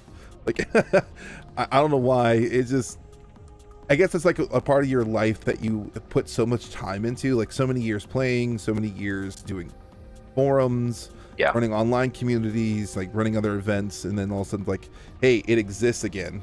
Then boom, it's just Armored Core is a thing again, which is just the best thing ever. So yeah, I cannot complain with anything at all. Wholeheartedly agree. Man, I'm trying to think of some of the biggest in-person tournaments we remember, some of like the larger turnouts, and I think today highlights something cool that we have in the advent of online. Yeah, sure, you don't get like the cool personal stories that you would get in like the old LAN events and things like that, but I mean, being able to have like a 130 something person tournament, and then on the side still have like 3 or 4 other tournaments running in the day, that's the cool thing about online. And getting a chance to do what we do here, that's good. That's really good. And having people out there to support it, I know Pearson could probably correct me. I know the first Armored Core Midwest Mayhem in Janesville, Wisconsin for AC3, I believe. That was a pretty big one. That was like, what, 63, I want to say? I could be wrong, and then I'll have to get the exact numbers from him again. But that was a busy day. But, I mean, on the whole, I mean, you had to take into account in the past, especially the North American tournament scene, we had to drive across state lines.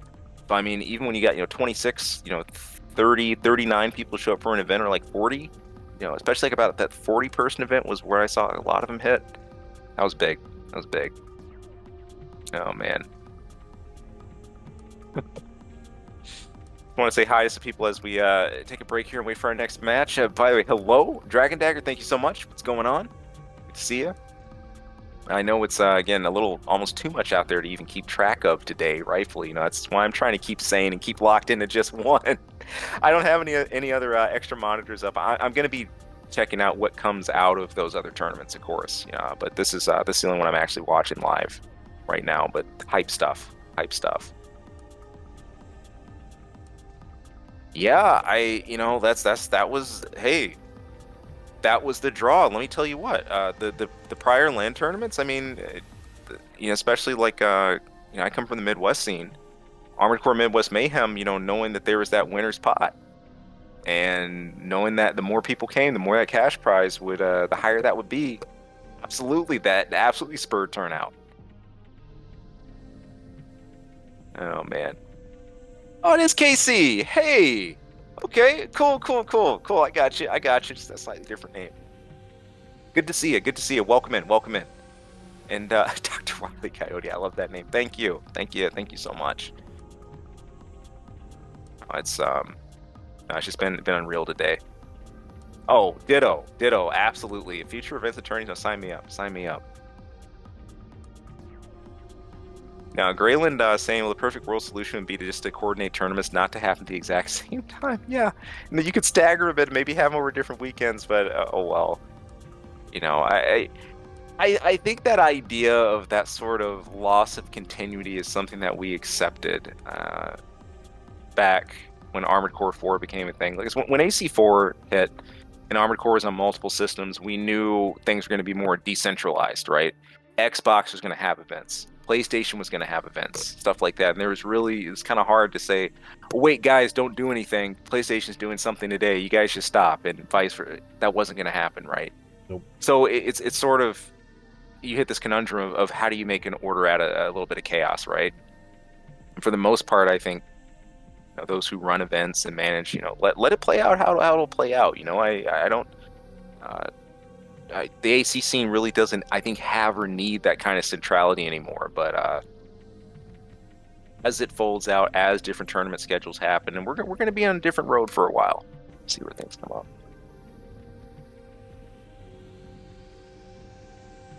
Good stuff. Good stuff. All right, I think I'm going on a brief break here, waiting for the next match to start. We'll get in here as soon as it gets started. Okay. How long do you want to take? Do you want to set like? It's 5-6 minutes. It's like last time, just a brief break. I'm thinking what we have is, so I planned this at 10 o'clock in the morning my time, thinking I had plenty of time. I got dropped about half of my family off for an event at 2:30. Sure. So there is a possibility that depending on how quickly Kaine can get in here and how fast the matches end up actually proceeding, I may literally have to go and come back and finish grand finals and make everyone wait for like 25 minutes, which I really don't want to have to do. Sure. So it's, I mean, I don't want to DQ Kaine because he did a lot of work. I mean, I've enjoyed his matches. Sure. So depending on how things go, depending on how fast he can join, if what happens, I may legit, I'm sorry to people watching, I hope that I'll make you wait, although I may have Zealous here just entertain you guys for half an hour, or I might let him go get lunch or something. I don't know, it's up to him. So we're going to take just a really fast break here, then we'll come back, we'll try to get a couple matches, and we'll see how it goes. So we'll see you all in a little bit. 5 minutes. See you in a sec.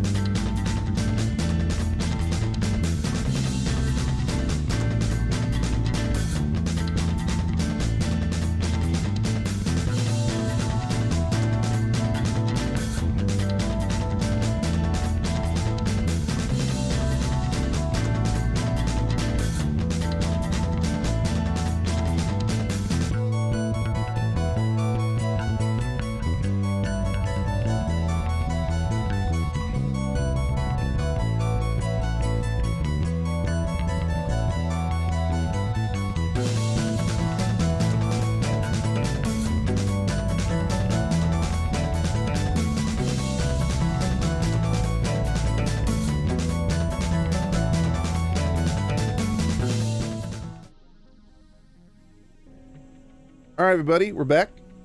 Hey. Kaine just finished up his match there. Good timing. We're gonna. This is what we're gonna have to do. So we're gonna run this losers final. And after the losers final is done, I'm gonna take like a 20-minute break or so to go drop the family off at the event and then come back. And then when we're back, we'll run the grand finals. We'll make it a big suspenseful thing. I don't know. Wasn't my intention. And Z, it's up to you. Either you can stay here and chat with chat, or you could go take a break yourself. It's up to you. Gotcha. I might have to step away for a bit there anyway. I think I'll use that opportunity to go ahead and take my break, and I'll be back for grand finals. All right, he's in. Here we go.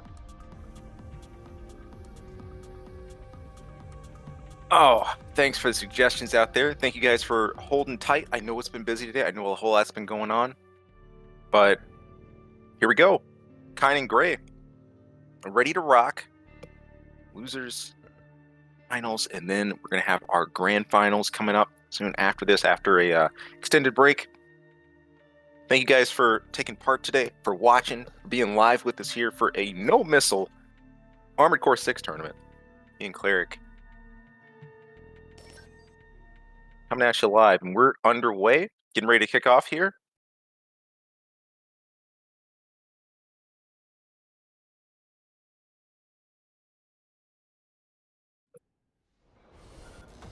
All right.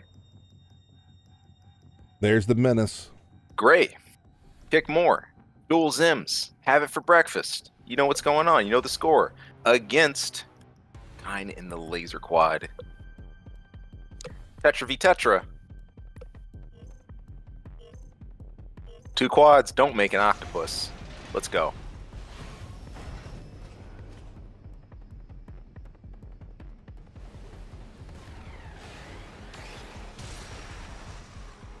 All right, holding the orbits steady. Early pop, using that movement to get in, gets that graze on the kick. Both players high stun right now. Careful use of the coral, deploying an extra batch of orbits. Gray more than willing to take things very terrestrial here as he goes to town. Oh, and the stun though, this could be a wake-up kill combo, and sure enough, it was. Taking the stun and eating actually a batch of laser right at the end there. That's gonna put Kaine up 1 game.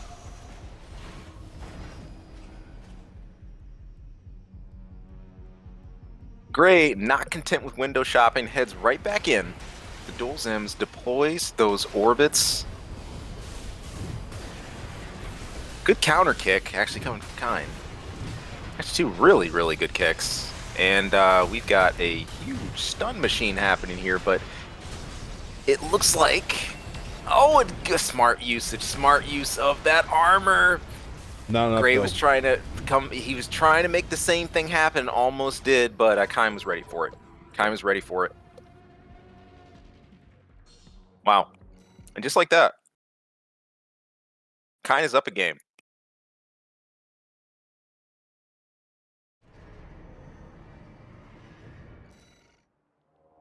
It's just little aspects, little details that can turn something like that right on its head.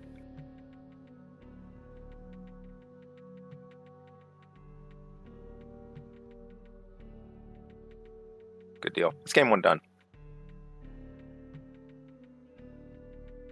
Meanwhile, we're gonna see if there's any major shifts, any changes, or both players pretty content. Delta? Map change sounds like it's going on. Watch point? Watch point Delta. All right. Fair enough. So at least the 3rd or 4th time, again, bringing back those Balteus memories today. Going here live at the watch point. Let's hit it.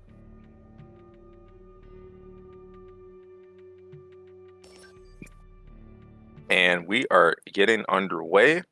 The quad slugfest. Kinetic versus Energy. Zimmerman up against a plethora of lasers from Kaine.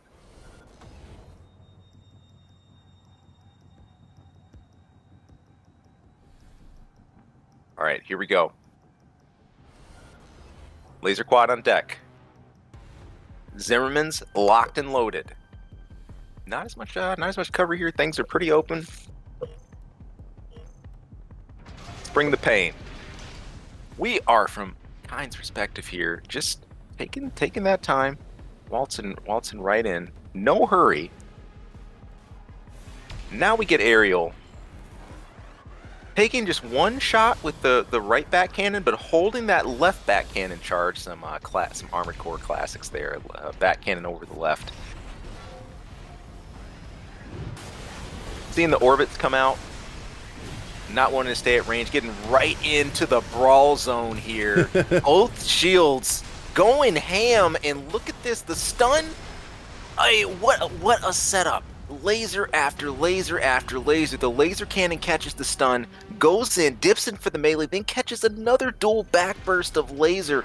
Hit after hit after hit, and for good measure says, take these two hand lasers too. Remember your Colgate. Remember your toothpaste. Take this with you. There's no crest to brush your teeth with this time, though. Not in this future. Not in this future. Closest thing we have is Balaam. Basically the Emerald here, and we're up to a close range brawl right away. Both players near stun, but the stun going first. Ow, in the back for the counter stun. Kaine popping that armor to get out of things, just to get loose. AP is still anyone's game right now. Absolute brawl here. Going toe-to-toe with the Zimmermans in the form of lasers. Kaine taking another stun. This is probably going to be it. Yeah, it is. It is. Gray packing Kaine on out of here. Closing things out with the dual Zimmerman, saying Kinetic is going to be on the board today. Man, each player, one match.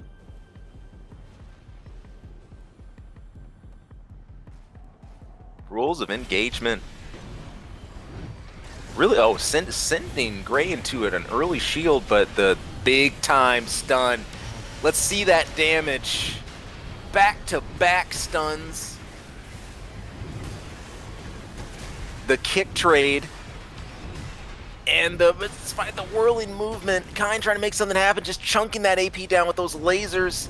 Maybe looking at the turnaround potentially. You got the orbits out in the air, and check it out, check it out, check it out, check it out. Gray is going to finish things up with the combination of the kick and the orbits. Still in high gear, high velocity happening.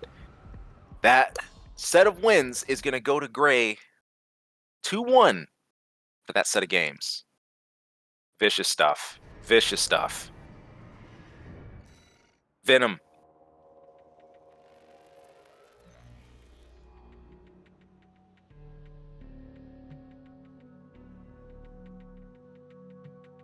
Reading back the chat if you're saying back to Dunes. Back to Dunes. Dunes again. Okay. Okay. Alias. That's a wild mix, by the way. That's how it classically. That's how it actually goes. Some events sometimes, though. You know, you end up running against back-to-back high spec designs, and you know, hey, this the season, right?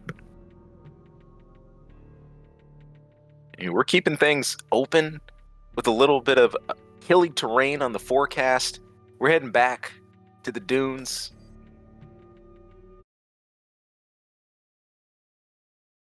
Except this time we are not after the spice. We don't need that. It's just AC versus AC out here.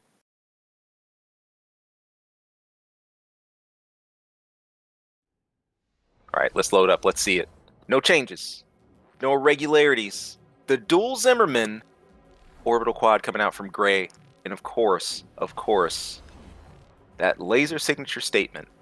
This Vero line of quads today that has been on point coming out here from Kaine. Let's see what happens. Gray immediately taken to the skies, similar to those biped floaty tactics we've been seeing today. Loading up a fully charged orbit, deploying it, getting the coral rocking to make sure we just don't take any unnecessary chip from the lasers. The kick trade off the bat, stun to stun, big stun going off. The Zimmerman finding their mark. Of course. Not willing to rest. Kaine doing some of the same. Gray making some distance. Kaine doing the chase, but still lower in the AP. Bringing out the orbits. Gray with the counter, and then we're coming over the ridge. What might be the last melee brawl in this battle. The stun going into Gray, and sure enough, eating a volley of laser to fall to Kaine's Arrow Quad. 1 zip, 1 game up. There you have it. High spec. Back in the mix. Immediate coral. To the skies. Orbits deployed. Gray gonna back off just a bit here as Kaine, look at that, just hones in. And Gray knowing where that cover is. Knowing that corner he wanted. Give him 4 steps in a corner and he's gonna be gone. He's out of here. Kaine respecting that and actually backing off. Not willing to take that first rush, but this one he will take. Trying to go in. Gray looking for some chip from the orbits, and here's the rush. Here it comes. The kick. Beautiful, nice little 360 spin a Rooney going on there. From Kaine, popping the coral shield to coral shield going off. Both players half AP. Less now from Gray after eating that laser. Can he follow up with the dual Zimmermans? It's a point-blank shootout here. Anyone's game. And the painful wrap-up. Kaine once again saying, I'm here to present you with the laser stew. It's going to be quiet. It's going to be killer. You might not see it, but you're going to feel it. Kaine up another game. There you have it. There you have it.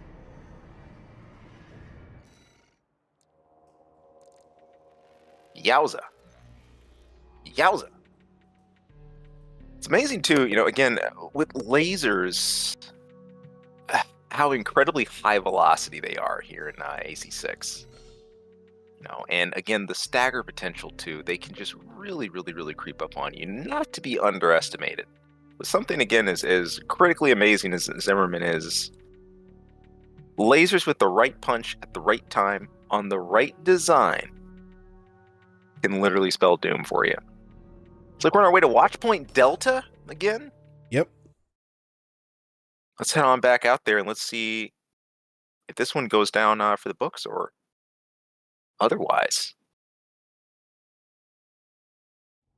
Very much so, very much so. These trades get so tense between these two designs because as far as just the burst ability and the loadout and the positioning, obviously lasers, things have to line up a little better, a little more ideal than being just keeping a reload ready and hot with the Zims. But still, the burst potential of neither one of these designs should be taken for granted. Unbelievably powerful stuff. Taking back off, heading center map as we mount up for the next round in our matchup. We are from Kaine's perspective, loading up the dual laser rifles right away, not taking time to charge. Of course, Gray taking advantage of that to go ahead and sweep in with those orbits, and we are getting into the close ranges. Kaine working the lasers into an overheat with the hands, but keeping the back cannon strong. The kick trade. What is going to come of this? There's the shield. There's the shield. Kaine way down here, but can still change. Can still change quick because a stun is on the way. It has happened. And where do we end up from here? Into laser quad territory. That's where Kaine with the win. And check that out. Coming back from that 50% AP deficit to actually bring things into some kind of corral like that. Unreal. Cleric rounds up the kids. I'm here in the comms as we rock out these last few vestiges of the match we've got here. Kaine charging in deep. Working for the stun. AP leaves roughly even. The stun going off on Kaine, then on Gray, then the coral popping for Kaine, then the big stun, and just like that, and a magic hat. Looking to close things out. We just need one more big hit. There it is. There it is. Dual shotguns. The Zimmermans doing what we know them for. Putting ACs in the grave. A packet of buck at a time. You know what we do here. Whew. Getting a little aerial. I think Kaine's finding the zone, liking to do the air-to-surface bombardment, working the laser cannons, working the open free shots, not overheating those weapons yet. No, it's going to need them in a second here. We're getting into trade range. faking the charge, dropping the charge from the hand weapons, but then working our way in and the stun. Hard stun lock going on Gray, and Gray's gonna counter with the Zimmerman burst into the stun. The coral shield popping from Gray. Ooh, it is a tense day here. Kaine willing to do the chase down, saying, I see the blood in the water, I smell it, I'm coming for you. The lasers finding their mark, putting the Zimmermans down for the count. Kaine with the win. That's 2-1 for this set. Done. And again, the matches here are just so nuts because they can turn on a dime. Even if someone is up over 50% AP because of the burst potential here, this is the kind of stuff that just instantly can go on its head. Never, never, never, never assume either one of these players are on a count out. And that's it. That's it. All right. So I have to go, and I will be back. So you're going to have to wait for grand finals, unfortunately. Kaine, if you're here or listening, someone could tell you, one of my mods, tournament organizers, let them know we are going to be taking a break here, about 20-25 minutes. I will be back, Zealous, I will be back at that time, at which point we'll do grand finals. We'll make this special announcement for the new tournament, and we're looking forward to showing it off to you. Sorry for the break. I didn't want to have to do this, but things took a while longer than expected, and we will see you all here, I'm guessing at this point, a little before 3 o'clock Chicago time. Go stretch, guys. Get a bite. We'll catch you back later. Thanks for tuning in.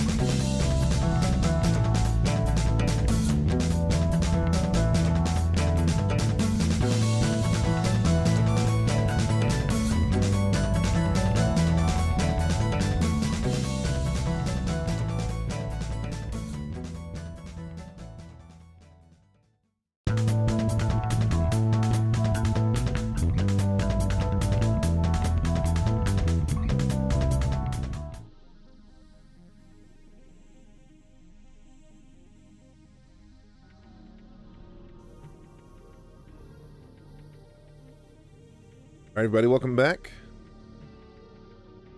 Zell should be here shortly.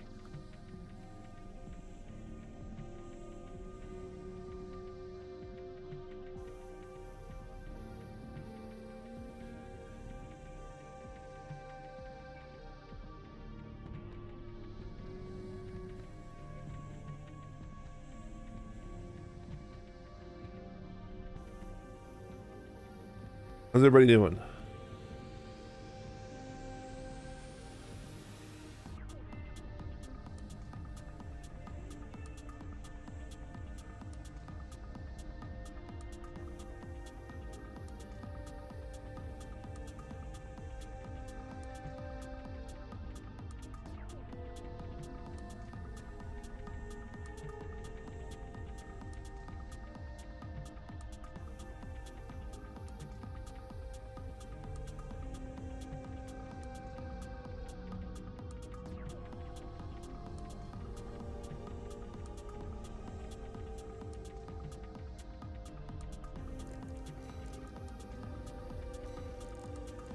Tunes.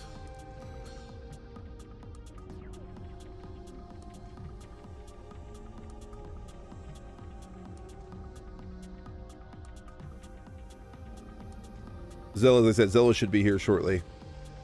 We're at grand finals. Blend versus Kaine. Man, it's going to be amazing. The run back from what happened earlier. Pretty sure this is who was in winner's final too. Yep. This is a run back. This is a chance for Kaine to get redemption. To be redeemed.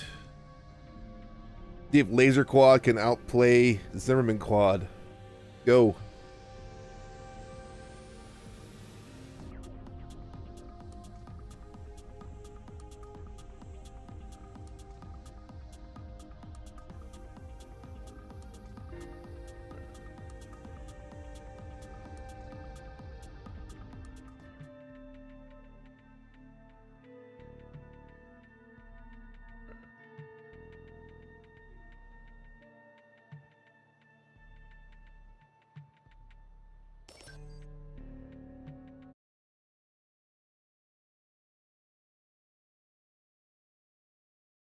And we're off.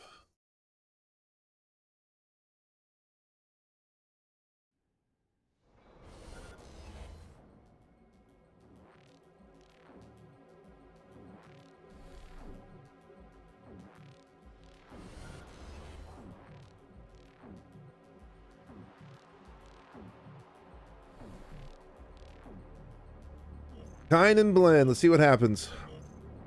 All right, we're looking at Kaine's perspective here. Going with the laser tetra. See what he does here. Now, last time he played a little bit different spacing. When he played different spacing, he did a lot better. So I'm assuming that's the route he's going to go with this one as well. So we will see.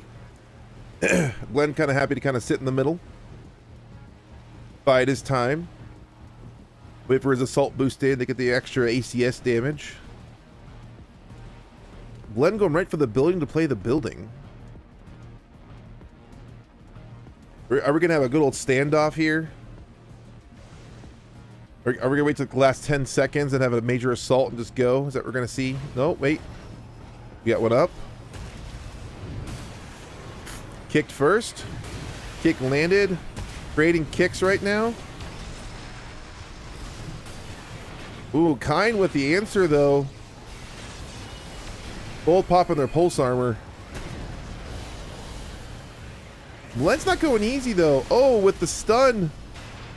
Oh, the kick combo, though. He gets the shotguns. He's dead. That's it. Yep. With a sliver. Ooh, wait. Ooh, who died? Who died first? They both blew up. Who was it? It gave it to Blend. Oh, close. Gave it to Blend. See what happens this time.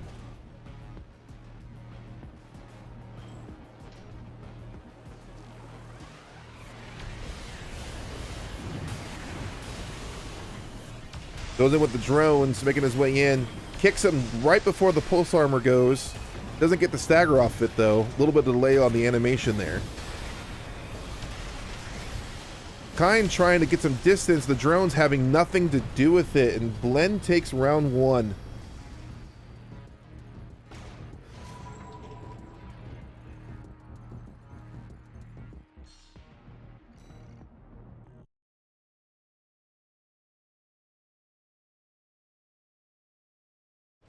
You find what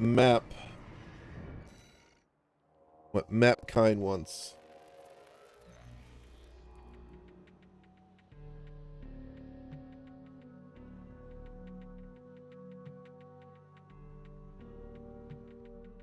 He's fine with sticking with dunes. Before I do, I'm gonna yoink Zealous down here. Oh, he joined on his other cord. Hey, Zealous. Hey, what's going on? I will hold on a minute. Let me go ahead and make this active. Check. Check. Sorry about that. I had to kind of re-engage everything. You doing okay? Doing good. Family's dropped off. They're at their event. My oldest is still here, but we're at Grand Finals. Blend. It was close matches. In fact, the first match was almost a double KO. Oh wow. I mean, they actually both blew up. Oh. It gave Blend the win by like half a second, probably. Oh my gosh. Yeah, that's how close it was. Crazy. Well, round 1 goes to Blend. All right. In the mix.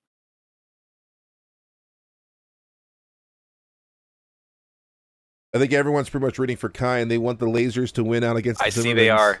They're done. They're done with the Zim. By the way, they want the lasers to win. Hey out there, chat. You guys ready to make some noise and close this thing out?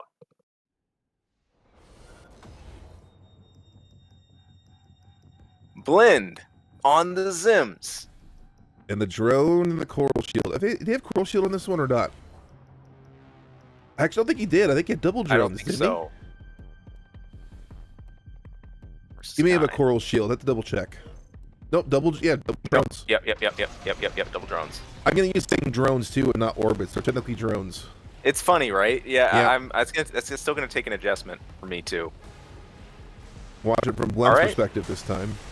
Working his way in and working the uncharged drones. First and foremost, using that assault boost movement just to chain boost up, get above, get that vertical advantage. And now coming down with the Zimmermans, you know what time it is. Boost kick into Zims, coral shield, shielding up well from Kaine, and he's going to be able to kind of calm things down a little bit, lower that temperature until we're going right back up to 500 degrees again. The boost kick, the dual Zims. It's not over yet. Kaine not checking out of this thing, refusing to go down, and check it out just like that. The turnaround. Kaine with the win. Taking down the Zims with the laser again, proving that even in the 11th hour, that burst potential is here to stay. You can't sleep on lasers. You gotta respect lasers. If you don't respect lasers, it'll hurt. You gotta respect them. Oh, gets the kick, just barely whiffs the side. Kick and whiffed some Zim. Those first ones were way out, but that stun found its mark. Popping that shield. Make sure things don't get that too stun. haywire. Oh, the combo with the lasers though. It's a lot. Boom! And Blend goes down again. Just like that. Once again, the Zims fall into the laser quad, falling to Kaine, establishing 2 up. Kaine evening the playing field, 1-1. Remember, Kaine is on the loser side, so if he wins 3 of the 5 here, he resets the bracket. And it's looking like right now, everybody out there is pitching for the bracket reset to happen. You guys want that? Whoever doesn't want the bracket reset? I know. It's golly. Blend is. I think we're staying at Dunes. Blend's good with staying here. I think we're staying put at Dunes. I think that's what's happening. Okay. Yep. We are going to be in the desert for the remainder of this tournament. We're going to be dry and crusty, getting sand. It's coarse and it's rough and it gets everywhere. But you know what? It's still good for AC action though. I didn't bring enough water. Get out of here, man. I'm toast, man. I'm already sweating this. All right. Kaine running with the momentum. He's got the crowd behind him. He's got the quadruped power of the walking laser death. A very classic quad idea by way of ordnance. Quad's always able to carry a tank's power on a more mobile platform. Very, very classic throwback to what quads have always been about. Yes, Serial, I made the sand reference. You can get me later. I don't care. I did it. Not very often you can talk about sand in a reference like this. All right. Here we Although go. they were sandwiching each other pretty good earlier, where they just kept kicking and kicking and kicking. So we'll see. Kaine it is. Taking this time to just take in the view, sidelong periphery, and we're right into the laser dance. I'm imagining Blend's going to try to be more aggressive. Yeah, check it out. He's already up in his face. Oh, he brought the Stunned. Morley build. I wasn't paying attention. He did. Oh, and popping a counter coral shell. Okay, fair enough. Working our way back in. Both players keeping vertical. And it looks like we're gonna have the aerial showdown right here. Zim to laser, kick to kick. Oh, who is it? Look at this. Was it Kaine? It looks like Alpha takes it. Kaine gets it. Another almost double KO. That's 2 now. Crazy. What is going on?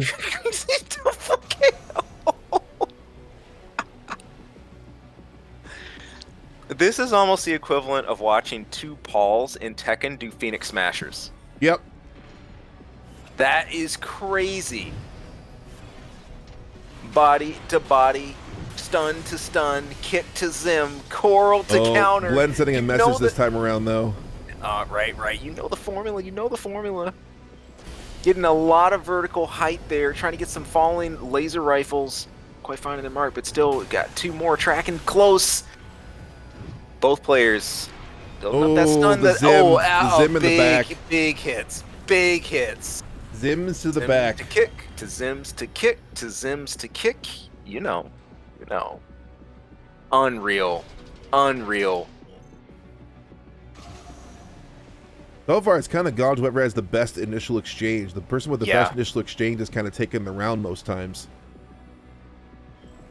The first kick exchange seems to decide who wins it. Yeah, oh, Blend had a good kick there. Look. Up close and personal. Kaine dipping right the back in Morleys. for that surprise dip. The Morleys. Look at that. The spread Zook's doing work. And just committing crimes here. Heinous round or 2 right to the chest from the Morleys, delivered from Blend. That's a specialty. You don't even have to sit here and call 1-800-Flowers. Blend will bring it to you live with the Morley. That's a win. That's another win up for the Zimmerman quad. Man. Jeez. Morley's MVP on that round. They really did some work. We're sticking dunes. Look at that. Sticking dunes. We're not leaving the desert. We're staying parched. Wow. We're gonna stay thirsty. We're gonna be asking for water. Look, I'm sitting here reaching for my water right now, man. This is too much. It's too much.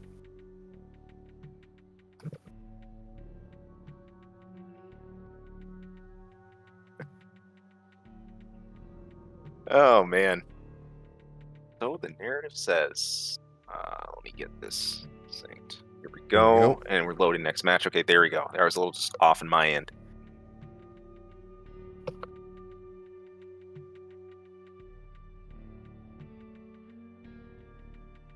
Get water? That's what I'm saying. I needed it.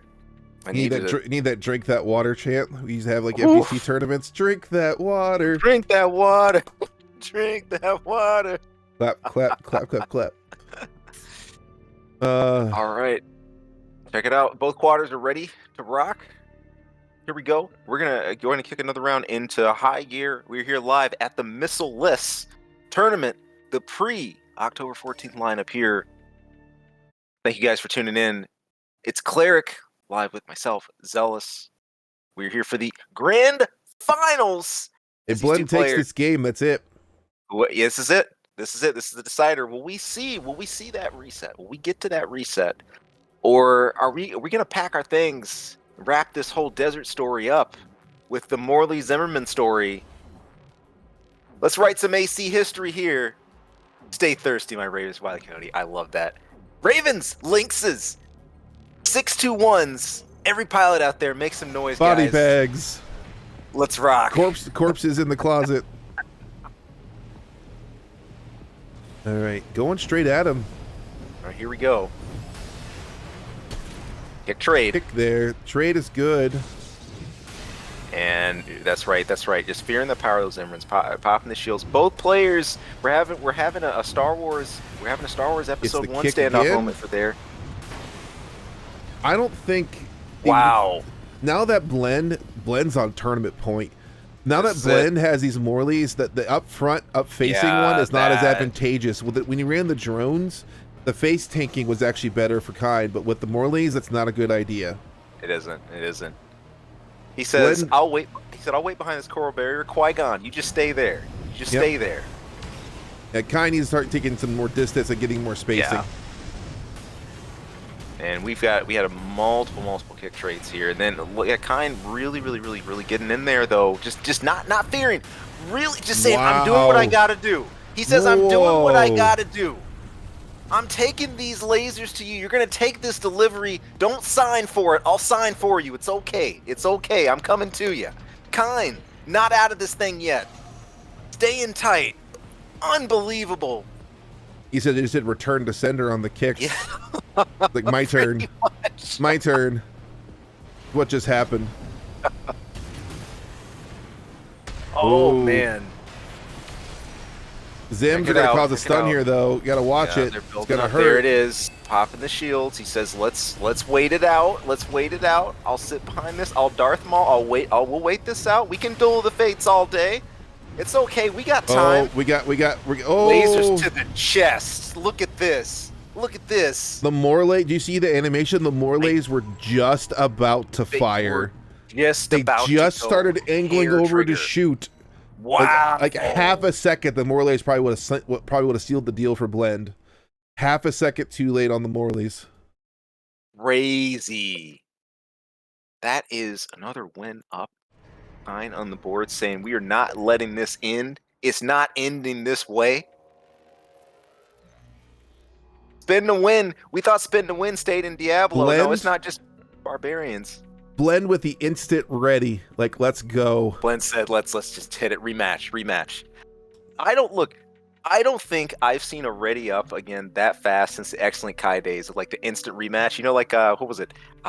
Heaven's Flame? Yep, Heaven's Flame. Yep. Instant rematch. Look, if you're feeling it, if you're comfortable with your design, just go with it. Get in there, and just hit that re-up. You know what's happening. There's no need to change the plan at this point. The coordinates are locked in. We know where we're going. We got a plan. We got the cartography. We got the atlas. Dual Zimmermans, Morleys. Let's see it. Here we go. Running this back again. Kaine on the laser quad. Let's rock. Yep. Don't use MapQuest. Don't print out your directions. Use your GPS. Most people in that chat don't probably even know what MapQuest even is. It's back when you used to print your directions out because you didn't have any other options. Yeah, man, back when we were still kind of Blackberries and like before we had flapping phones. Unbelievable. There it goes. Trade. Snaking along, and we're into the spin-a-rooney. Pulse armor just in time. Very patient from Blend there, waiting till Kaine came in and committed. That was now smart. With the chase down, now with the rundown. Here it is.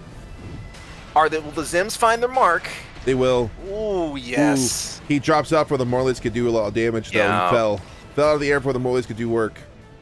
Got some ricochet, but the Zims are reloaded, heading back in.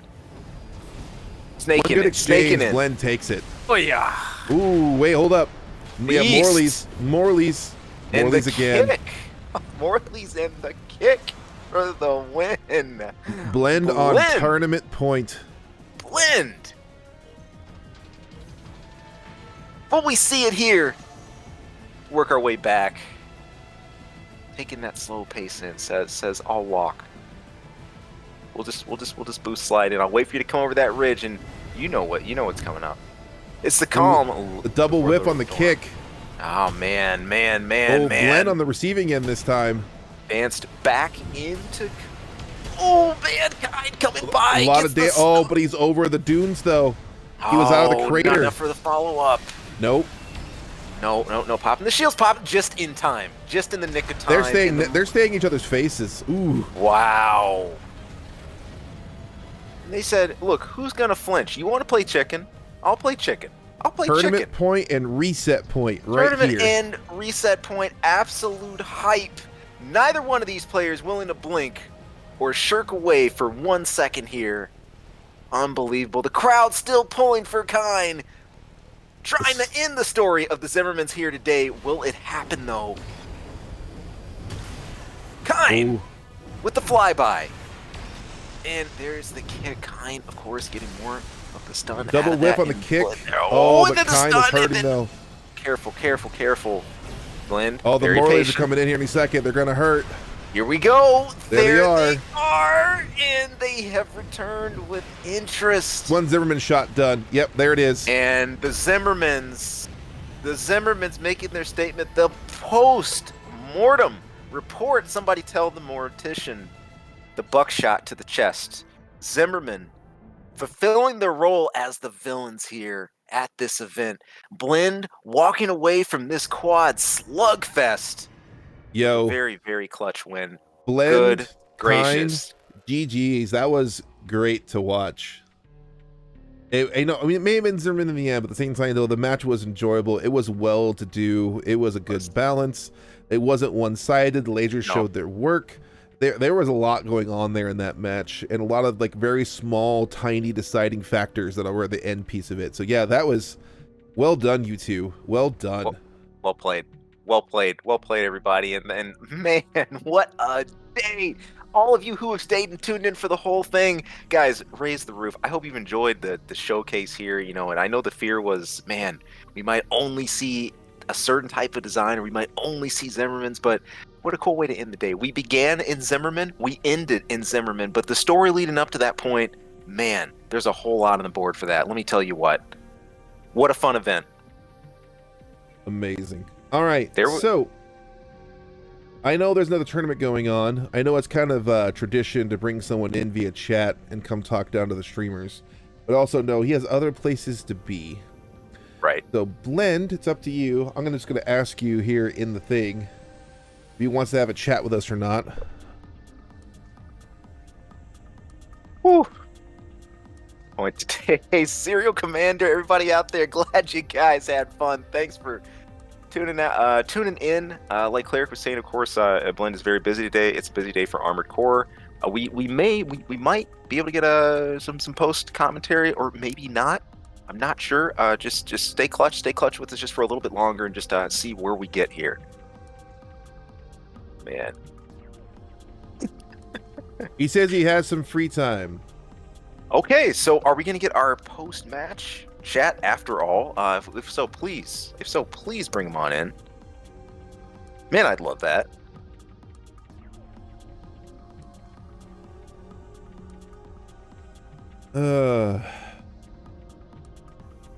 Boy, oh boy, oh boy. Whew, I need a second. I'm taking a drink of water. That, sheesh.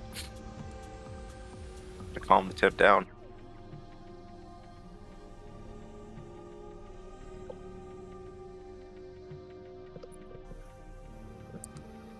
Waiting for Blend to join a chat channel so I can pull him down.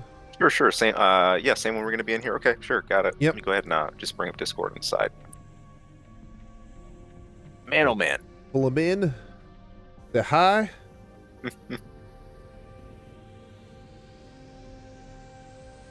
Oh man, our pleasure. This was awesome. I want to give thanks for the invite. All right, moving him down. Hey Blend, how you doing? Hey, what's up? Hello. Hey, good job on the Welcome. tournament, man. You did good.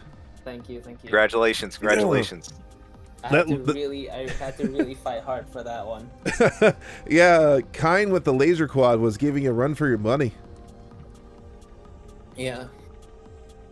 So let me ask you. So after you tied it up 2-2, So this is the question I asked. Did you have any kind of a change of approach at that point as far as how you wanted to go about it, or did you just kind of go, I'm going to go on the face and see what happens?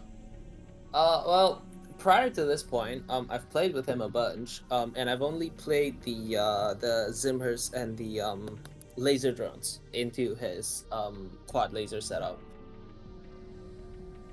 Okay. So you think the Morley's was a different sound? I don't know. It was a bit of a gamble, because I never really tried it against him before. But like in theory, in my head, I feel like it would work. So I did that. And Yeah, I really feel like the Morleys did the most work for you, to be honest with you. I was noticing multiple times when the Morleys fired well, you did great, and when they were just a little too slow, it's when you lost. So yeah, the Morleys definitely worked out in your favor. Yeah. That's a real tournament wildcard element. Also, props. Sometimes this is really proof that you don't always get time to fully field test every idea, but sometimes the hype is that idea, in theory should be really solid. That's the kind of edge and wild card you bring into those final rounds that can really take you over the edge in a tournament, so you never know. Fun play. Man. How good you went and disbanded the room. Smart stuff. I did. All right, so we won't hold you much longer, Blend. Anything you want to say, or you just want to go play? Oh, okay. No, I got I'd say, I don't know, 5-10 minutes before before that set calls me, I think. Nice.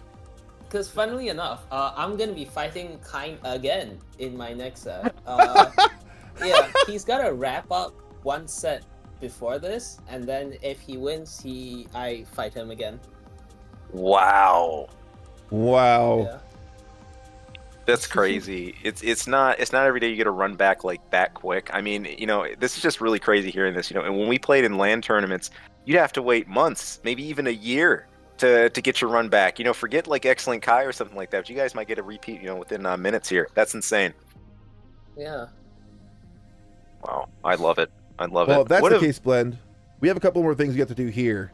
Yeah. So you probably should go take a break, go get hydrated, get a snack or something while you have a chance, and have a chance to do some other things. But no, seriously, congrats! I'll be sending you over a wonderful emblem later that one of our Discord people made, and also I'll be assigning you the tournament winner role here in Discord here shortly. You get a nice little prestige there on the side if you're ever online. And dude, you're welcome back to any of our tournaments. We're actually going to announce one here in just a couple minutes. You're welcome to join that one too. Okay. Cool. All right. See you guys. Been real. Take care. Congrats. You too. All right. So, speaking of announcements. First and foremost, before I say that, thank you, Zealous, for holding down the commentary while I was multitasking 4 different things. You kept the hype alive. My pleasure, dude. And you'll be back for us on the 14th tournament again. Be prepared for that one to be most of the day. I'm assuming the sign-up's going to be wild for this thing. That's going to be big. I'm trying to block out most of that day for it. So what you're going to have here, I'm actually going to link it in chat. So if you want to go sign up, you actually can go sign up right now. Sign-ups are now live. I made them live as a couple minutes ago. And I just released a video explaining what it's about. So for those of you around the fighting game scene, you are probably familiar, if you're maybe not, with Capcom vs. SNK 2. Oh yeah. In Capcom vs. SNK 2, you had the ratio system. So essentially, it's usually a 3-character game. What you could have ratio 2 and 2 1s. Essentially, the higher your ratio, the more damage, more health you had. You could have a couple 2s if you wanted to, have a 3 and a 1, or you could have a really big single character 4. Mm-hmm. Well, that same system was applied by Justin Wong a couple years ago to MVC2. He started running MVC2 ratio tournaments where he has applied point values to different characters. And from the different characters, what you have is like the top tier, like your Sentinels and your Magnetos, they're worth 5 points. And you only had 7 points to work with. So if you want to pull one of those uber top tier characters, you can, but then you only have 2 points to work with in order to go around. So I would love that kind of system for Armored Core. And I was talking to the people about my idea and what I would like. And Cassis, and we had Drifty, Gray, a whole bunch of other people on our Discord chime in. And after talking about it, they said, let's make this reality. We want to see this work. And did a ton of math, ChatGPT helping some. and getting the form figured out. And we will have a builder we'll be releasing in a couple days. And so I'm announcing the Cleric's Armored Core 6 ratio system tournament.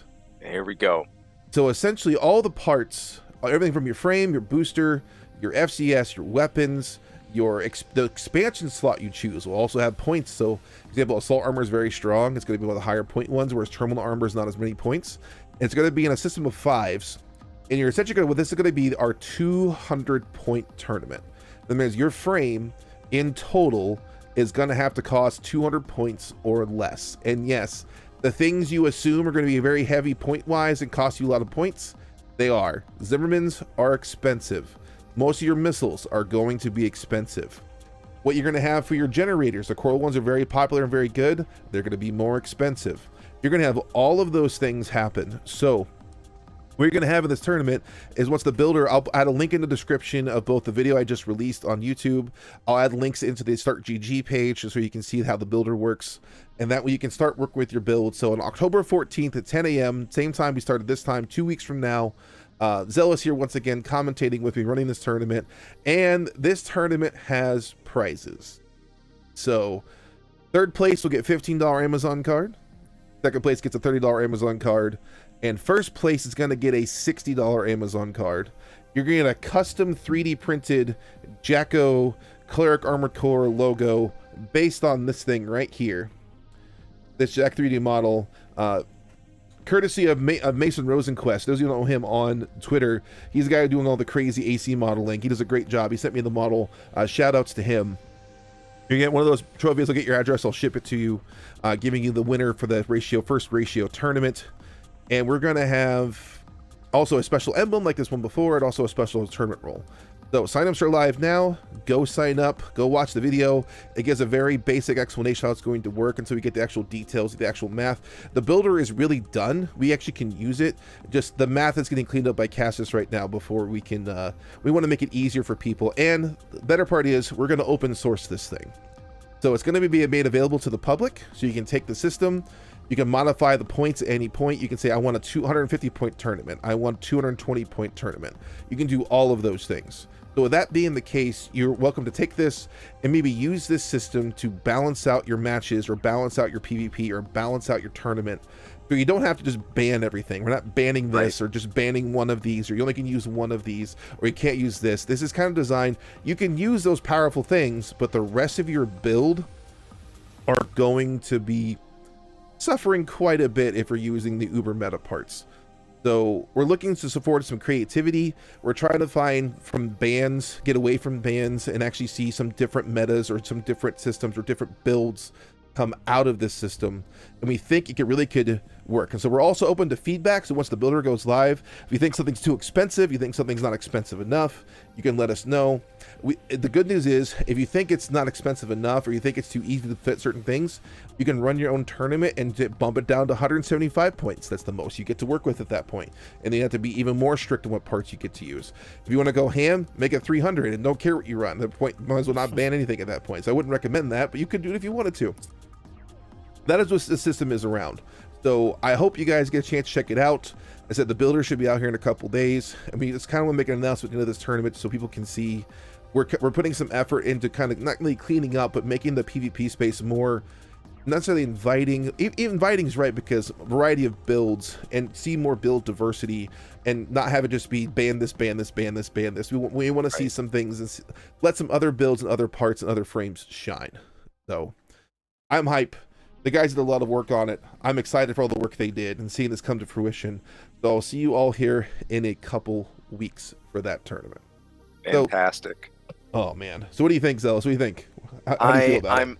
I'm stoked, just hearing the full layout, and a lot of this I'm getting live, with you guys here as well. What's exciting about this is this really encompasses a vision that we've hoped for, and we touched on this when we were in California at the launch of AC6, and it's that much more prescient even now about turning things, the hands of the players and the community to take, and this idea of sort of giving a rough, model potentially for other people to run with, like for tournaments and stuff down the line, sounds awesome. I always laugh when I think of the ratio system, because I think of Hawamaru and the quarter slash, but in all seriousness, it could work really well depending on the values that are assigned to each part. It's really going to be cool to encourage people to check out maybe some of the generators you didn't get into, maybe some of the boosters you didn't think of trying before, maybe some of the weapons you didn't think of putting together. That's when ingenuity sort of like, meets chance, and you get this chance to really dive in and maybe experiment with things you wouldn't have messed with otherwise. And hopefully this really starts to get people outside the box, which is what Armored Core has always been about, and hopefully accelerate that process of personal expression and different types of designs coming into play. Hope this accelerates the whole thing. I'm stoked. I can't wait to be there. I will come with a lunch, with rations, with a breakfast, with a dinner, anything I have to be here to cover that day. I will see you guys here on October 14th. So be there or be square. Can't wait. SD's like ratio 4 Hawamaru. Oh Yeah. man. You Funny know you what say I'm talking that. about? I You know actually what I'm got talking about? I actually got to commentate that at Combo Breaker one year in CVS2. Justin Wong busted out ratio 4 Hawamaru, and Oh, I forget gosh. who I was commentating with. It was me and him together. We're talking, and dude, it was a delight to see. So we're looking forward to seeing what people will bust out with this tournament. So that is it for today. There's some other tournaments going on. Feel free to go and check them out. Give some more love to the Armored Core community. There's a lot of awesome things going on right now, and I will looking forward to see you all in the next tournament, if not the next video. You bet. Everybody, it's been awesome. Signing out. Take it easy. We'll see you next time. Peace out. Keep that grind.